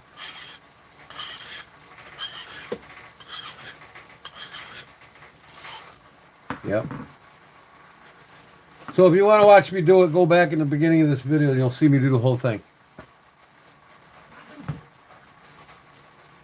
Oil quench, yeah. I use Parks 50. Some guys use peanut oil, some guys use olive oil. You can. What I find that it doesn't cool it as fast as the Parks 50. Parks 50 is actually made for quenching. But you don't, like I said, you don't want to get up to 1900 3 times. You work your way down. 1900, 1680. Each time you let it turn black in between. Let it turn black. Don't let it still be glowing when you stick it back in there. And that's what stabilizes the perlites of the carbon. Brings them together really tight. You know, and that's what gives you your Rockwell hardness when you go to quench. So 1900, 1920, somewhere around there, bright yellow. The next one, cherry red, 1640, 1650, no more than 1680. A cherry red, which is just under, just above orange. And then the non-magnetic, you know, you'll hang it and let it cool to where it's black in between each cycle. Then the 1440 to 1460 is non-magnetic. You'll check it so it's just right. Let it hang, cool Let it cool off to the touch. And then you're ready to go in and do it at 1440, 1460 again. Non-magnetic. You don't have to go back up to 1900. You'll ruin it. 1440, 1460. Make sure it's non-magnetic. Just past magnetic. And then immediately while it's glowing, stick it right into the quenching oil. And then you got the heat treating. And that's what these just came out of the oven. 400. I got about 425 on the heat treating. For 2 hours. Good to go. Ooh, that's sharp. Man, is that sharp.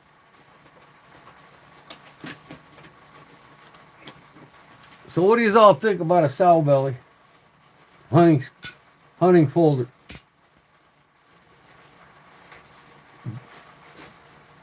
Jim, didn't you get one of these?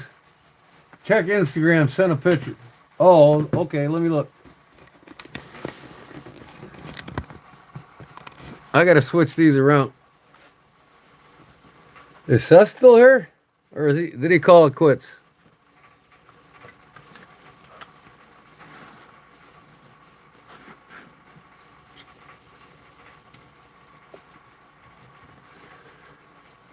Oh, because I don't know when people leave, because some people just don't say bye. I like to say goodnight and God bless to everybody. You know how it is.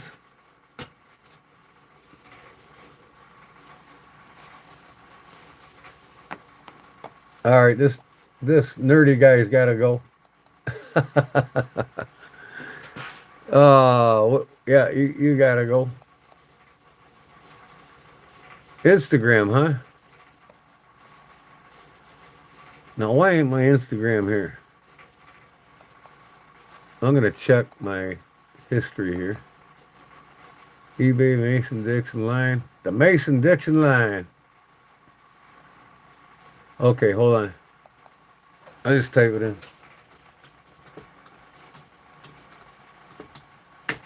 I got to get a tab up here on my thing so I can start going to it right away.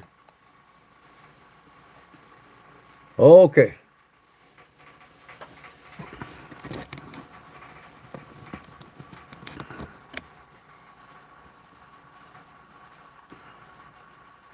What up, Leon? How's it going, brother? Broncanius. You can use coal for cool downs if you want, but I don't use it. It cools it down slowly. I mean, it's good for annealing metal. I mean, you know, I'm not that patient. I want to get it in the heat treating process right away. Now where the heck my lighter go?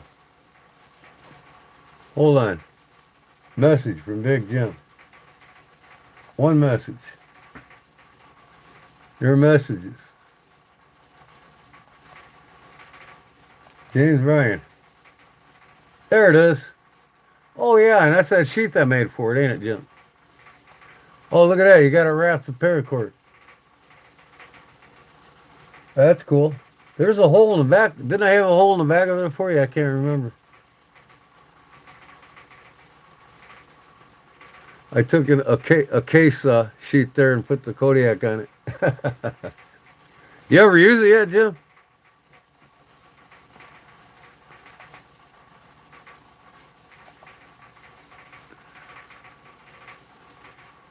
Oh, Seth must have went to bed, huh? Well, good night, Seth, if you're still around. God bless you, brother. Thanks for coming in.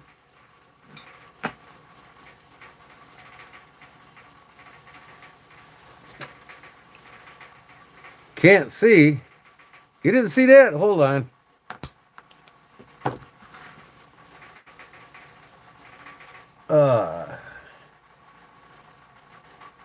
I'm sorry. There it is.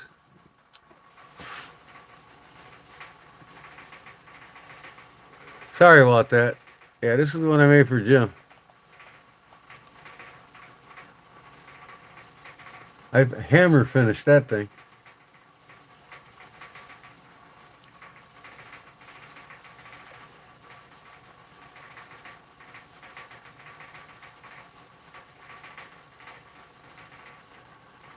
Oh.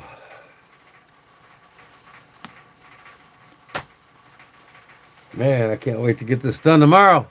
I'm gonna put it in my kitchen and use it. My old hickory.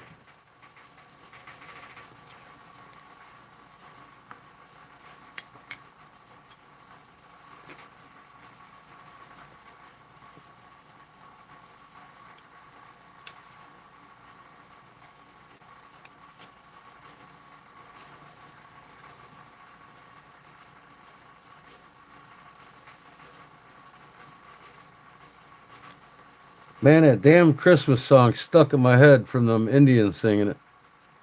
You hear them jingling bells, jing jing jingling too. Oh man, it's funny.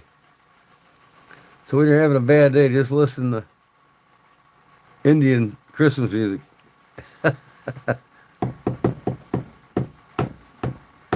Come on, man, get on there.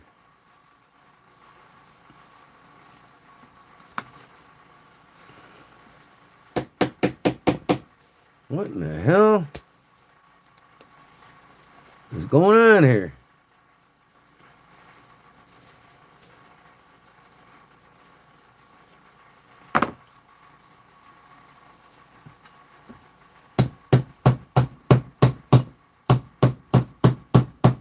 Are you kidding me? Man.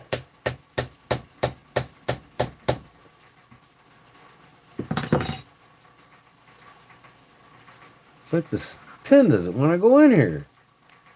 Anyways.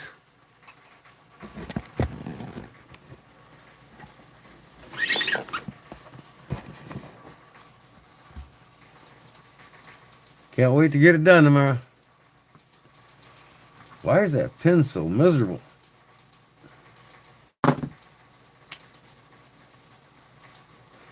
These things were cut perfect. I should break that son of a bitch. I'll be pissed.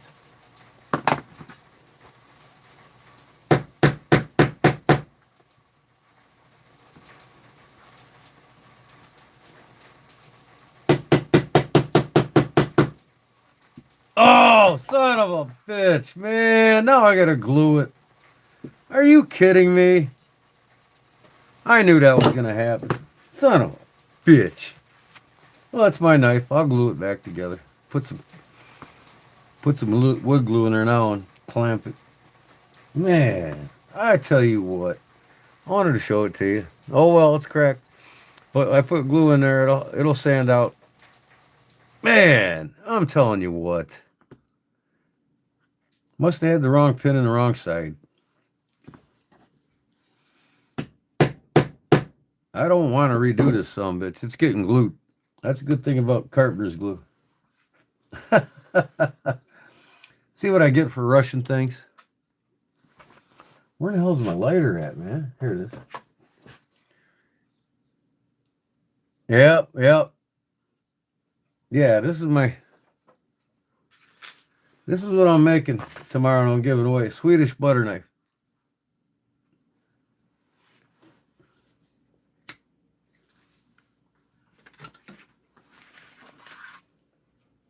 Well, let me get that thing out of here. Be right back.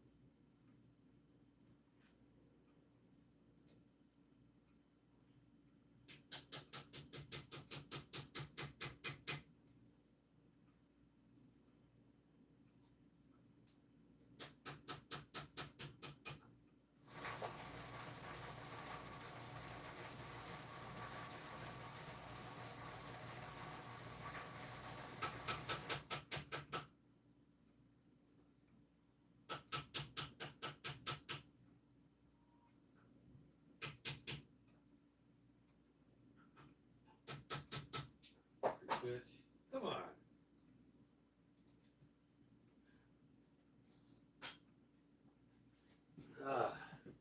Oh, hi, Kitty. Are you laying on the log, huh? I gotta take that from you, Kitty. Next one in the fireplace. Oh, yeah.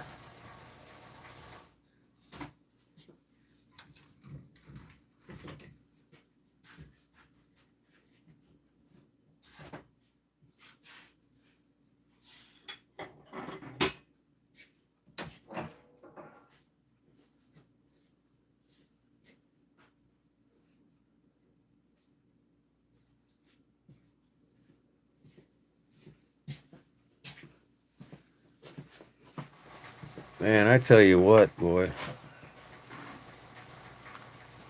I have to glue it on now. It's my knife, so. I wouldn't have done it with somebody else's knife. I would have waited till I was ready to pin it on.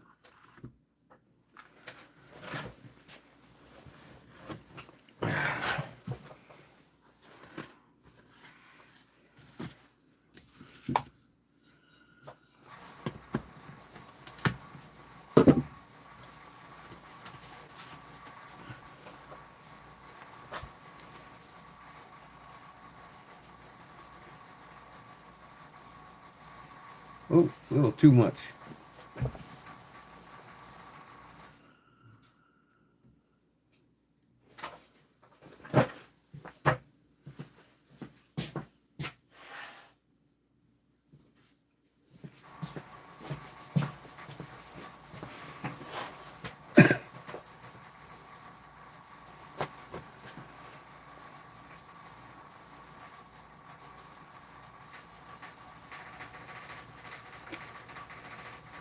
All right, now I get it.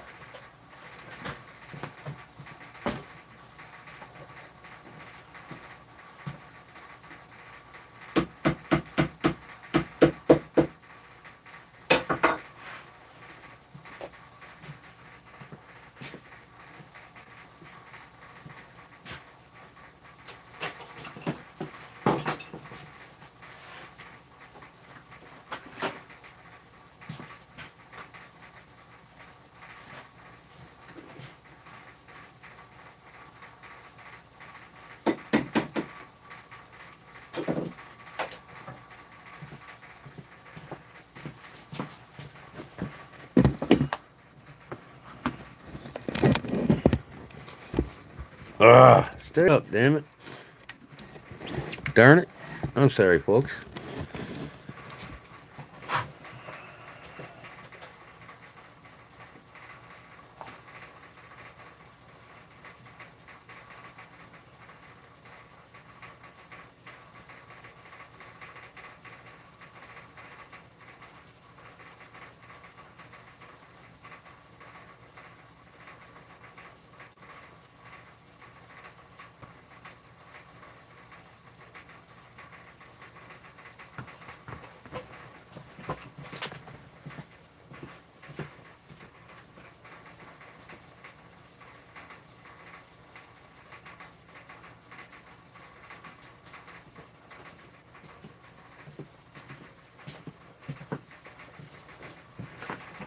Get these knives out of here, man.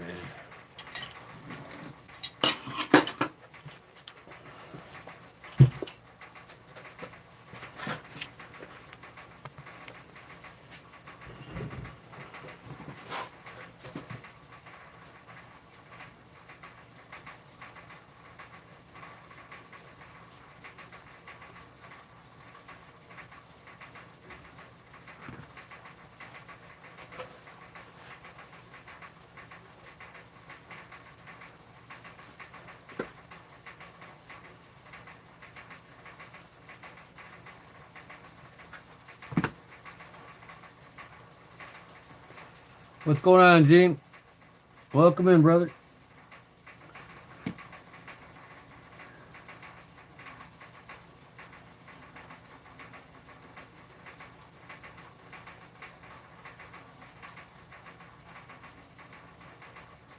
In about an hour and a half, I'll take that off and it'll be good. Won't even see the crack. Man, tell you what.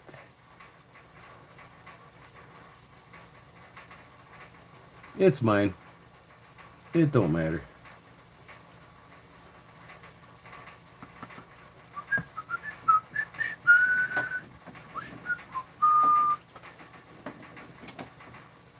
Not a butter knife. That ain't no butter knife. That's a chef knife. Or a butcher knife. Old hickory. Custom job by me. This is a butter knife.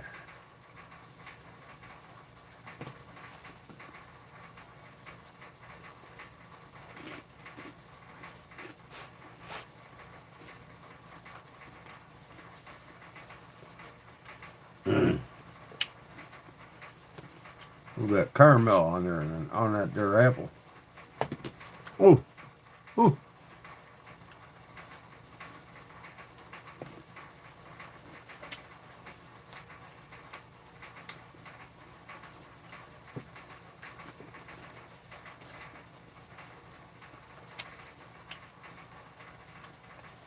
Yeah, I molded it after a. I modeled it after an original. This is the original old hickory.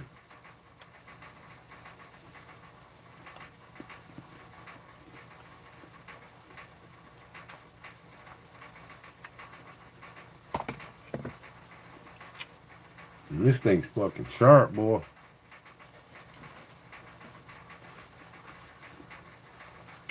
This thing was all tore up. I think Jim gave this to me. I'm not sure. Or I might have found it at a garage sale. I can't remember where I got it. Did you sell this to me, Jim? Jim disappeared again, didn't he?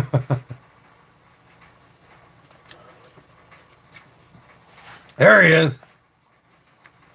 I baked some sweet taters in the air fryer tonight. They were nice. I'll tell you what. All right. These are all ready to get done tomorrow. Now Seth's been waiting forever. I've been telling him I got that knife I'm making him.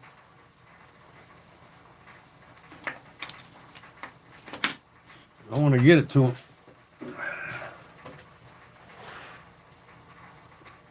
I want to get some on my website now. And I'm going to give one away.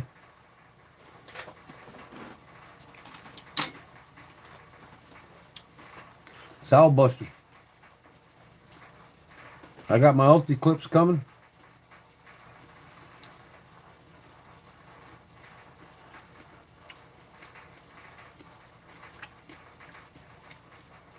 I might put the green burlap my card on this one. Because I got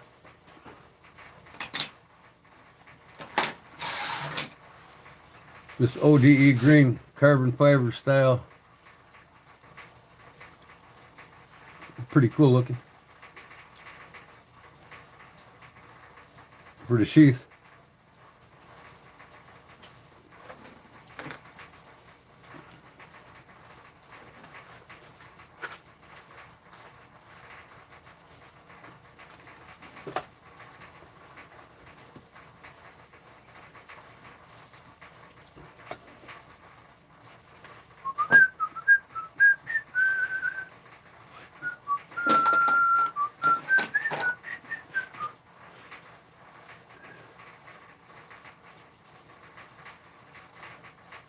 You get the blue boogers off of here. Not to deal with it when it's hard.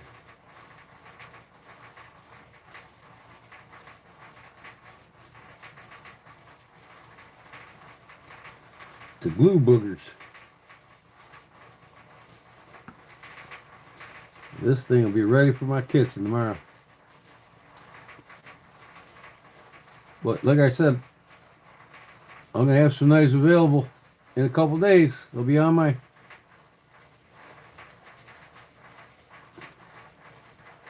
eBay store. Nobody bought that tray out me yet, that case side tray yet.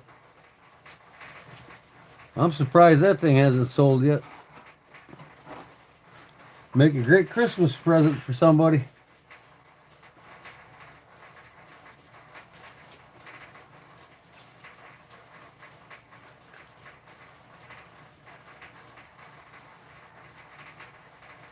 Oh.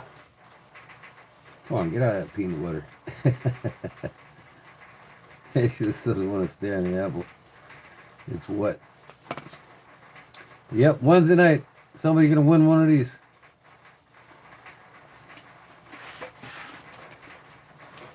Sugar's hit the sack. Good night, Brown Sugar. Thanks for coming in, and God bless you. And I hope you have a wonderful day tomorrow. We'll see you Wednesday night. Thank you. And peace.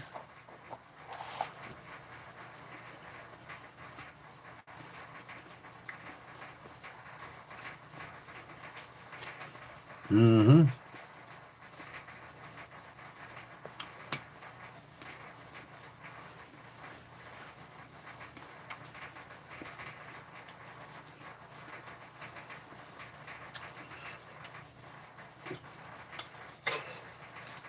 I put this one on the other side. I put it right there.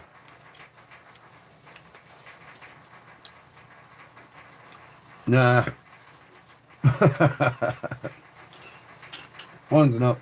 I'll put this on my other coffee mug.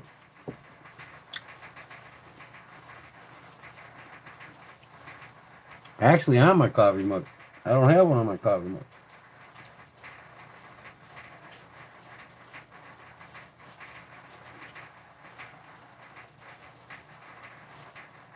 So I'm gonna get that carving done for you here real quick too, Jim. Get that to you. Nice little placemat for you. You show your knives on.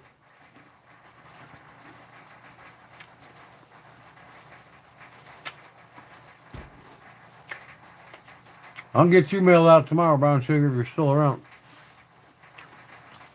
Get Jim mailed out tomorrow. And Rex.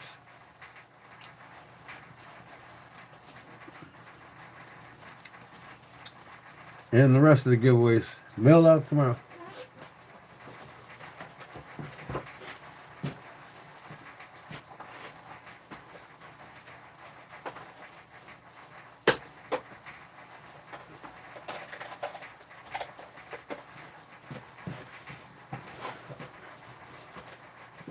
Oh.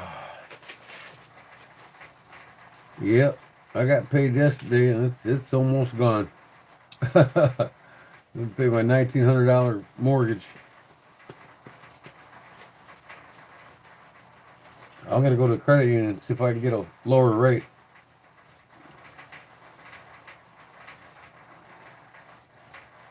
I talked to my banker, so you can't lower my rate, I'm going somewhere else.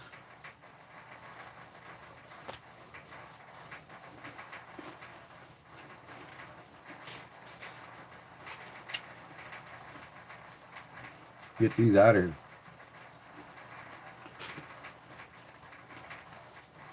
Eat up my celery. Nothing better than celery and peanut butter, huh?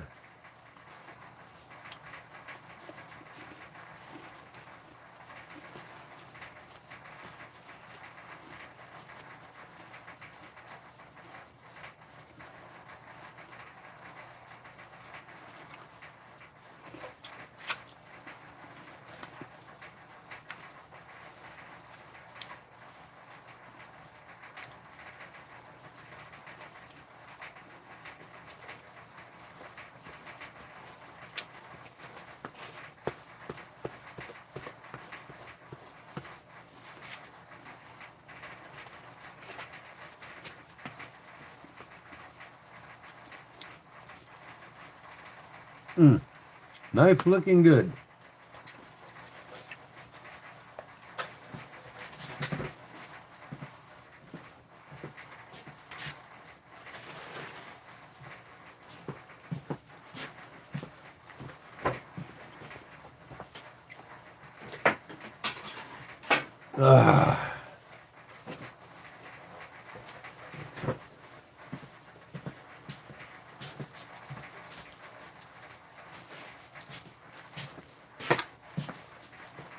Oh, finally got me some shop towels today. I ran out, man. Got some more acetone. Can it cut plastic? Yes, it can. Barely.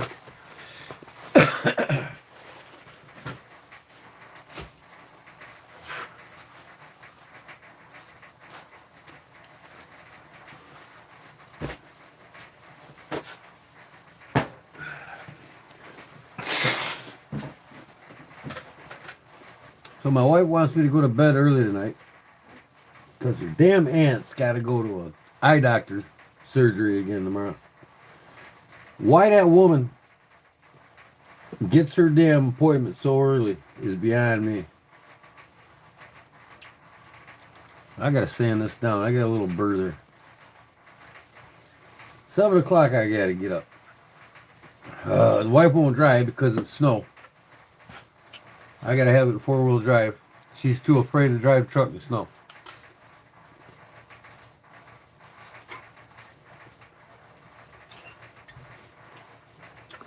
I'm like, you gotta be shitting me. I swear that woman can't do nothing without me. But I guess that's what makes the marriage work.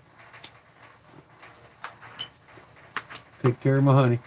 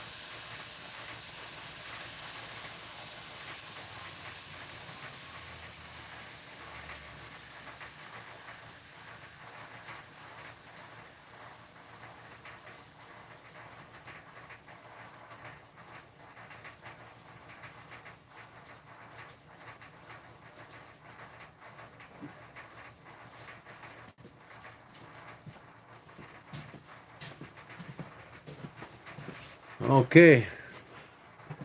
Sand it down. Ready for some toast in the morning. I made this thing like 5 years ago and I use it every day just about. They are nice.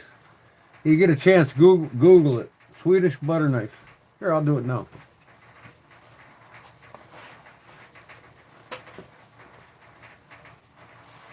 I'm gonna have a bunch of these for sale on my eBay store. People just don't know how great these things for spreading butter are. They come in all different shapes and sizes, but I found this shape to be the best. It's the quickest spreading shape. And I just butter my bread, my toast. You just, wipe it off and just leave it there. That thing probably gets washed once a week.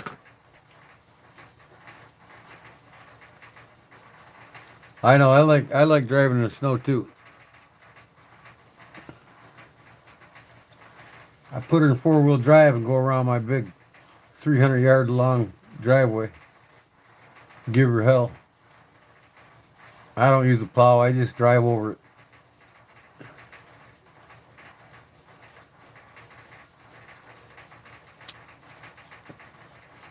Let me see here. I gotta split my screen again.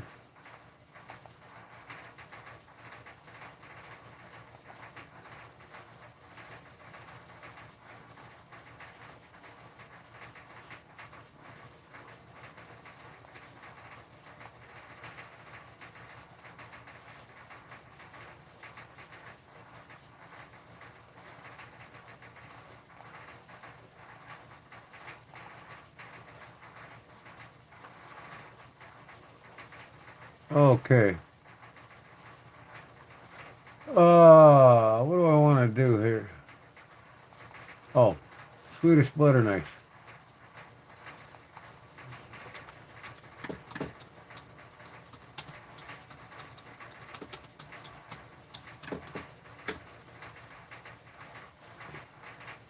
There you go. They come in all different shapes and sizes. I'm gonna put that sticker right there.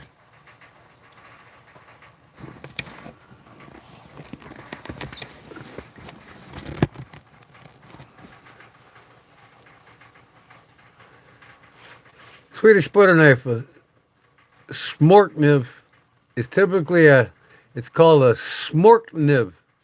It's typically a wooden knife with a wide, slightly curved blade for spreading cold butter. These knives are common in Sweden and are designed with a thin blade, handle, and flexibility, making them ideal for spreading butter on bread or crackers. They are a popular tool for spreading soft cheese, jam, and other toppings as well.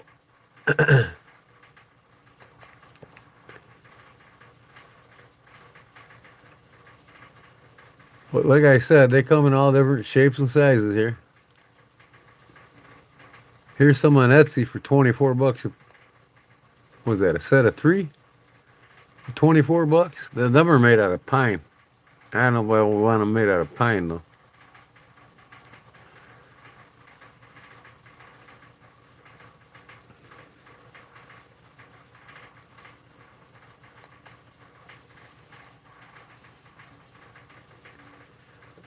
Oh, get out of here.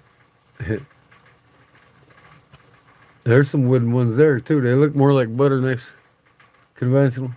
Here's one like mine, 1840, Scandinavian Swedish. Oh, let me see here.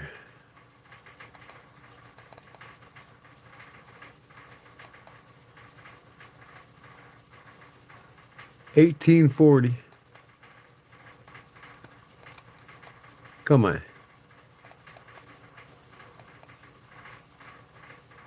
Two pictures. There's one. 1840. All right.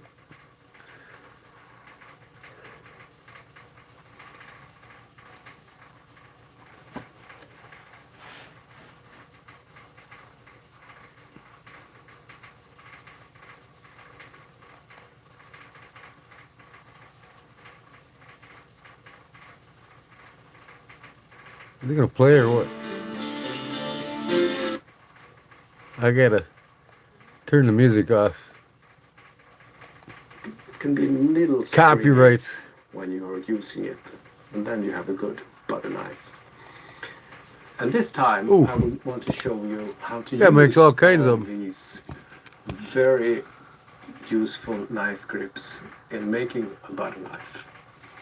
So I'm going to start with a roughened out and split out green wood birch that I have. Howdy, And Mark. you just saw me doing that very quickly. Look at this guy's eyeballs. And now we will continue with the knife. Oh my God.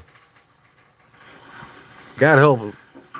The first thing you have to think about when you're carving in wood. He's got is some the fiber bifocals going on there. Look at this. The fibers are running like this. Yeah. They're straight. So, because the Get on with it. smooth cutting like this. This guy's an old wood right This here. grip. I might make a solid one like that. Get my Victorinox out, cut it. I'll make one with my Victorinox tomorrow or Wednesday. Use the old Victorinox saw. So now, when I made a saw cut, I can actually, with an axe, split away this. They are Swedish, right?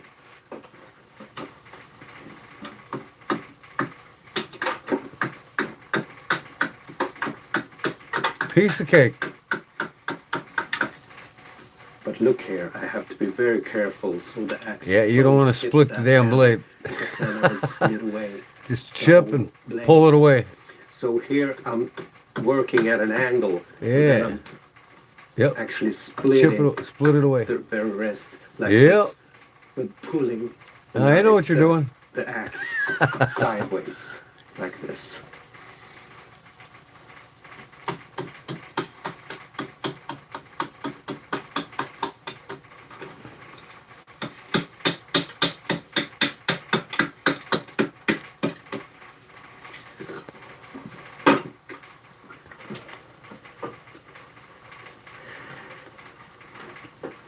And here I have to take away a lot of Yeah, material. oh yeah. It's just way too thick here. Yeah, it is.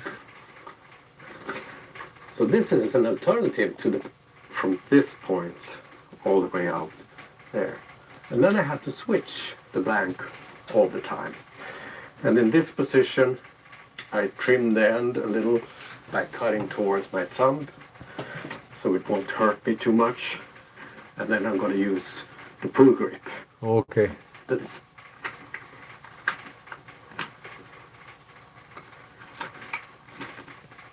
And I just told you that I wanted this to be about 1/8 of an inch, 4 millimeters at the blade. And I want the thickness of the handle to be about 3, a little longer. Yeah, I use my Victorinox to make it. You gotta use a Swedish knife to make a One more Swedish thing butter knife, right? when I'm working is that I'm always trying to. What you can make with a Victorinox. The cross thumb grip is very useful because the fibers wants to tear here because you come across the grain very quickly. So at this part you need to have a little flat surface. Right now, when the wood is wet, it's really hard. And I'm also slicing towards your thumb like this. It's very controlled, and you can see that I'm leaning my knife away from my body so I get a good cut to practice and learn. And remember, if it's a hard grip, try to practice as much as you can. Oh, I got plenty of practice, buddy.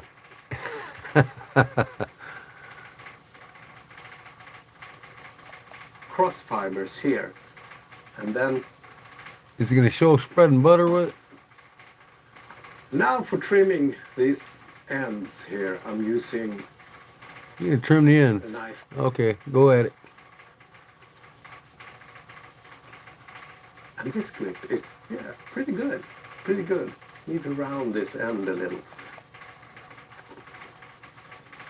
You about got her.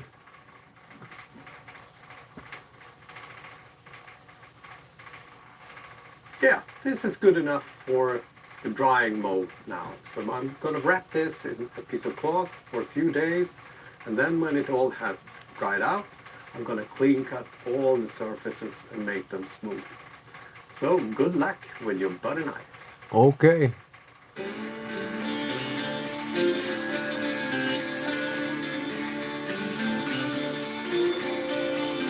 Uh-oh, I might get a copyright strike. I hope not. I think that's his music though. So I'm good. You guys all falling asleep or what? Nobody said anything in a while. So anyways, that's a Swedish butter knife. And that's what I want to make for you is all. I'll try to win tomorrow or Wednesday.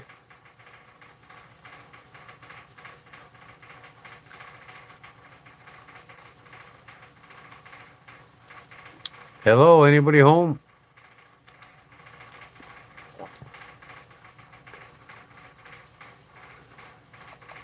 Go through this one fast. Welcome back to the shop, friends. Today we're going to be making a traditional Swedish butter knife. Oak or hickory, maple, the walnut. Walnut's always really nice. I think the majority of the ones that we have are all made out of walnut. We've got, what is this one here? Look at that. That's a beautiful piece of walnut right there. It's got some Oh yeah, that's things in it. beautiful. And we got here is maple. All right, let's get with it. Sight down these and see. gives you kind Let's get with it. of a pair of scissors. This here, What in the a hell? more comfortable handle, similar to the handle that I made for Jack's hatchet. This is going to come up and be, this is a radius here, and this is going to be Did you ever get that cup done for that guy? I gotta get it done, Barbara. It's gonna be I gotta redo it. thin. I got some dry wood here. I'm gonna start Like getting that. this. Okay, change Get up it a to little him. bit. I don't want those hard. I got his address and everything still wrote down, so I haven't forgot. I just gotta We've got get this it is done. round. Want to look kind of One of like my irons in the pot I gotta take care We of. have this going like this here, and this on the back side here, then this here also. We have this curve, so we need this to come in nicely here, What's wrong with my shape? and then down. So this is, it's coming I to a actually point got that this everything online, this pattern 5 years ago. is round and everything is proportionate there. That looks good. That's where it's at. I'll probably So make it cut like out. We this. use our coping saw. If you have a jigsaw, bandsaw, that would work. Doesn't so much matter. I think that since we're doing a Scandinavian type project, you'd want to use a Scandinavian knife, something like a more of a bushcrafting knife that has a Scandinavian Yeah, grind a on it Puko. is always great for this sort of tool. This my John Deering knife. What's really nice is this was $4. It was a handmade birch bark sheath. I wish I would have got even the man who built it had his initials and everything on there. I wish I would have bought more of these. They are just delightful. I have to make one of them. Got a great sheath for a carving knife. So we'll or Yeah. even these stuff. I use these flex cuts here. These are kind of nice. I got a too, few of them. hard work, but maybe combination. Yeah, You can see those 45s I got an in Opinel there. too. And then Made for carving. and sanded everything smooth. 60, 150, and then finish up with 220. Mine's black walnut. Yeah, we're gonna do the best and red part oak. next. That looks good though, doesn't it? And nice. It'd be good for spreading on toast. It's nice and wide. You can get it in the butter dish. Man, we might be onto something right there. Left the. I tried to leave kind of the rough carving shape a little bit. You can see there on that back side. Maybe you can. There. Can we focus here? There we go. I like that. I like it. Things. You grab it and say, okay, that's not machine made. Uh-huh. Machines can't duplicate that. Only people can. We are going to stain the handle. Handle only. Yeah, Handle only. you want to stain the handle wood. with a traditional Swedish green color right there. So I'm going to use some frog tape. So for the handle, Some frog I'm tape. going to use some traditional Swedish green timeless color. I'm going to put 3 coats on. Swedish Get it green, around, huh? The brush, pretty well soaked into the brush. It's not dripping. Nice color. It's on a lake, red. And so what it lives, and then it there's always, some people, a lot of people don't understand that, and they'll be the first ones to say, oh, what do you go to all the trouble, even one thing that's as simple as this. If it, for a few mornings, full, nice clean edges, that's exactly what I wanted. Keep you in frame here. How cool would it be to Yeah. have 2 or 3 of these, or maybe one for every member of the family, and do a different color, do a red one and a yellow one, and a Peach color green one, one. orange I one. got my paintbrush down in the sawdust, so I got a little bit a lot nicer. That's beautiful. All right, you want to see? Should we do the matching breadboard, the little breadboard that goes with it? If you want to see that, let me know in the. I just use my cell phone. Even when I go live vertically, I just use my cell phone. They're more than sufficient for anything. You can link them all together too. You can use 2 or 3 cell phones at once. You get the app for it. I link everything right to my PC when I go horizontal.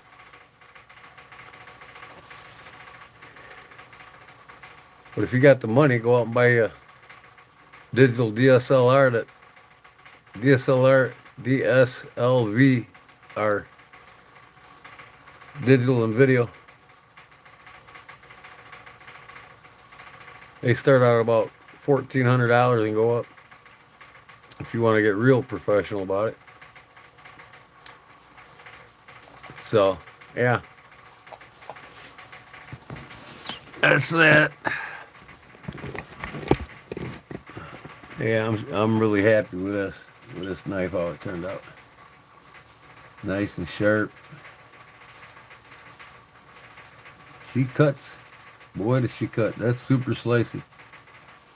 I bet you that's as thin as my one of my Suivis got a thin grind like this.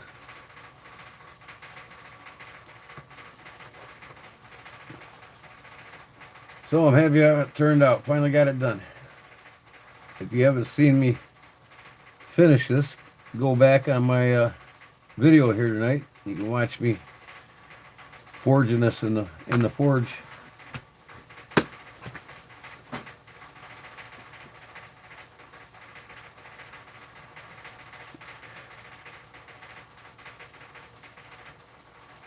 Otis Colder, what do you make with beads? I make these bracelets. I don't know what Otis makes.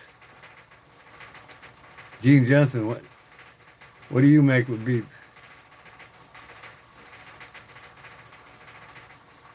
Well, your cell phone's probably, what cell phone you got? Is it a Droid or is it an iPhone? The newer ones are just phenomenal. Boot knife. This ain't no boot knife. Neither is this. That's a butter knife.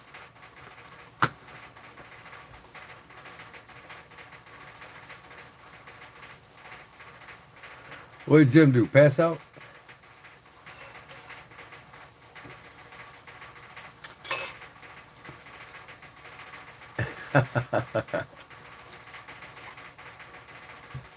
Jim's working on another video. He's busy bullshitting for half an hour before he gets the video rolling. Right, Jim? Polishing knives? Cool. Don't you go without saying goodnight to me now. I know how you are. I gotta roll a couple cigarettes.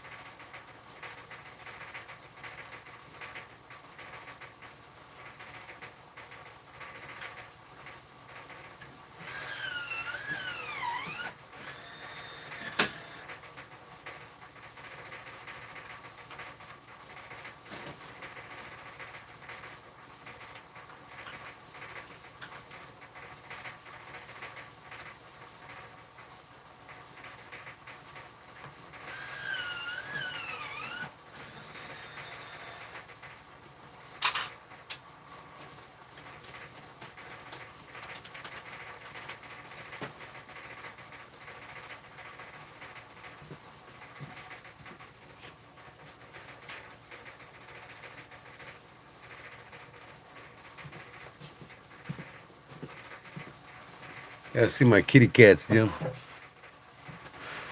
They are passed out. 85 degrees in the shop. They're loving it. They were in the snow yesterday for the first time. It was funny watching them go out, and they're like, what in the hell is this? It was funny. First time they ever seen snow.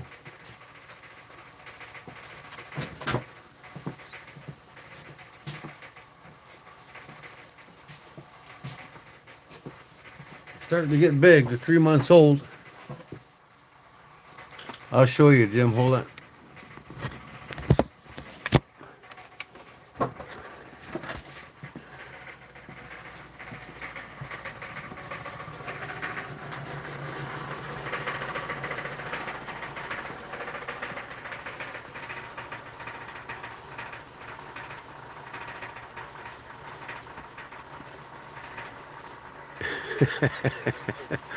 I get it. The other ones are inside that little house. There's 3 of them in there and 2 up top. Ain't they cute? They're waking up. I woke them up. Ah, kitty. The one with the gray one in the back, he's got a orange patch on his head like his mom. He's a little leery of me still. But the peach one, he loves me. He's my buddy. Or he, I should say. I think it's a male. Yeah, they're laid out. Loving the heat. They didn't like that snow yesterday. They're like, what in the heck? The other ones are in the hooch. There's 3 of them in there. Should be 4 of them in there. Unless one's running around somewhere. But it's funny because one of the gray ones likes to get on the logs and just lay there right next to the fireplace. I mean, oh, gotta put another log in there.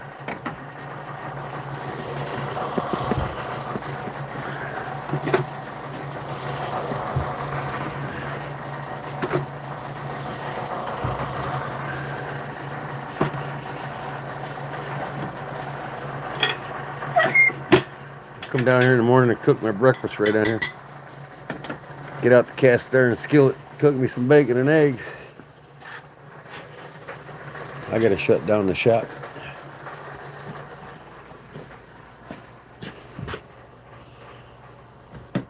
Got a little workout today. Man. Night night, kitties. Put my ash bucket back.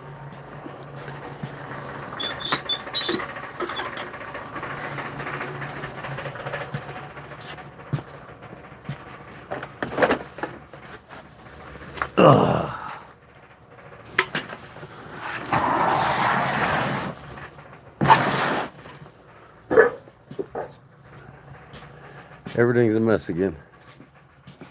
Never stop cleaning, boy, I tell you. Always something.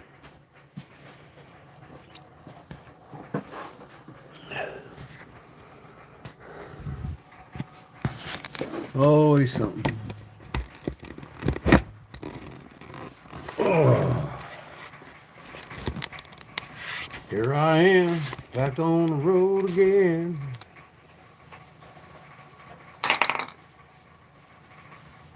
So, yeah, Otis, we got that on sale. They're regularly like 98 bucks at Walmart. It was on sale for 67, so we went and got it. We got 7 cats, the 6 babies and the mother. I think somebody dumped off their cat, but that cat was out. It came around last year. It was in the cold last year. We never offered it to come in, and it still doesn't want to come in. But it ended up in my shed one day and had its litter in there. And Kim come outside and seen baby kitten sticking her head out, like probably 2 weeks old when she seen him. She's like, "Oh my God, we got kittens." Oh well. So I'm trying to find them a home. It's kind of hard to do with cats. Dogs are easy to give away, but cats. And I won't take them to a shelter. They'll stay here the rest of their lives before they go to a shelter. I'd rather them go to like a farm somewhere, live in a barn, than go to a shelter. There's like 68 cats right now in the shelter here. No, they'll probably get euthanized.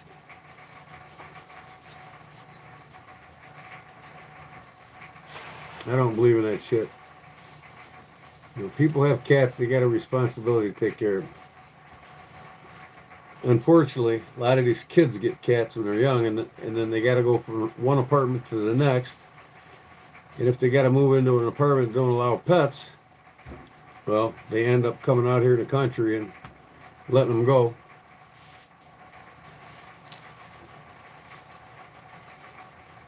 Yeah, I could call all kinds of friends, but ain't nobody want a cat right now. I mean, it being Christmas, you think somebody would want one, right? I mean, in a sense, cats are nicer than dogs in a way because they don't bark and bug the shit out of you. But I love my dogs to death. I love all animals, except for the ones that I harvest. I thank the Lord for them.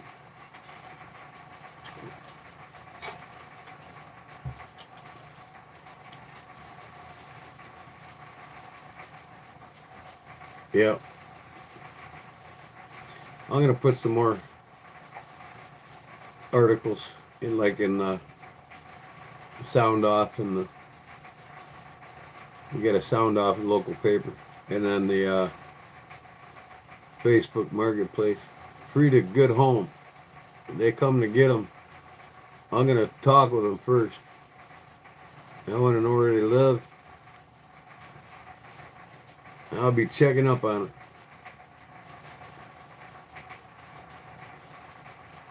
I don't like giving them to young people because they're not responsible for themselves, let alone a cat.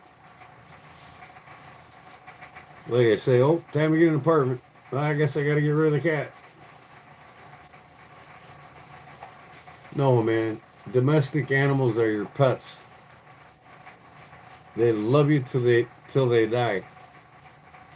It's your responsibility to take care of them until they pass on you. Give them the best home possible.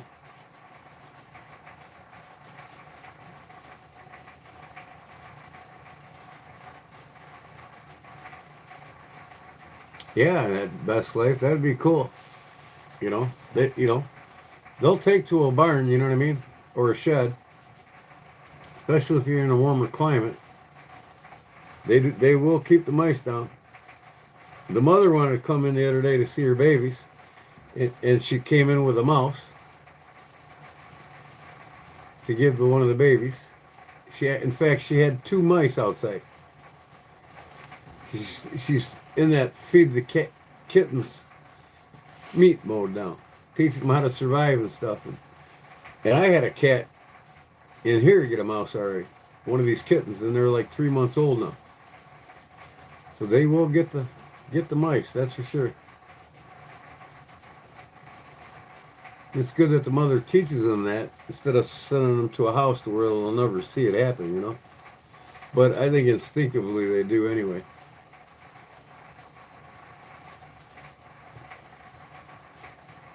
But cats are cool. I'm taking a liking to 2 of them right now. There's only 2 of them that come up to me. The other ones are still skittish of me. I don't know if they'll come around or not, but I'm sure if somebody takes one home, it won't have no choice. If it's, you keep it inside, don't let it out. Keep it an inside cat. Its days of being outside will be done. But once they get to love you and they trust you, then you can probably let them out. They'll come right back. I don't like them being out too much here, as small as they are, because we got some big birds and other critters around here that'll get them. But they're ultimate survivors, man. I got 2 dogs. My big dog hates my girlfriend's 2 little dogs. How do you get them together? You put a muzzle on the big dogs?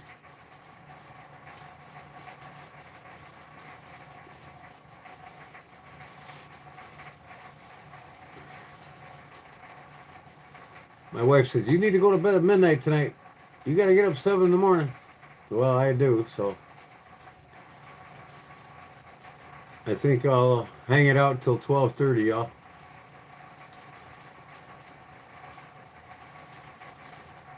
You don't get them together.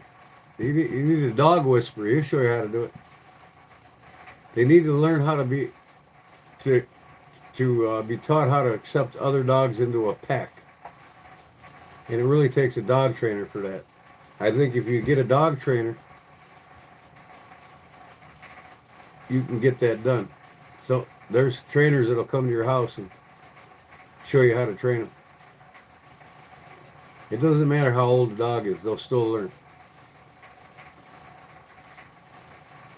You know, the dog trainers will teach them how to respect their space and respect the other dog's space as well.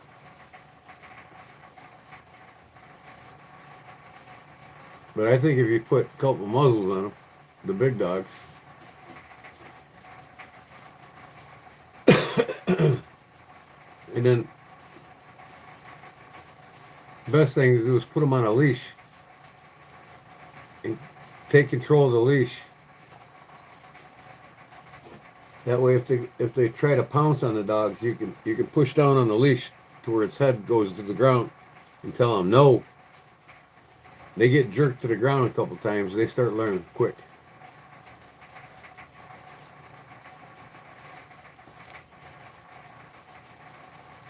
Not known for accepting it. Probably not, but I bet you there's a dog trainer out there that will teach them. You'd have to get, of course, pay for the dog trainer, but if you really want it done, it can be done.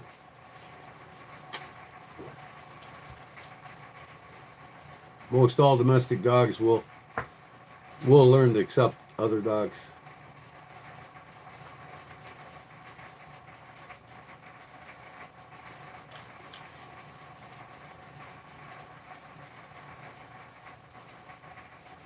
What's this? Dale 1G. Oh my God, dude. Go rest your brain somewhere, will you?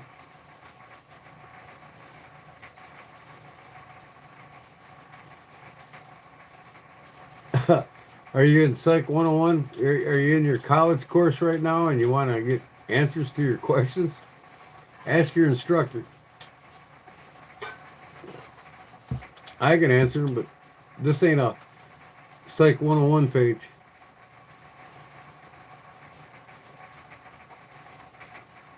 All right, Leon. Make sure you're here Wednesday. Well, yeah, that's one thing that gets shipped to France is a butter knife. I shipped a couple to my cousin there.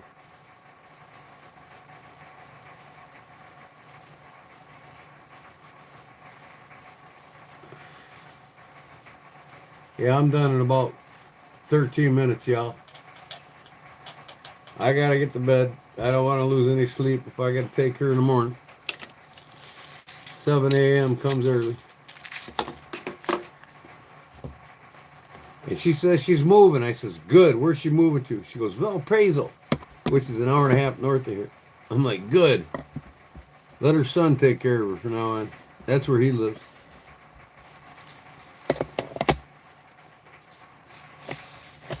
She's not my mother. She's not my responsibility. She's got grandkids here, and none of them come to see her or visit her. Isn't that terrible? They don't want nothing to do with her. How does a grandmother's grandchildren learn not to have anything to do with their grandmother? That's just wrong, man. You know, and I'm pretty sure I know why, because her son,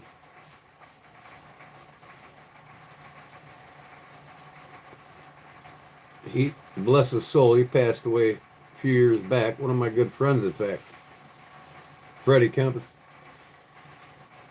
His wife was just like honoring me. So the kids took after her, and she didn't want nothing to do with her either. So I think that's where they learned that from. It's like how can somebody's wife disrespect and not honor her husband's parents? I mean, that's as non-religious as it gets, and they claim to be Catholics.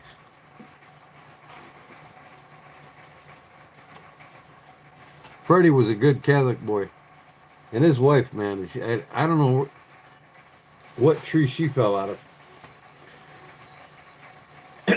but she didn't honor him by not honoring his mother.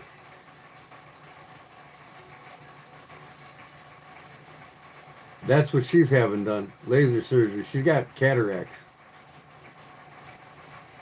She had one eye done, and we took her last month, so they got to wait a month to do the other eye. Now the month's up. She's going in for the other eye.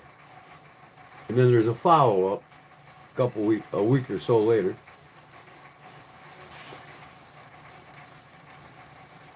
Today's Catholics ain't the same. I mean, it's like, you know, I'm a Roman Catholic. You know, baptized Roman Catholic. I'm a Knight of Columbus. I work for I volunteer for the needy. See here's Father McKinney here. Father of the Knights of Columbus. That's what I am. And here's the St. Mary's Cathedral. This coin I carry with me. And just, I don't think it's got nothing to do with today's Catholics. It has a lot to do with, I want to say feminism, because like I said, it's been used as a tool to dumb down societies, to dumb down people. Feminism wasn't created by women, it was created by governments, and governments around the world use feminism as a tool to dumb down societies. And if you don't believe what I have to say, Google it. We're in the 5th phase of feminism right now. And it's responsible for the woman's image, what she should be, what she should act like, how she should look. She don't need a man, this and that. It's just totally against the church, right? Well, if you don't need a man, don't get married.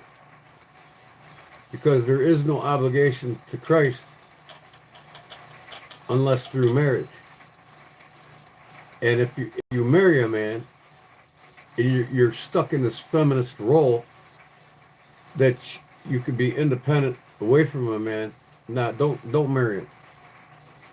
Your obligation to the man is 100% for him and his children.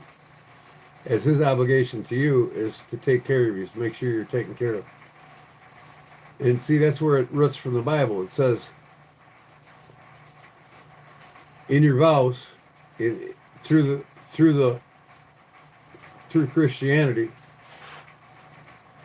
the man is dominant by thy Lord, as woman is dominant by thy man through marriage.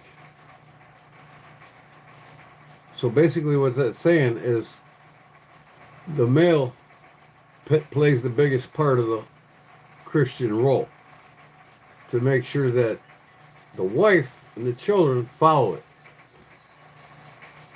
Okay, and with this feminism thrown in there, it's like, well, you don't need a man. This is what you should look like.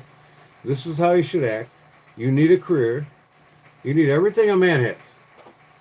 Well, if you need everything a man has, don't get married. That simple. Because marriage is an obligation to your family and Christ. And people just, they lose their minds being taught. And now you got kids growing up not knowing if they want to be a male or a female. You know, gender identity, right? So we're going through that phase of feminism right now. Let kids be whatever they want to be. Hey, nobody loses at school anymore. We'll give them all trophies. Right? You know, there's no more first place trophies. It's for one individual. It's first place trophies for everybody for participation. Participation trophy. Well, let me ask you this. If there's a participation trophy given at schools now, rewarding everybody for failing, what's going to cause that child to have an incentive or a drive to learn by his failures, learn by his mistakes? If you reward everybody the same trophy, the ones that lose, theoretically, will never learn by their mistakes. And that's the biggest lesson of learning in life. You know, we all learn some things the hard way, right? But failure is a learning tool for success. If you don't fail, you can never succeed. You're just not born a winner. You're just not born not to fail. Everybody fails. You know, when I started playing guitar 25 years ago, I failed. Then it just started coming to me. My failures started making me understand. You know. It's all about competition. Well, that biggest competition is about failure. And that's why there's a first place, a second place, a third place, a fourth place, and then participant trophies if you want to give them all something. But they don't get the number one. They don't get number 2 or 3 or 4 unless they earned it. And that's how they learn to get to that number 1 spot. Hey, we just give everybody in the NFL, you know, a Vince Lombardi trophy, right? Let's give everybody a Super Bowl trophy, right? They all participated. They're all winners. There's no losers. Status? What do you mean it's all about status?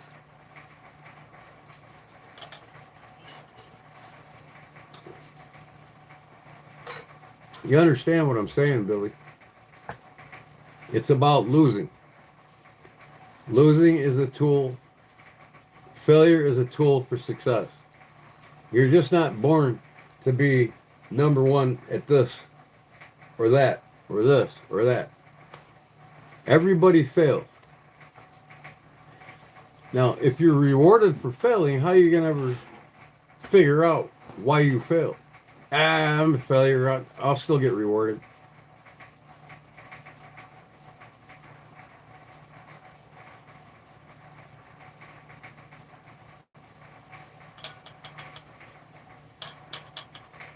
It's not competition. It's not a competition to fail. It's a competition to compete, you know. But in real life, if you don't fail at something, how are you going to learn from it? You just keep failing, right? So then you get to the point where kids grow up, they learn to fail, and they don't know how to succeed from their failures, so they fail most often. They fail at everything. Then they get this comfort zone. Well, I go to work, I get a paycheck. Well, I'm comfortable with that. I'm not going to try something new because I'm afraid of failing. I failed my whole life.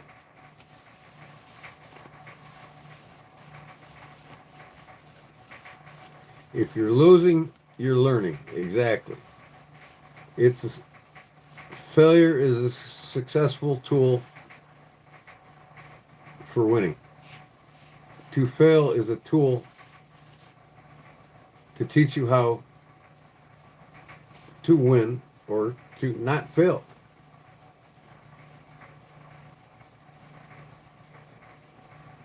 It's me, Mr. Wonderful. What up, Gio? How you doing, bud? I finished my knife tonight. This your first time here tonight? You have to go back and watch my live from the beginning. I show the whole process in the forge, how to, you know, anneal it, temper it, and then heat treat in here in the oven. I got it done. I finally got my bottle opener, knife done. And she can kill. Remember that Forged and Fired? It can kill. Oh yeah. Oh, I went too fast. It's a slicer dicer. Oh, I gotta stroke it. I use it to cut apples. Yeah, it's a slicer, man.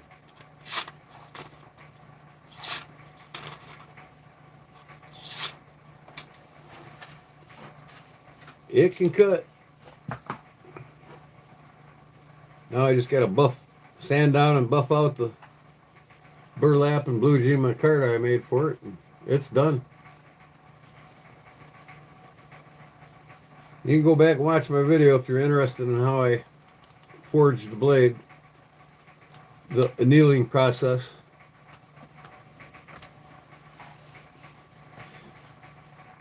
Yeah, I made that micarta. Remember, I got a video on it. I have a live on it where I actually made the micarta in front of everybody. My new jig that I made for it. Oh man. Well, it's 12:30 and I ain't ready for bed. But might as well smoke my cigarettes. Like the Ace Hardware is now carrying different thicknesses of brass, my local Ace, so now I'm able to buy my liner material right here in town. So I'm gonna make me a sway back folding hunter. I mean this big, the big one. I'm going to make me a sway back folding hunter. It's not going to be like this. It's going to be like this. Sway back or like a sway back jack. Blade will be just as long. Can't wait to get it done.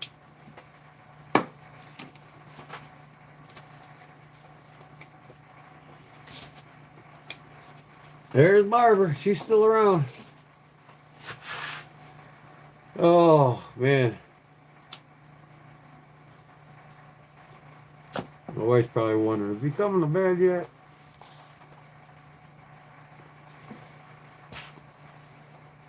Oh, I was working on my song again the other night. I want to get these songs down, man. I want to get them tight so I can play my brother's bar. See if I remember that one part that I forgot.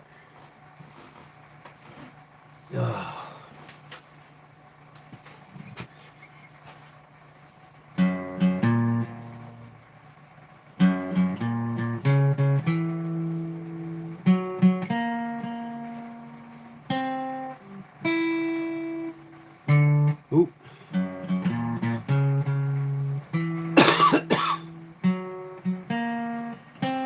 Oop.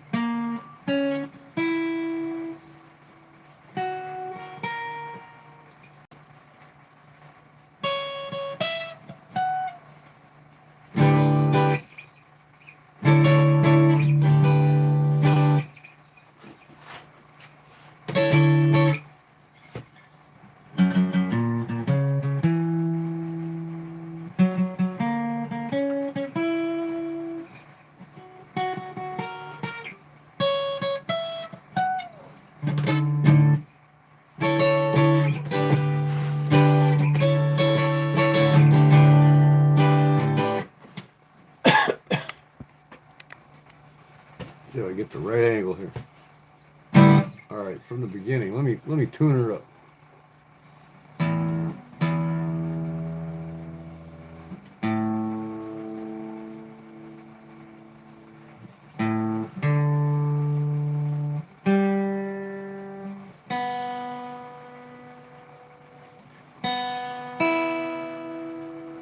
I'm working on this one, and then I'm working on a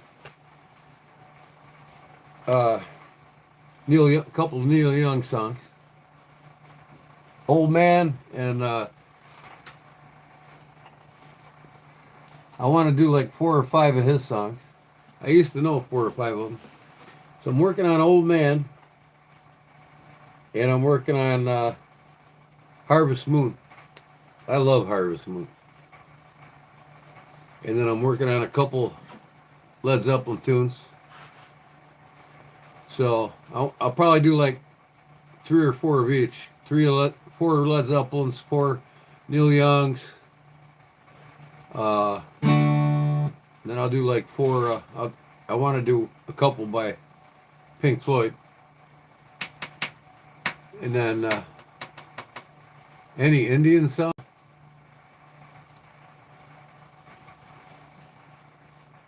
Any Indian song. What do you mean by that? Indian music?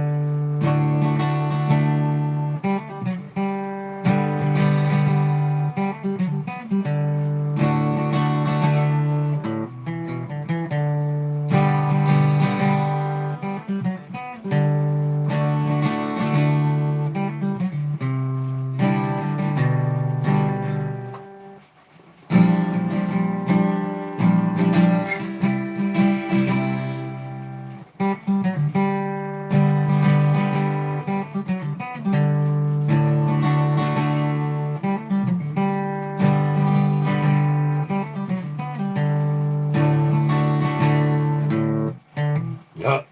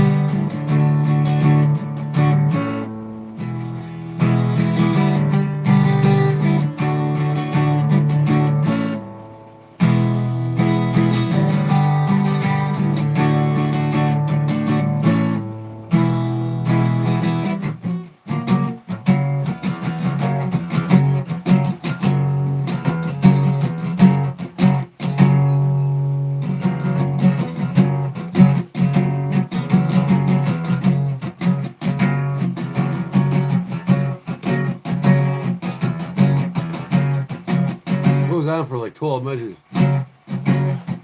Hold on. I gotta get a smoke break here real quick.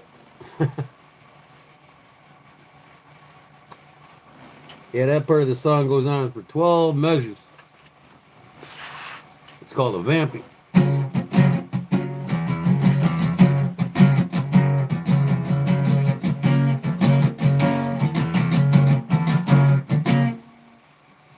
Oh, lost my pick.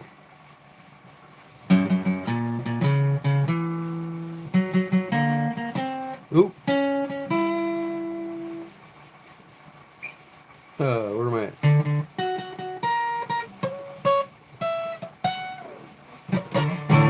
Let me try it again. This is the part that I forgot that I'm trying to get back.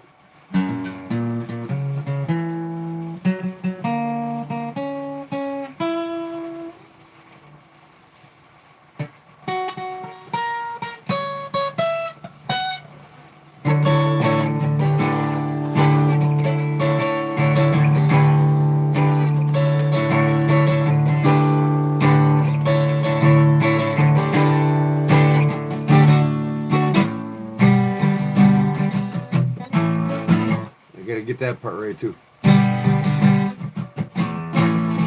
There's that little chuck it in there.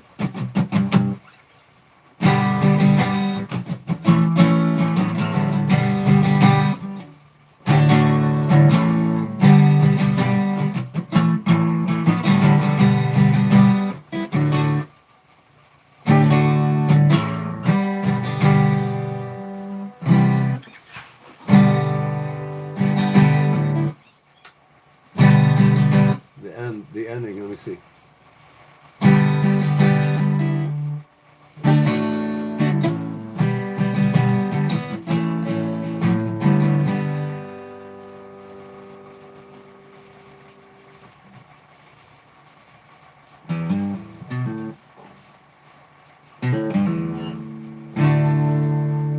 I can't remember exactly. I gotta work on it yet. I'll have it by the next couple days. But it's like two different guitars are doing that at the same time. One goes.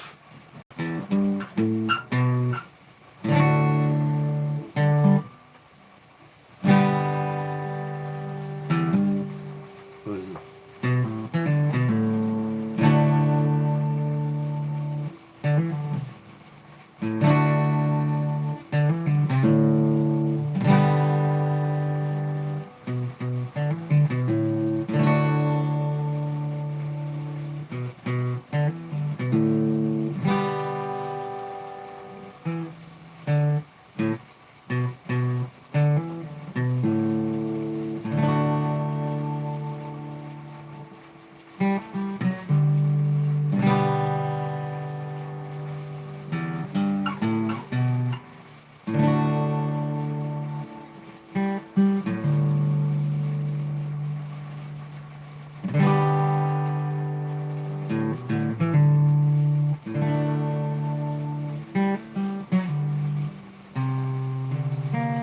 Oop, let me see here.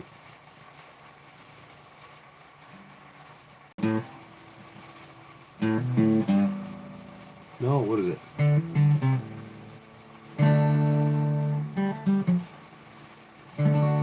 I forgot. I'll get it back.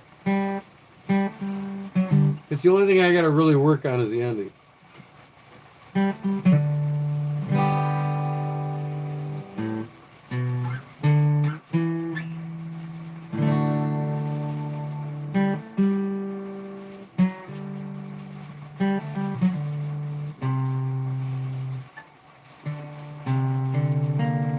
Oh.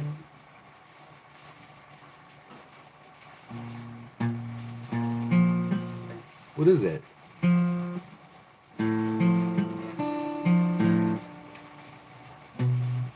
Man.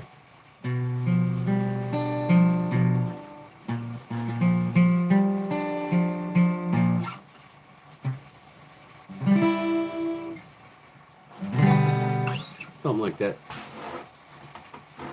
So, I don't know about that. Oh man, I played a couple of Stevie Ray songs back in the day on my Fender Strat, and I forgot them already. I haven't picked up the guitar in a year or better. You forget everything if you don't practice them every, at least 2-3 times a week. but I can get back on it.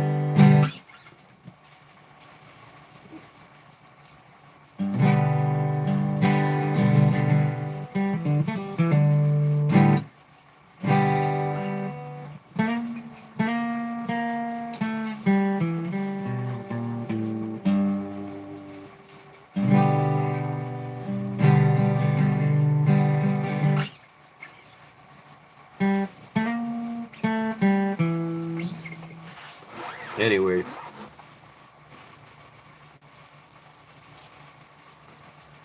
just got to work on that ending of that song, man.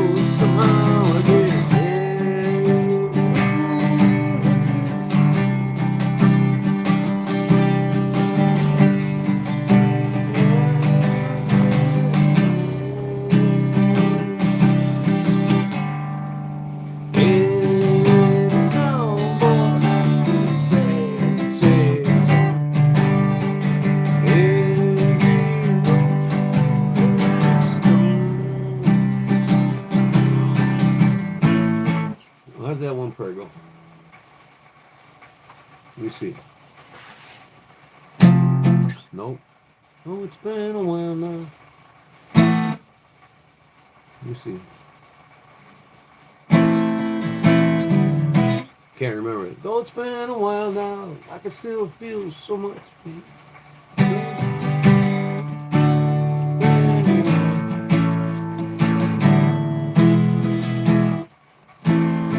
I can't remember it.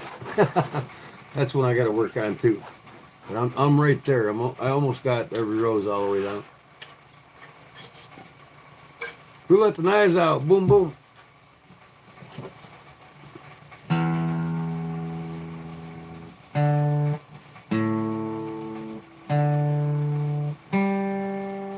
Staying in tune. Yeah.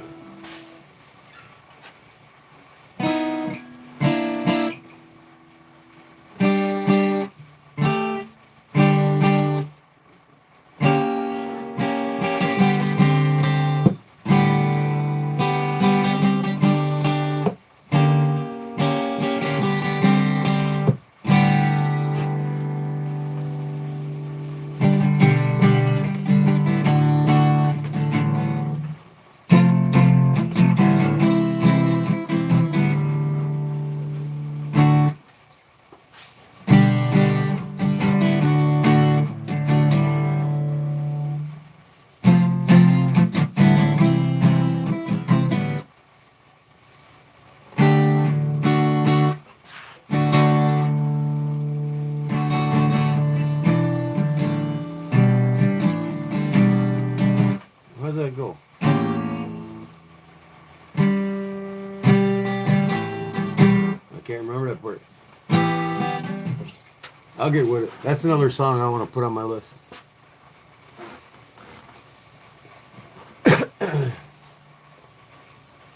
Let me see here. Split my screen. I want to work on it. Y'all get to watch me work on my song.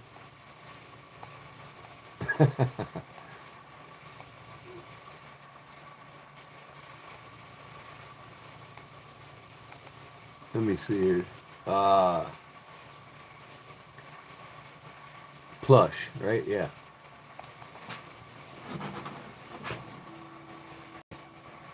You know what? I'm gonna try that Neil Young song. Harvest Moon.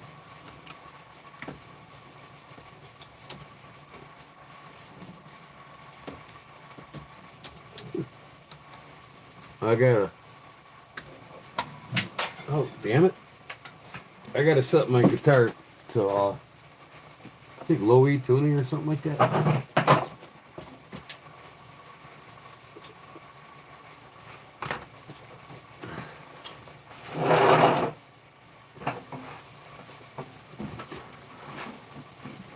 This one will be easy to get into.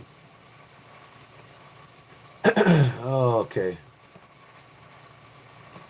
Stranglehold, I used to play that a long time ago too, man. I never got to the solo though.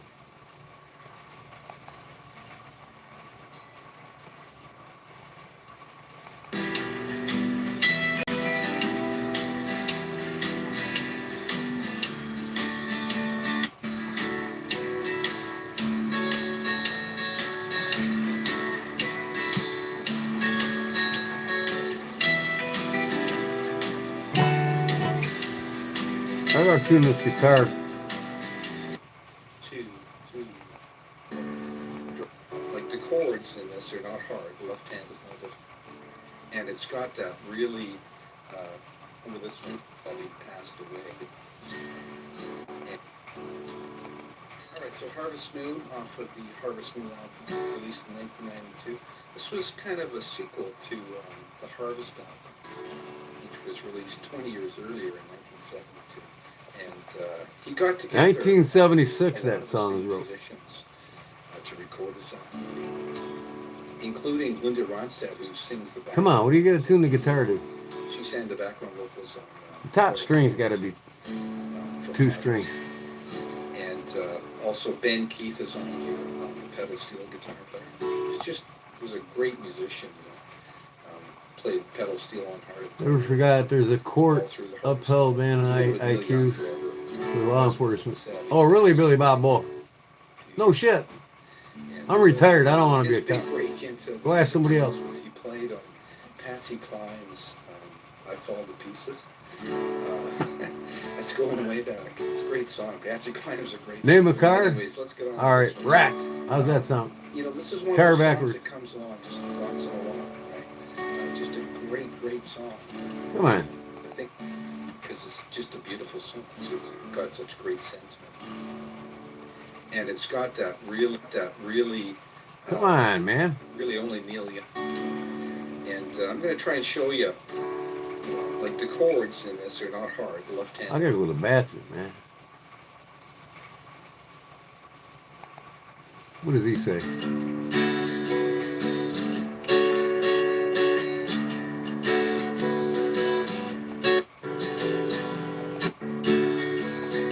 Pretty fun and easy to play. Oh, That's Marty. always good. Also, thank you guys for supporting Marty Music, and if you haven't yet, I'd really Okay, Marty appreciate Music. subscribing here to the Marty Music channel. Tiptoe Click to that the bell notification. left. And then also, I've got a bunch of great guitar learning resources. I gotta go to the bathroom Below. first. Check those out as well. And then I'm gonna practice this song.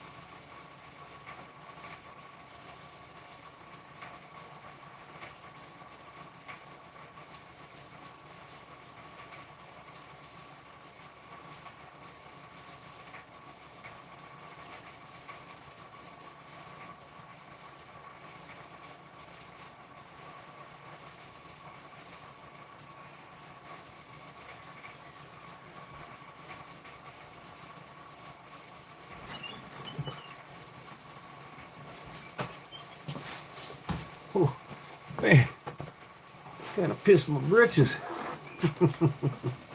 Oh, man. Where are we at here now? Thank you again. And we're going to place the middle finger. And we're going to place the middle finger on. Just drop that top string down to D. D. And we're going to place the middle finger on the 11th fret of the G. Drop D. So you just drop that D top tuning, string that's right. down to D. Top string to D. And we're going to place the middle finger on the 11th fret of the G, index on the 10th of the B. And if you strum that all the strings. All right. I like this other guy better, Marty. Sorry.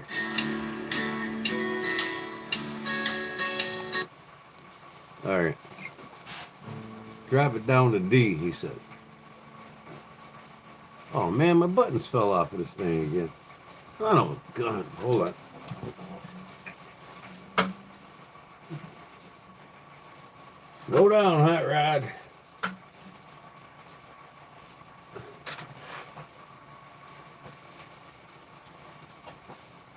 Where are these stupid questions coming from? I mean, really? How stupid are people?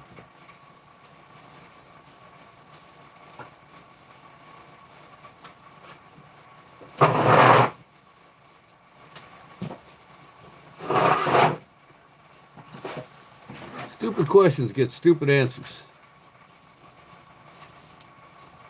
From stupid people. All right.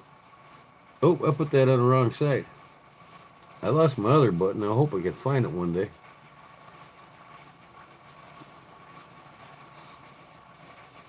But I only need the one side. There we go.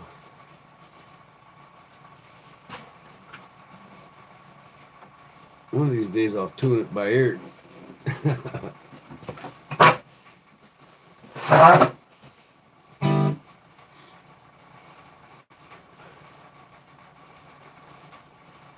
Come on, get in sight. So top one down to D, that's all.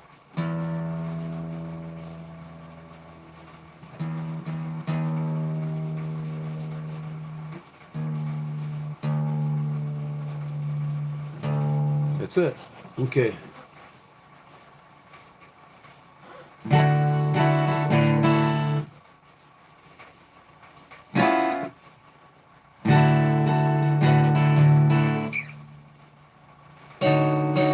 Nope, that's not it. All right.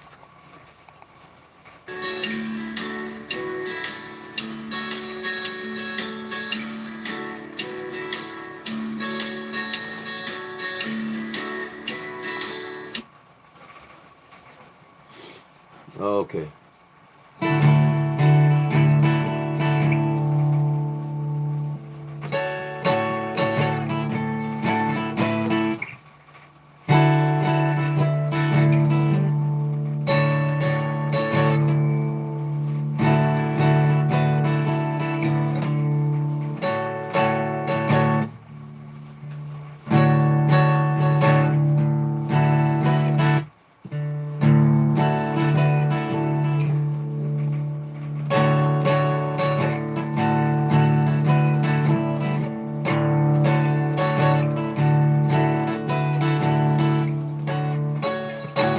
Okay, that's the beginning of it. Oh, no, just messing. Am I in the doghouse? No, you're not in the doghouse. Nope, not even with duct tape and baling wire. What are you talking about? A good many of them are pretty damn stupid. Crowd out here tonight. Yeah, we do. Some real stupid. Stupid is what stupid does. All right, let me move on here.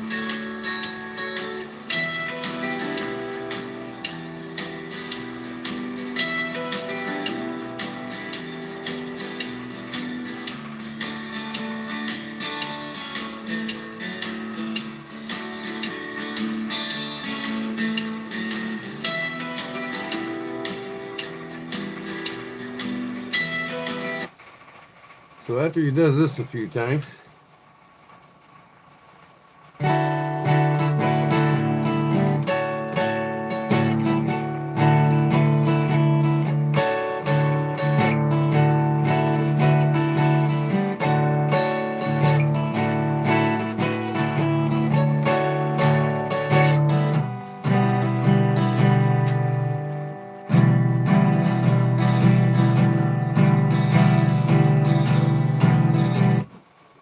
what happens after that?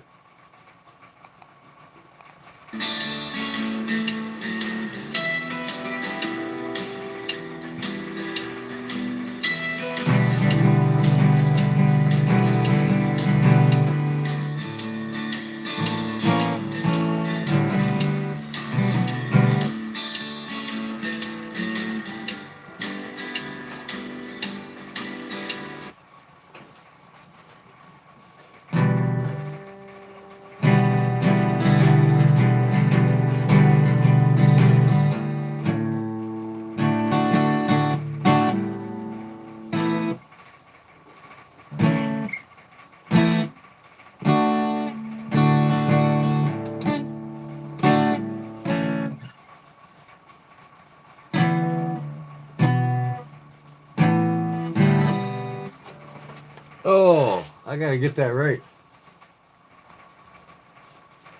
Oh, I used to know this song, man, and I just totally forgot it.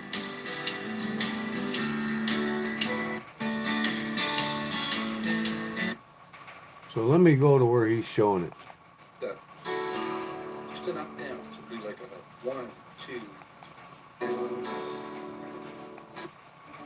Okay, I got that part. What you're gonna do here is just go E2 and A2. Use whatever fingers you want to. So And he's it's going just strumming. A2 and A6.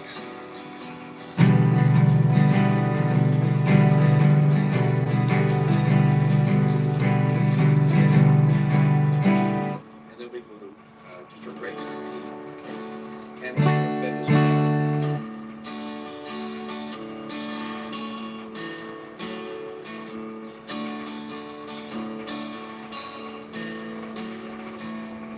Okay, and that's one of those things that looks really easy, but it's really tricky to get this right because you've got to be really accurate with your strumming. So what you think about, like, let's forget about the bar. Let's just put the main kind of lick, which is Show it, damn it.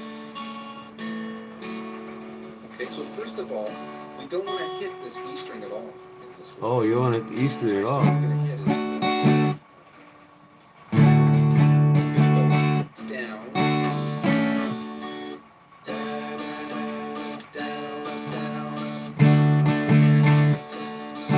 So I'm not hitting the E And then string we're at gonna all. go. Okay, so we're going from that D to that D major 7. Remembering we're not doing that string. And then we're gonna go over one string, get that D string, and play an A chord.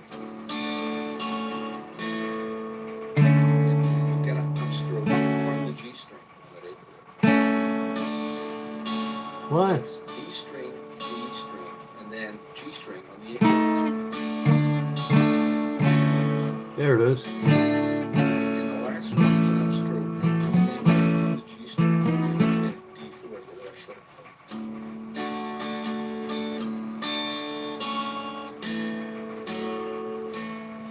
And the last upstroke is Okay, I think I got it.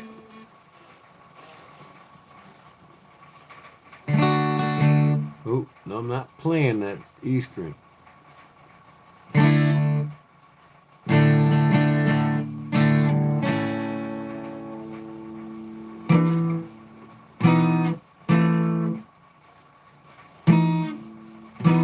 Nope. Oop, I'm not playing the E string.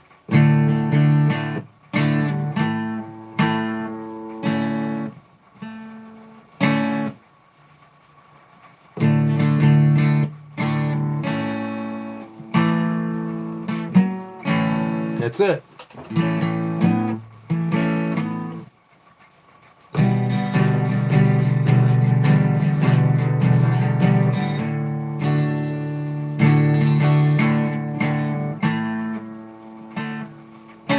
Gotta miss that E string.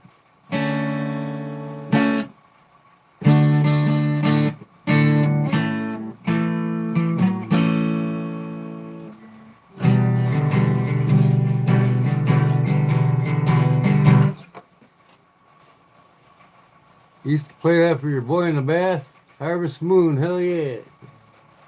Start from the beginning. Come on now.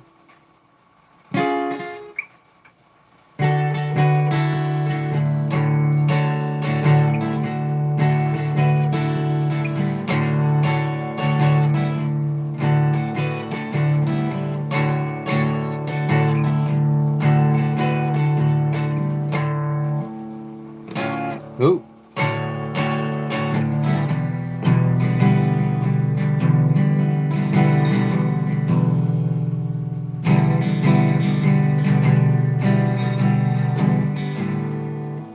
Don't play the E.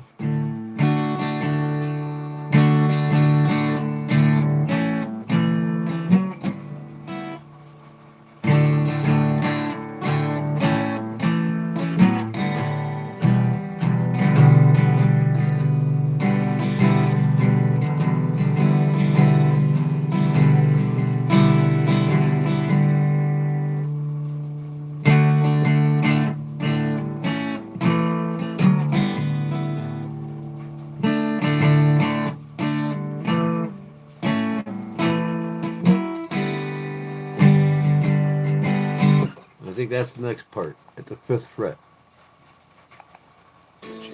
So Play it again, Mr. K. I'm out of pot, man. All right, let me watch this and next then part. you gotta add in the low notes. Then when I get this song done, I'm gonna go back to relearning Old Man. I wanna play Old Man. Look at my life, a lot like you would. Old man, take a look at my life. I'm a lot like That might be a little you. bit tricky for people to get. Because Need it's someone the to low part very carry subtle. the whole night. Ain't that the shit though, man? There's like 5 or 6 Neil Young songs that are just so awesome. There must play out songs. And then we're back to this minor 7.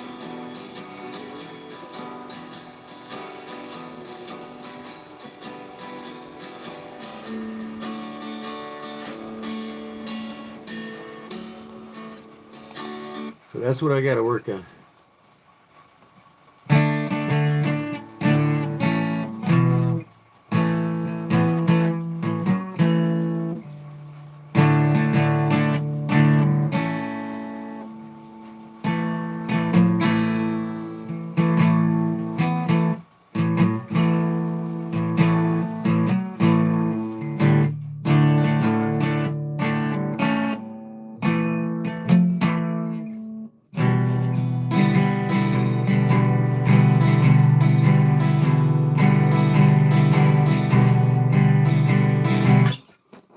Yeah, that's one I gotta work on, definitely.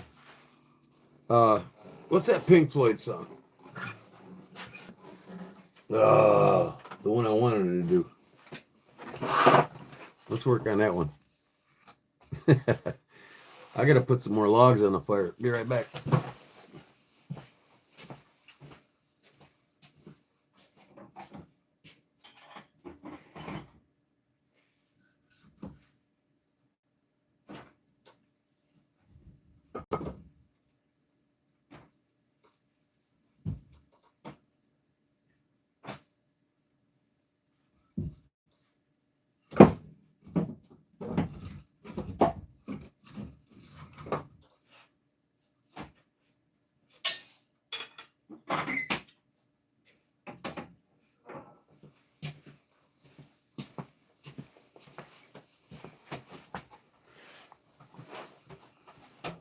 Kids don't have a clue today. No, they sure don't.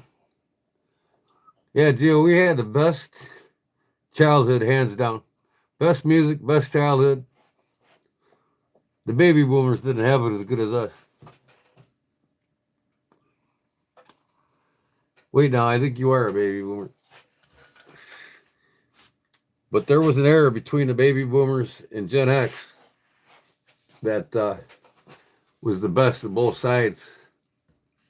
I mean, I grew up listening and loving Elvis Presley, and that's 50, 60. But, it carried through the 70s, man. And I listened to the Elvis Presley and the Beatles all the time. I had all the 8 tracks for the Beatles at one time. 8 tracks. I had every one of them. We all live in a yellow submarine, a yellow submarine, a yellow submarine. We all lived in a yellow submarine, a yellow submarine. Take the shore to the ocean. I can't remember the words.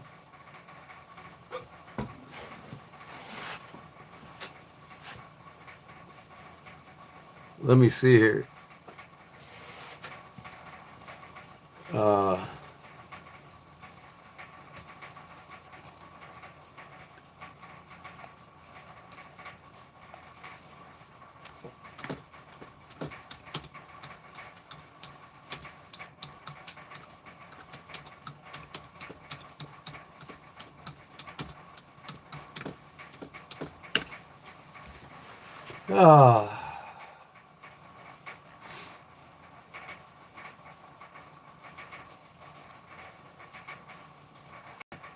That's what I wanted to do on the acoustic is Wish You Were Here.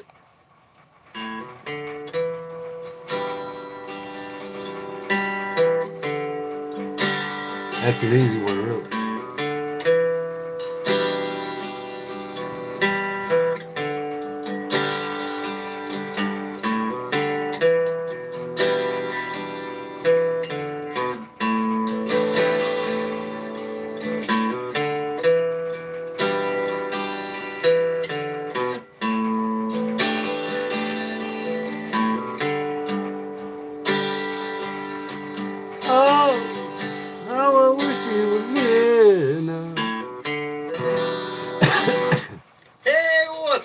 Marty. Here.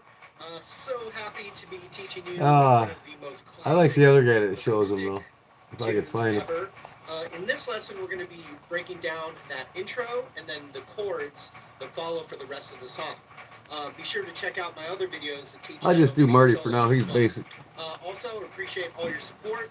I gotta bring this E string back up and leave comments about other lessons you want to learn and anything else. And anyway, enough of that. Let's zoom in and start breaking this one down right now. But that's going to be the 3 I'm going to start to get down first. What's going to happen is we're playing an E minor, a G chord, Harvest Moon, kind of called an A, well it is, and A7 sus4, which sounds that Zeppelin song. What we want to do for this whole intro is we're going to have our pinky on and the then third fret of the high E. Wish You Were Here. These 3 songs I want to get down. Over the Hills. High on the Edge, you okay? For, on the Edge. Good evening, brother from Wyoming. So check it out. If I have a G chord, the middle finger's on the third. Ended up in hospital bed tonight. Nothing too serious. I hope run across your channel. Been listening to you. Well, thanks, On the Edge. I've seen you here several times before, man. What part of Wyoming? I got family in Douglas. In fact, my aunt is famous in Wyoming. She's a co-founder of the Jackalope in Douglas, Wyoming. That's where the Jackalope originated at. My dad's sister, she was one of the founders of it. Her and another fellow. In fact, my aunt was on the Johnny Carson show for it in '76.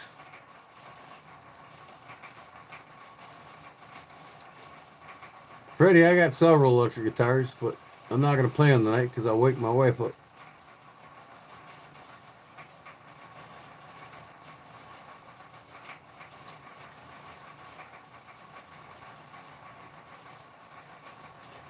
I am in Cheyenne, 5th generation, but I had family in Douglas at one time. Awesome. They got some kind of wildlife exhibit there in Cheyenne. I think it's off at 27 or 25. 25 is it? Anyways, my aunt's work is on display there in Cheyenne.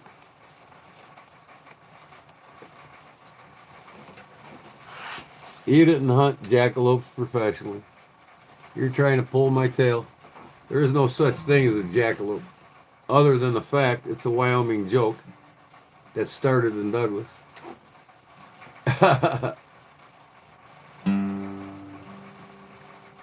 North Dakota here. Oh, good old state of North Dakota. I've been there many, many times. Well, I do all the time when I go to Wyoming because I like the northern drive more than through Nebraska. I can't stand driving through Nebraska. First, like 800 and some miles, it's all fields, man, and it just sucks. No, you didn't, Gio. Quit trying to pull my leg.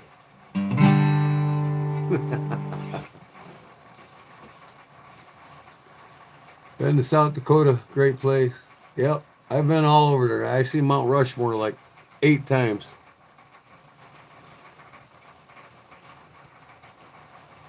Sioux Trails, Sioux Falls. That's beautiful. I got a lot of pictures of Sioux Falls at night when they got the lights on the streets. Free Bird. What song you want to hear tonight? Free Bird. No, I'm practicing songs. The 3 that I want to get down. And if you just mute the A string with your middle finger, you get kind of a cleaner G chord. It's called a G5. G5. Either way you play G, that's all good. So you have the G chord, and then we have the E minor chord, holding that down. What?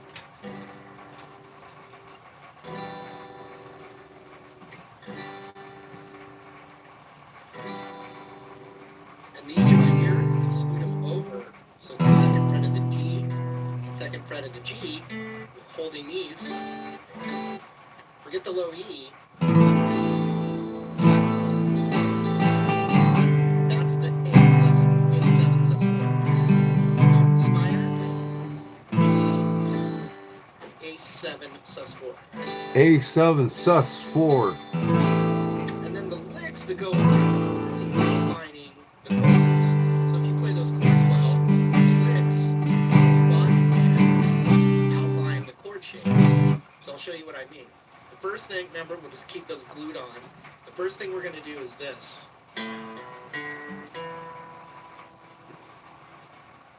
And what happens Oh, is, God. this looks like that E minor chord. People We're gonna talk hit the politics. A, and then we're going to hammer onto the second fret. Don't understand on how corrupt the system is by the banks. They think one's going to save the other.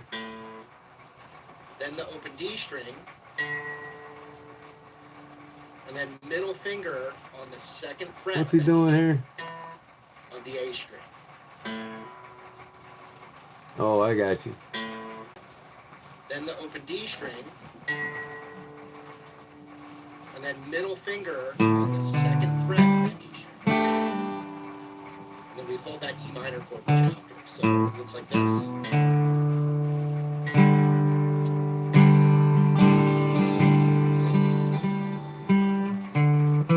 And then we strum the chord. And he varies the rhythm, but whenever he does, the pulse is pretty much down. You're starting to like me? down. Yeah, the banks own Washington. The banks own Wall Street. They decide who wins and loses. Just The banks own everything in this country. They're robbing the wealth of the American people blind because they loan money to the government like it's candy. Causing monetary inflation makes everything go through the and you roof. could even syncopate it more. There is no hope in Washington until you get the money out of Washington. Okay, so let's go over that lick again.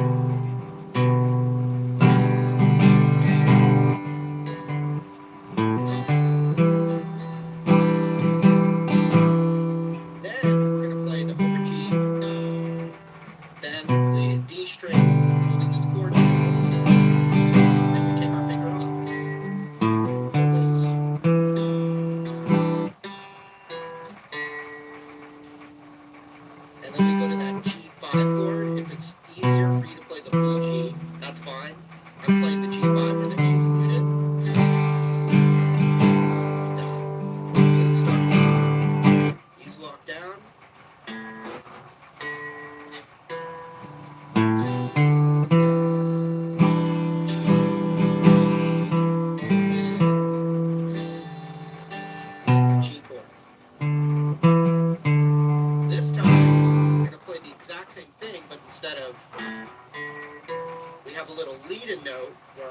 already is on that G. So the third fret of the low E.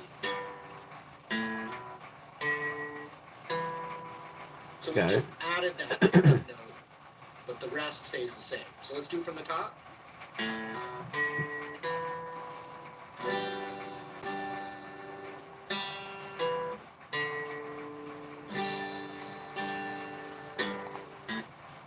Okay, here we go.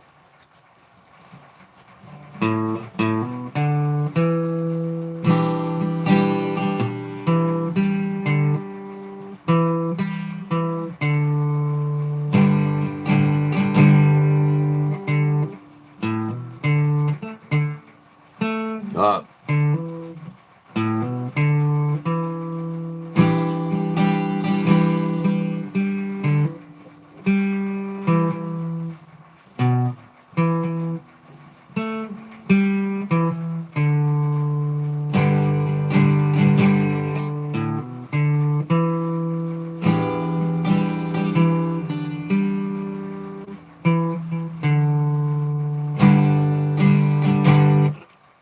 Getting there.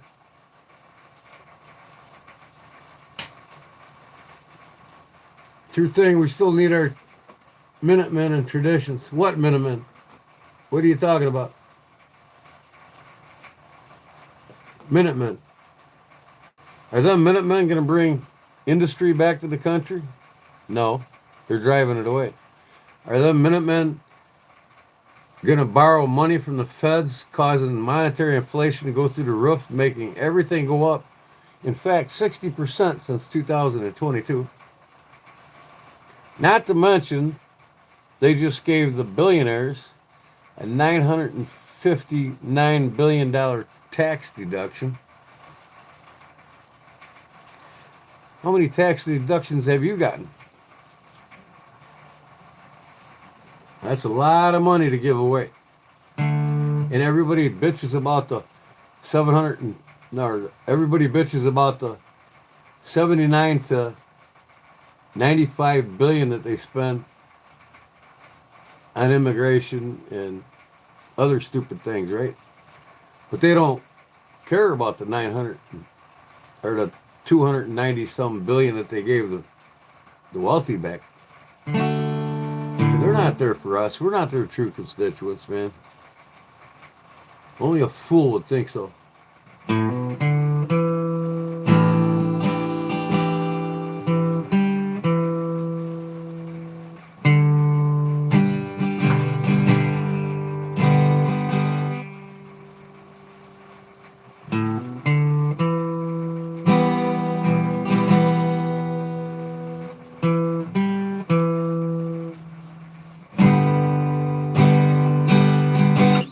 Okay, I got that first part. The wrong term. Minutemen, a civilian in arms. Well, yeah, but how long are them civilian in arms gonna just take it in the ass by the super wealthy, meaning the banks? See, we got a GDP of negative 2.9%. We don't make nothing. Government ain't making no money. They make you think they are. Because we only manufacture about less than 10% of what we use. That's it. Less than 10%. 80 to 90% comes from services in global international markets. So basically the companies that are global and international have set up in America to do business with the American people. And the ones that profit off of it are the corporations, the banks, not us. We don't make nothing. We make less than 10% of what we use. Sweet dreams, who's going to bed? Well, 97 Essence, I guess that's pretty much sums it up. Sweet dreams. Patriots, dude. What's patriots? Really? If we got patriots in this country, are they making a difference? And nothing's going to change because Washington's bloated and it's unsustainable. They cannot function as big as they are by making money. They don't do it. They don't make any. So they got to borrow from the Federal Reserve, which is owned by the IMF, the International Monetary Fund, which is a cartel of international beggars that loan all the money Washington needs that creates this monetary inflation. And that's worse than taxes on our labor, on our personal possessions, and everything. That's what is the biggest driving factor of inflation. There's four types of inflation. Monetary inflation being the number one. So we're now almost 36 trillion in debt. That's why everything's went through the roof in the last 3-4 years.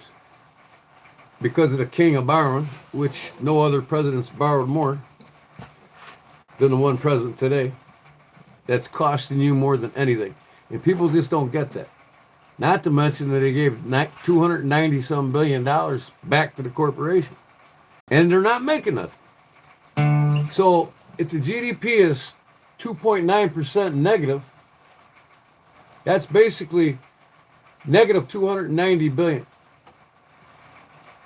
Well, the money that the government's borrowed from the Federal Reserve to keep afloat, because remember it shut down, they had to borrow again. And they borrowed 2 more times under his first term.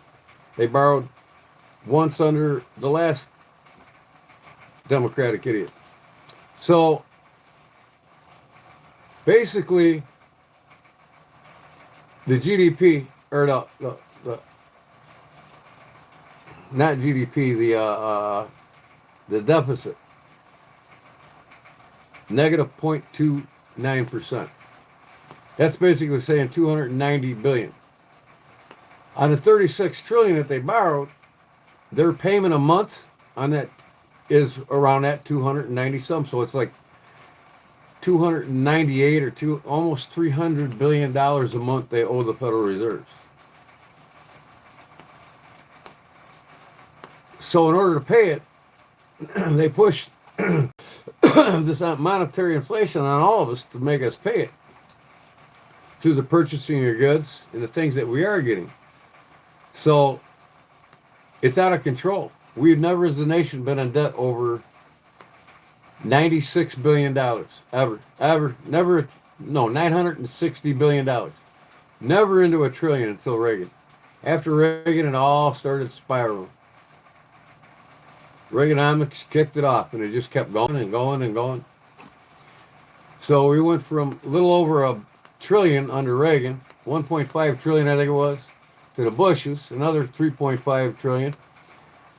Clinton leveled it out, and then here comes Bush Jr. He borrowed some $7.5 trillion. Obama, 19 trillion, but then he brought it down to 12 trillion in 8 years before he got out. And then Trump lifted the cap ceiling twice and borrowed 9 trillion.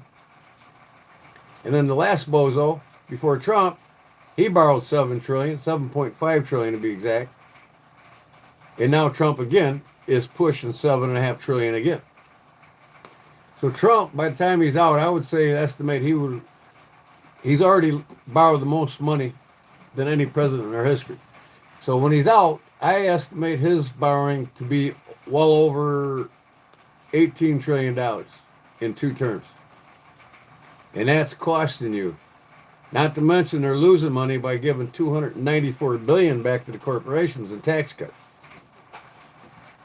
See? And now this import tax bill is forcing, like Chevy and Ford, they're back into Canada and Mexico again.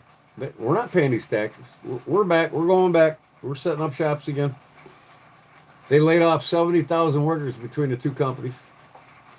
So it's just costing us dearly, man. Borrowing money without being able to pay it back is hitting you hard.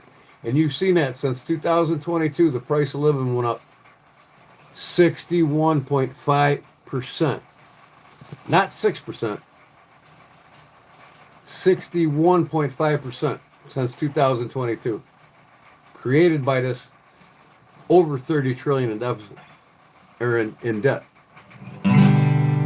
So, pay up, suckers.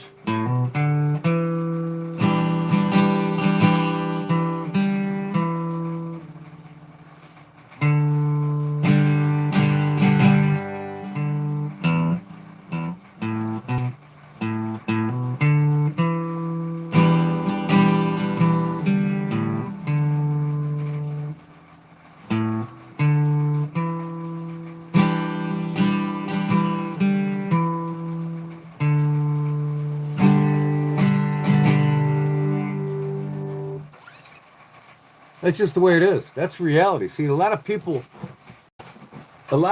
don't understand reality. See, I went to college for this shit. I know economics inside out. I know how the system works. I know how Washington's funded. You know, I got an uncle, a great uncle that was a 42-year, 14-term state representative.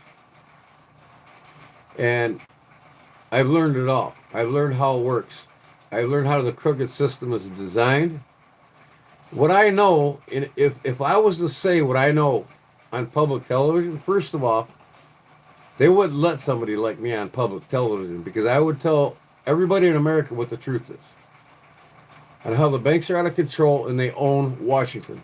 They own all the important corporations. They own all the important land. They got it to where you're renting your land through tax. And they're causing inflation to go through the roof. The banks are, by loaning to Washington. So when Americans wake up, see, Ron Paul was right. And John F. Kennedy was the last true president that we had to try to stop the banks, the Federal Reserve. Well, they took them out. And then recently, before Trump, Ron Paul was running, Republican. It's time to end the feds. Remember that? Time to end the feds. Because he was essentially telling all the American people the problem in this country is the Federal Reserve. And it is. They're no more federal than Federal Express. They're non-existently owned by the government. They answer to nobody. Google answers to nobody. You know, because the banks hold the biggest shares and the biggest corporate monies that Google has and owns.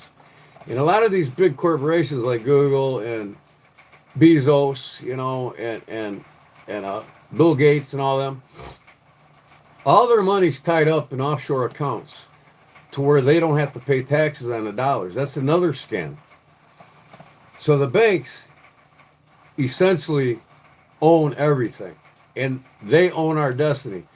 They are now destroying the wealth of your grandchildren. Your grandchildren are going to be damaged for the next 2 to 3 generations, or 2 to 3 decades from what they've done in debt now.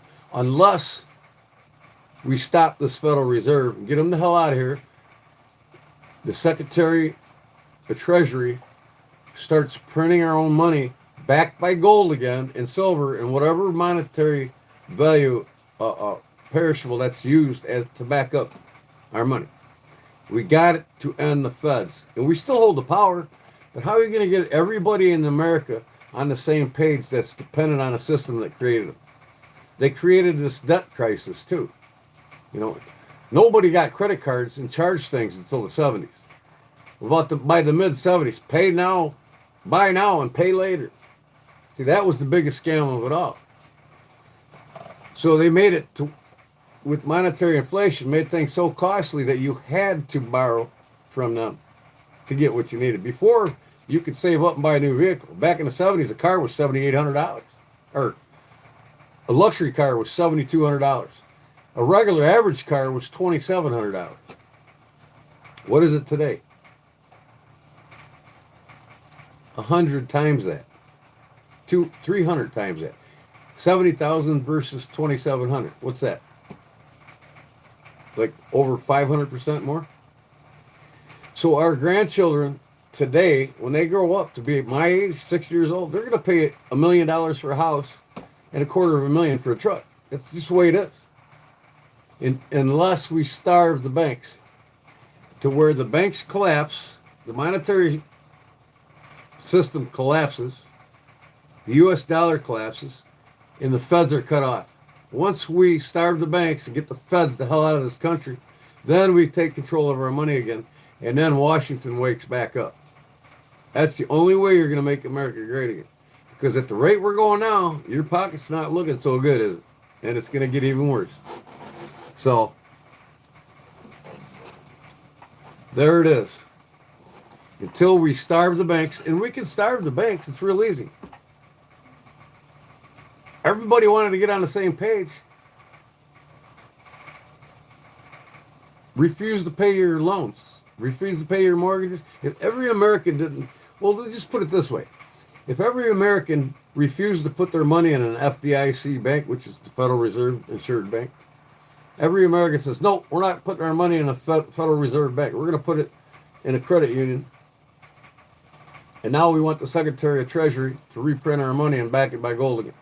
So if we force gold to be the gold standard again, and we take all our money out and don't borrow nothing anymore from the Federal Reserve, they're done. They'll collapse in 2 weeks. That's a statement right there. That's the way we start making this country great. Until we do that, it's not going to happen, man. But getting a bunch of people that's been brainwashed by a system that created them, which is a majority of the people, that still believes the two-party system works for them, it's not going to happen.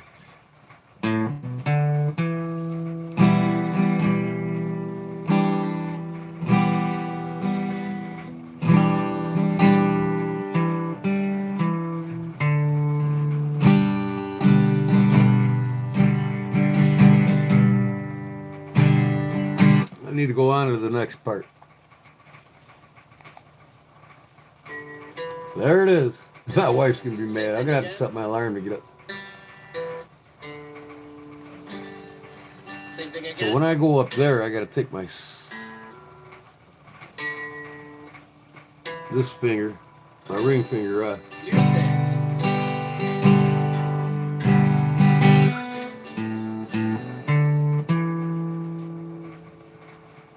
So, third fret low E. Hammer on the second. Open D. Second fret D. E minor strum. That's it. Check it out. This is a Fender. Holding that E minor down, we're going to play the D string, then take our finger off and play that string again. Then we'll do the same thing on the A string. Once with our finger down, then once with it off. And then we go to that A7 sus4, and he definitely goes da da da. The red with the white strum, yeah, it's pearl. Does a faster strum. Da da da da da. It's But all even pearl, as long as you're pearl swinging inlaid, that 1, pearl 2, pick guard. 3, 4. You can And then I feel made those this here. downbeats. I got a guitar pick cutter, so I cut leather in the From the guitar top, picks nice and to slow. hang on my neck.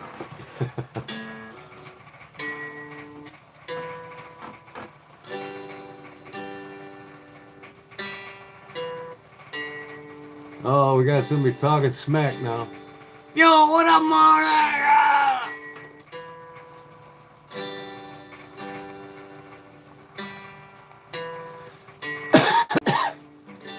You're gone. Never see you again.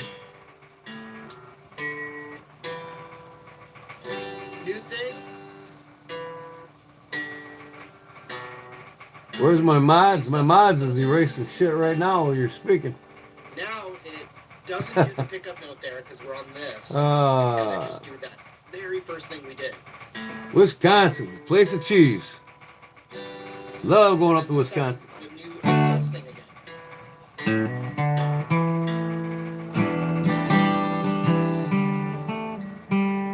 Then hammer on the A, second fret,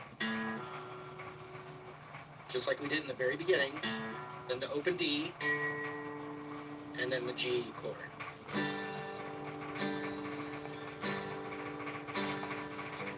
Then it repeats the whole thing again, and that's when the solo comes in, which will be in the. Anybody else? So let's take the whole thing from the top.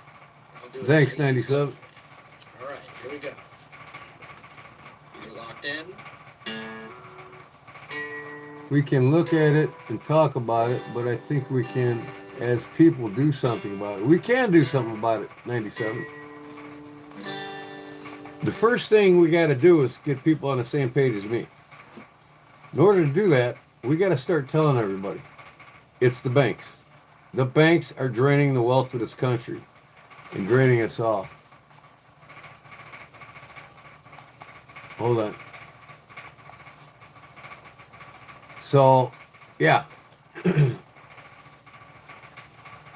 We got to stop the banks. We got to starve them. Everybody's got to acknowledge that the banks own and run Washington, not some bureaucratic politician, because that's all they are, bureaucratic politicians.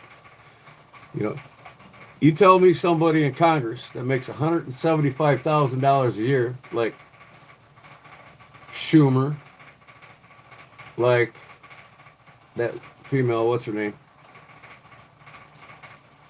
And Dick, that one dumbass that just died. They make $175,000 a year, but in 20, 30 years of being in Washington, they're worth all of a sudden $230 million, right? Where are these fucking people coming from, man?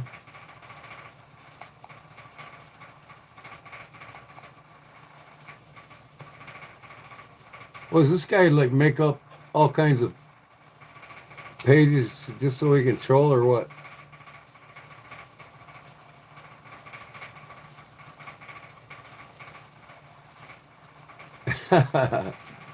So, starve the banks, people. We'll get our country back. Here we go again. We get one idiot after the other coming in here putting these letters up. Wow. I got all night. I'll stop you. It'll stop after a while. India and Kenya, is that where they're coming from? You think if you had a bad day, listen to Indian Christmas music.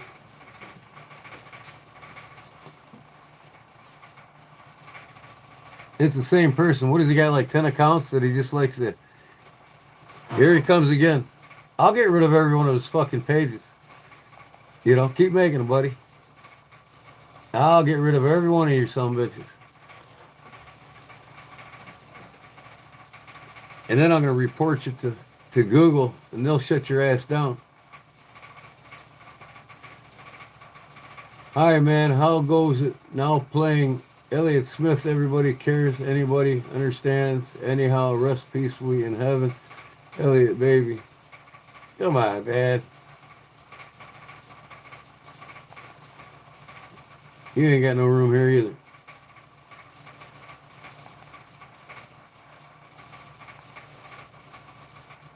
I stopped that idiot. Come on, bring it on, man. I can do this all night long. Before you know it, all your accounts are going to be deleted from my page. And then I'm going to report you.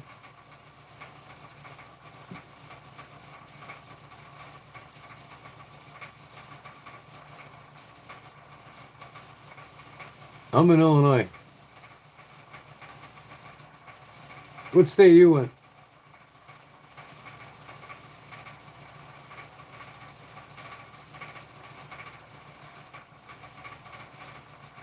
Oh yeah, that's right, Wisconsin. Oh yeah, I look forward to going up there to get the cheese curds, man.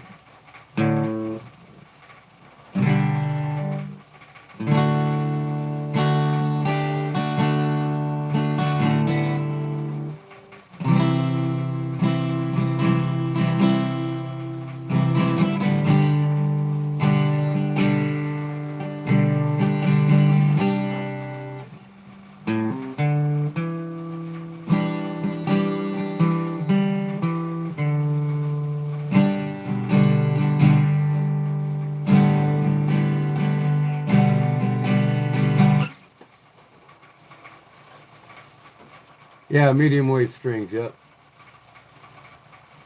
Diodarios, that's what I play with. No, wait, I got Diodarios in here and GHS on my my electrics.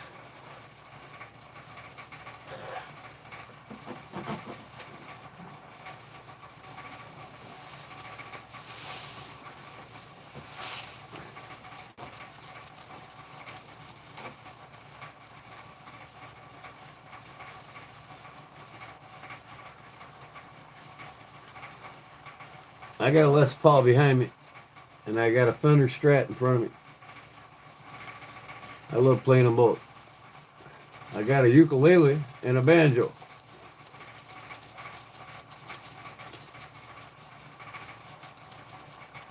Let's see. Well, I got the custom Fender Strat that I built in a guitar case, and I'm not going to get it out. It's right behind me. Everybody else has seen it already. But oh God, this thing's filthy.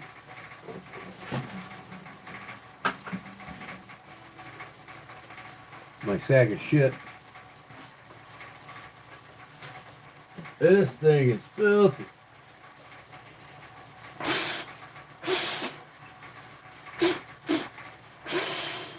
But this is a Les Paul Epiphone Studio. Here. And I tell you what, Epiphones, this is good as sounding. The way I got the pickups on this custom Hetfield pickups on here, it's bad to the bone, man. I got active James Hetfield pickups on it, and it screams. Go ahead, play my Metallica. But I got it set up just like him. Man, I haven't played it in a long, well, I do a lot of work in my shop, so I get dust on it regularly. My buddy passed away. I got a sticker on here. And then my cousin's an artist in Europe, over in France, that's his. And this is like James Hetfield on his guitar. But I got custom Hetfield EMGs on it.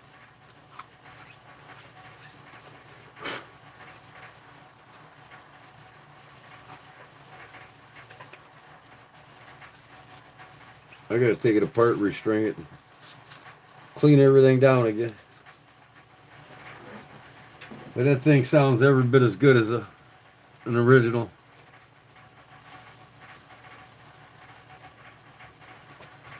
Les Paul.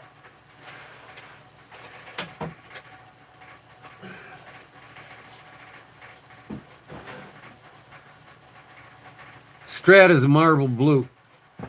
If you go on my links in my, description, click on my my links. You'll see my guitar after I built it in there.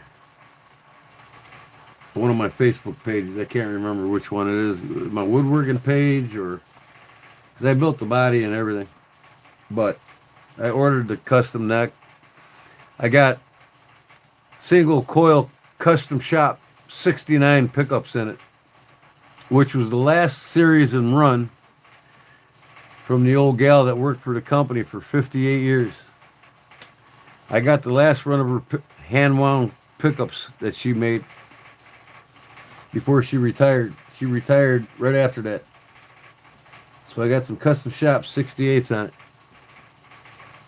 Maple neck, yeah.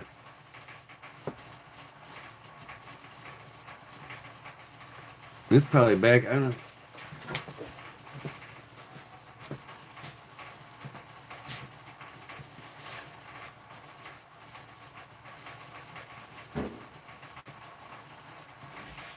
Oh, I got it set in the corner over there. Let me see.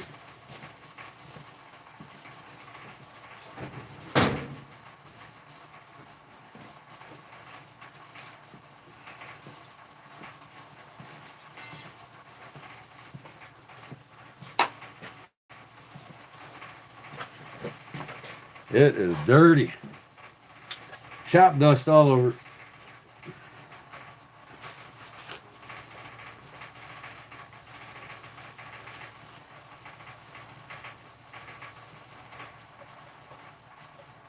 I'll clean it up a little bit before I show it to you.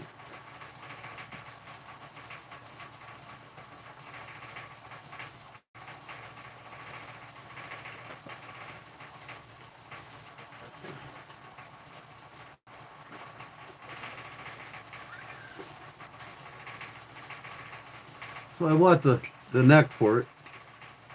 I bought all the parts for it individually. here it is here. Now,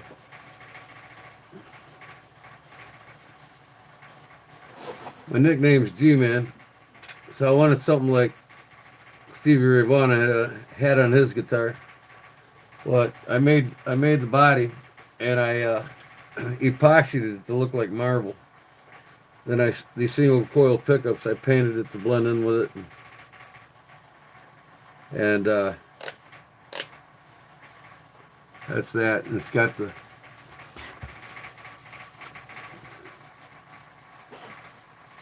dirty as shit. Where in the hell is my blower?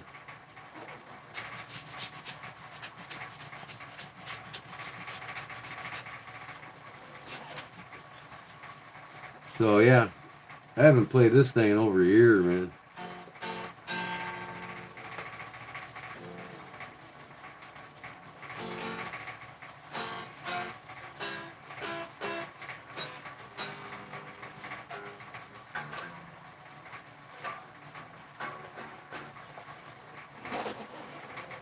So that's it. That's my guitar I built. I built this thing about 12 years ago. You can see the custom plate on the back here. Number 1. Limited edition. With the naked girl on it. Here's just a plate that I ordered to put on the back.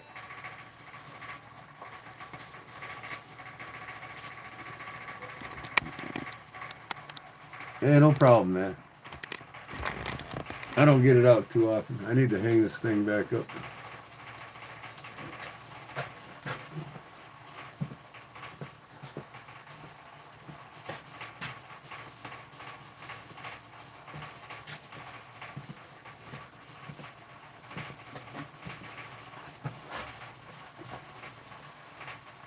Then I don't play out or anything.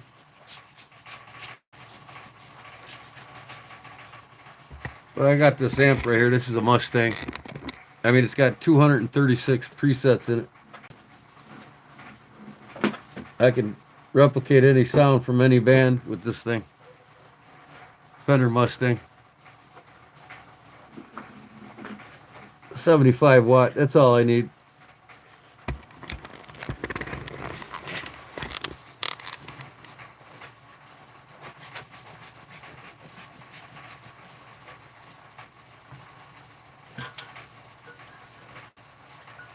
I had a soda pop, man.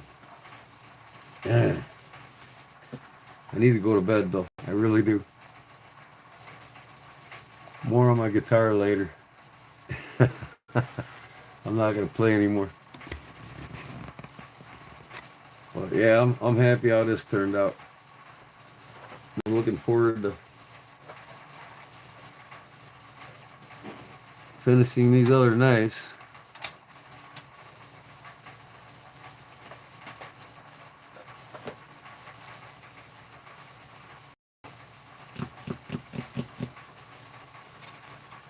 These will get sanded down tomorrow. This came out of the heat treating oven not too long ago. Where's the other one? Let's see. 2, 3, 4. Oh. I did finish this one up tonight. My bottle opener knife. That's my design.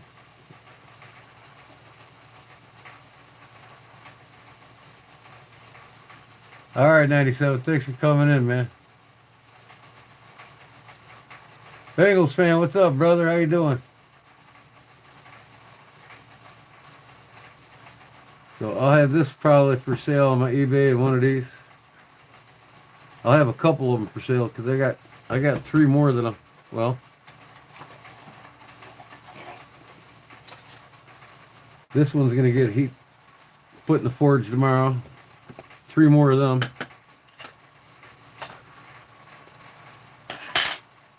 Yep. So I'm gonna have some knives finally on my eBay store.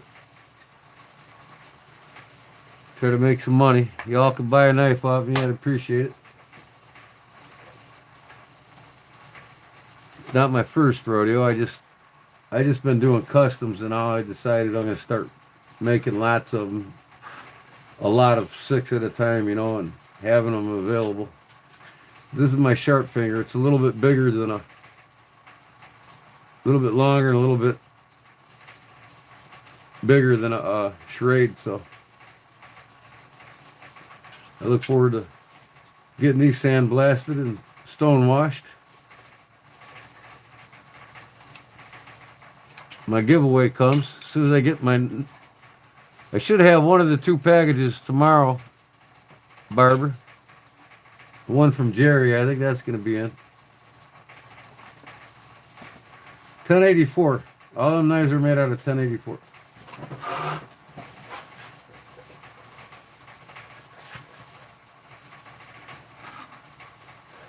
I could take the clamps off of this damn thing. There, can't even tell it was cracked. I don't know what I was thinking, man. Trying to pound that on there. But this just come out of the forge too, or heat treating oven. This is my replica Old Hickory butcher style knife. I always wanted to make myself a butcher knife.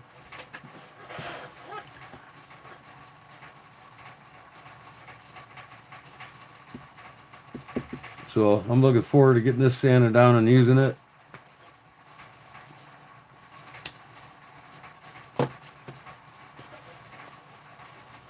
Use it when I process my deer with it. Yeah, sharp fingers are nice.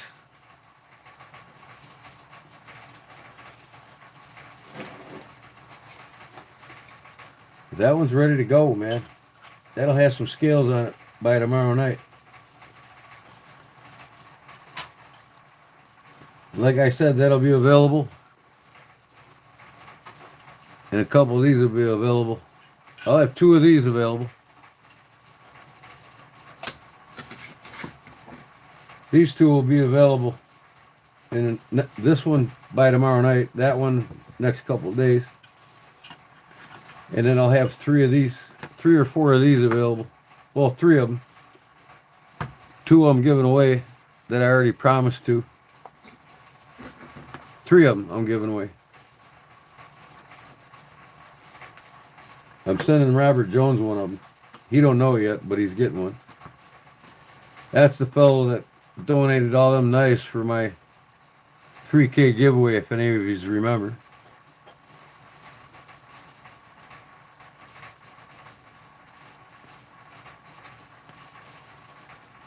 It depends on what materials you go with handles. You know, typically I like to get $250 for a custom knife. I mean, that's about my standard, except for this one here. These are going to start out at $125 skeletal, and then they go up depending on the handles. But these are interchangeable, just like this. You're going to be able to put your own.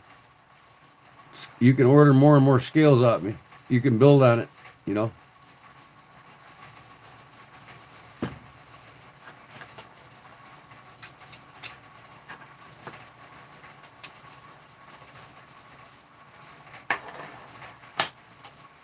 I'm not doing it really for the big money, because there's guys that make custom knives and they won't charge any less than $275.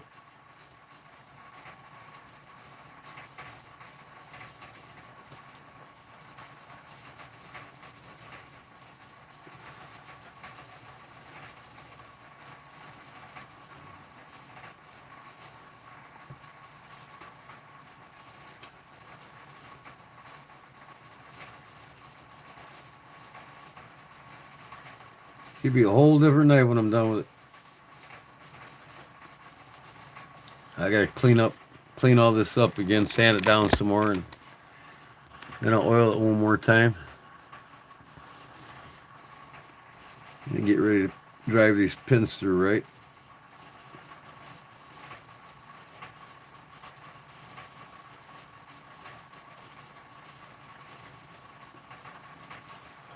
That thing will be done tomorrow.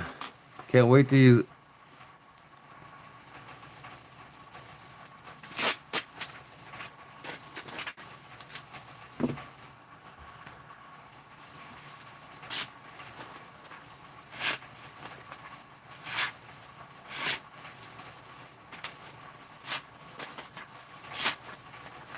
It turned out nice. Come on, man. Sometimes going fast is better.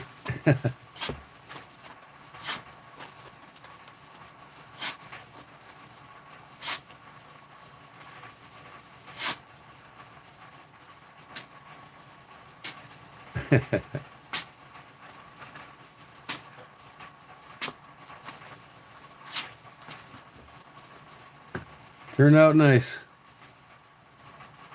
That thing is super slicey, man. Yeah, well, that's what you call psoriasis, pal. You gotta learn about it before you judge people.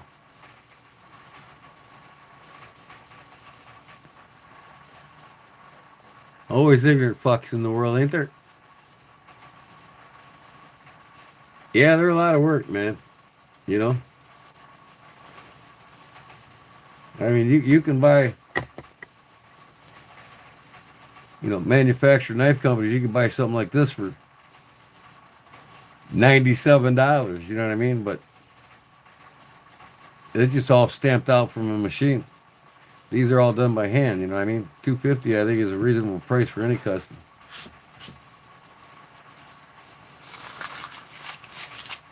Like I said, I don't do it to get rich. I'm retired, I got a pension.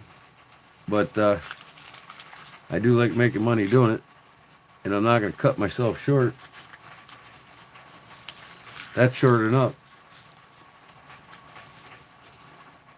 No, I know you weren't judging.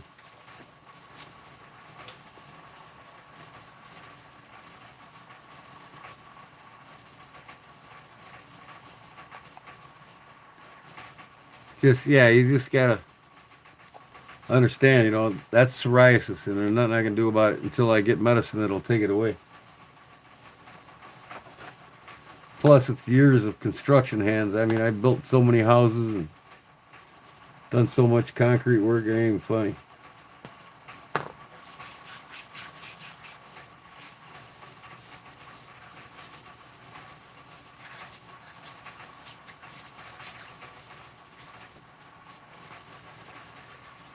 That's good, tragedy. I don't didn't mean to come off wrong, just, I never heard the word Halloween hands before. I mean, that's something new to me. These hands might look rough, but they got some talent in them. They've done lots of things.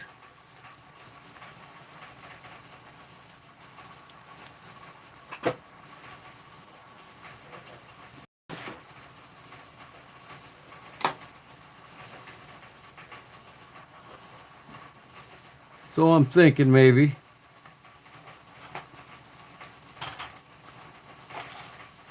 I'm going to go with the black burlap for my first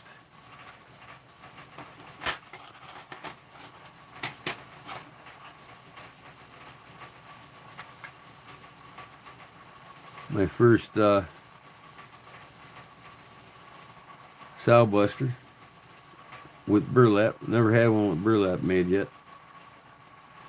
I've got the brown burlap. I've got the brown burlap and the black.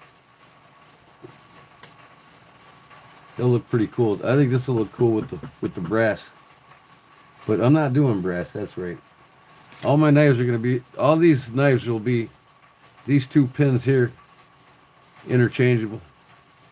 So you can buy different scales for them from me.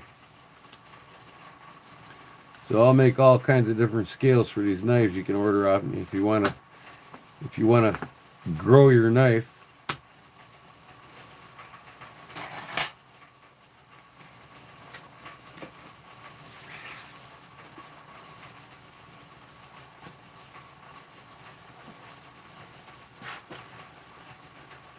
So, with that said, guys, I think I'm gonna hit the sack. I gotta get up at 7 o'clock, man. Wife's gotta take the Anna, and she don't want to drive my truck in the snow. She's afraid of black ice, or whatever you call it.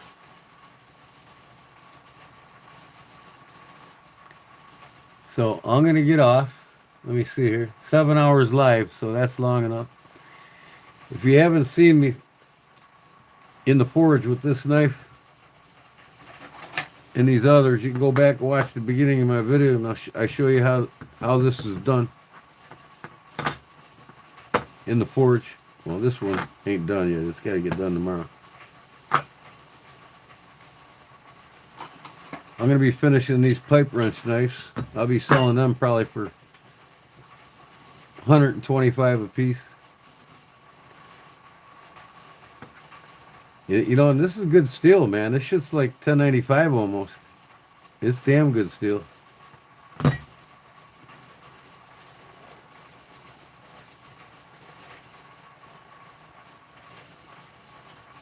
Thanks, Tragedy. I appreciate it.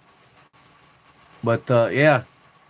So, the link is in my description for my eBay store. If you want to keep an eye out, want to purchase a knife soon one day,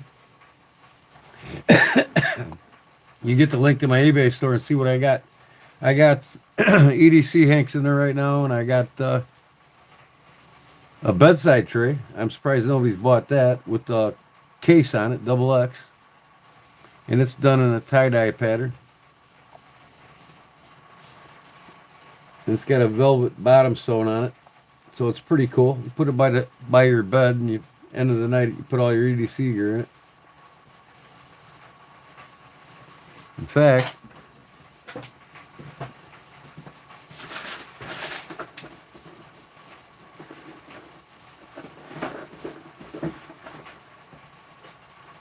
it's right here, waiting to be sold.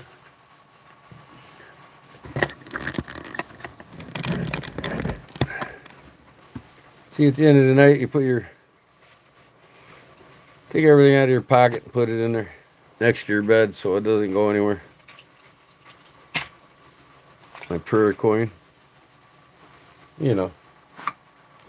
Take your watch off, all your jewelry. This is for sale right now on my eBay store. Somebody wants to get it. Put your Seiko 5 sport watch in there, whatever you got.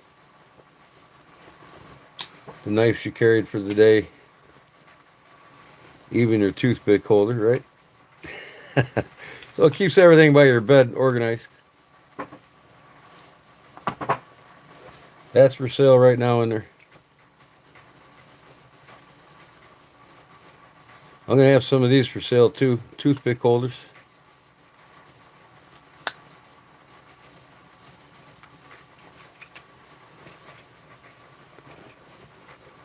This wallet I made out of crocodile.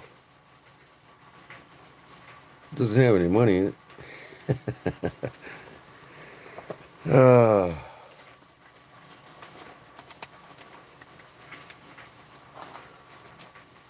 I think I got it listed for like 65 bucks.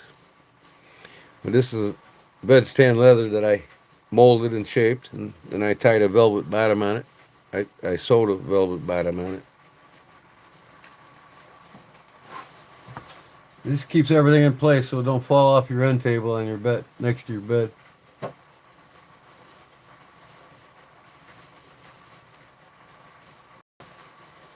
Well, no, not in the greaser days. A lot of older gentlemen like me still use toothpicks. We get done eating, we like to use them.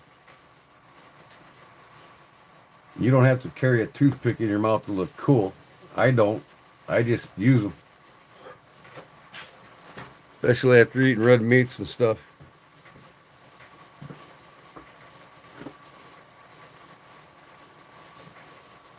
I've got some case knives for sale in there, and some other fixed blade knives for sale.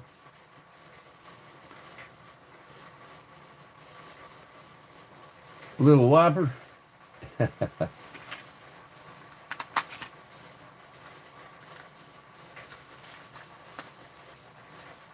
hell is this? Okay.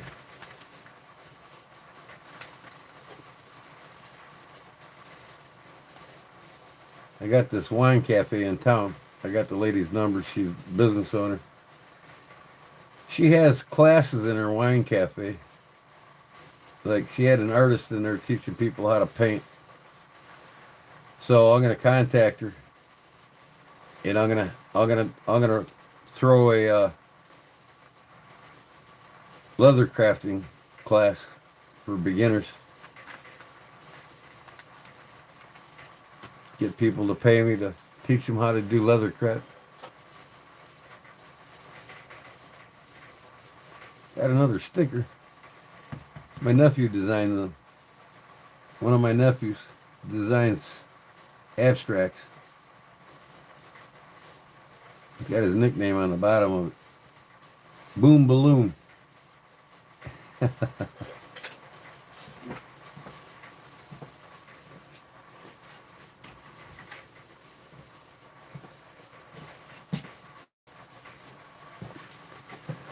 But tomorrow night, Wednesday night, I'm going to be making one of them and giving it away. A Swedish butter knife.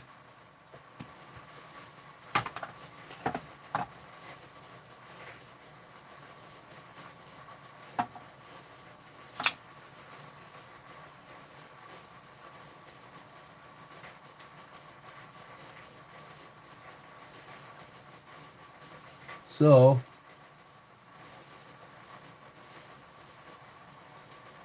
that said, I'm going to put this sticker on and call it the night.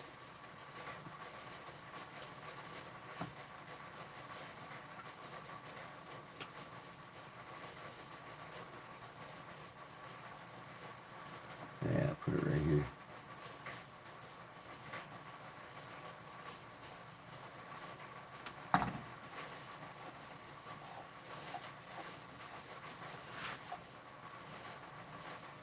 A little whippersnapper.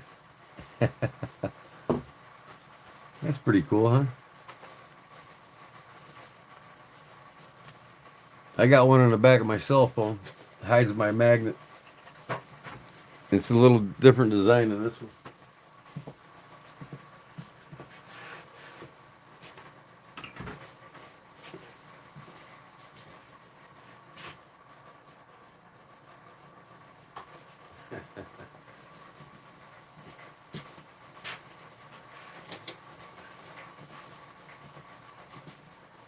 Oh, I gotta get up and take these 25 below zero boots off that I got on.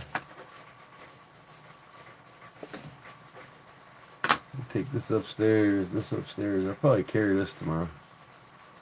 Just for shits and giggles.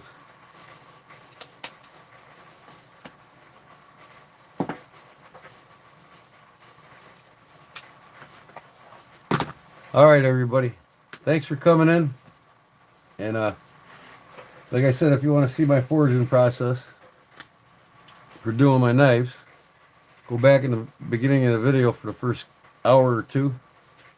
You don't have to watch the whole thing, but by the time I get up to an hour and a half, 2 hours, you'll know how to forge and heat treat a knife. So, with that said, Jill, good night. Barbara, good night. Whoever else is still in here. And I'll see you tomorrow night for the giveaway. I'll be making a Swedish butter knife, giving her away. These things are awesome for buttering your bread, putting your jams on, whatever. So, all right, 97 Essence, thanks for coming in, man. And I'll see you all in the next one, all right? Until then, tomorrow night, Wednesday night. Peace. God bless y'all. Thanks for coming in. Take care. Have a wonderful day.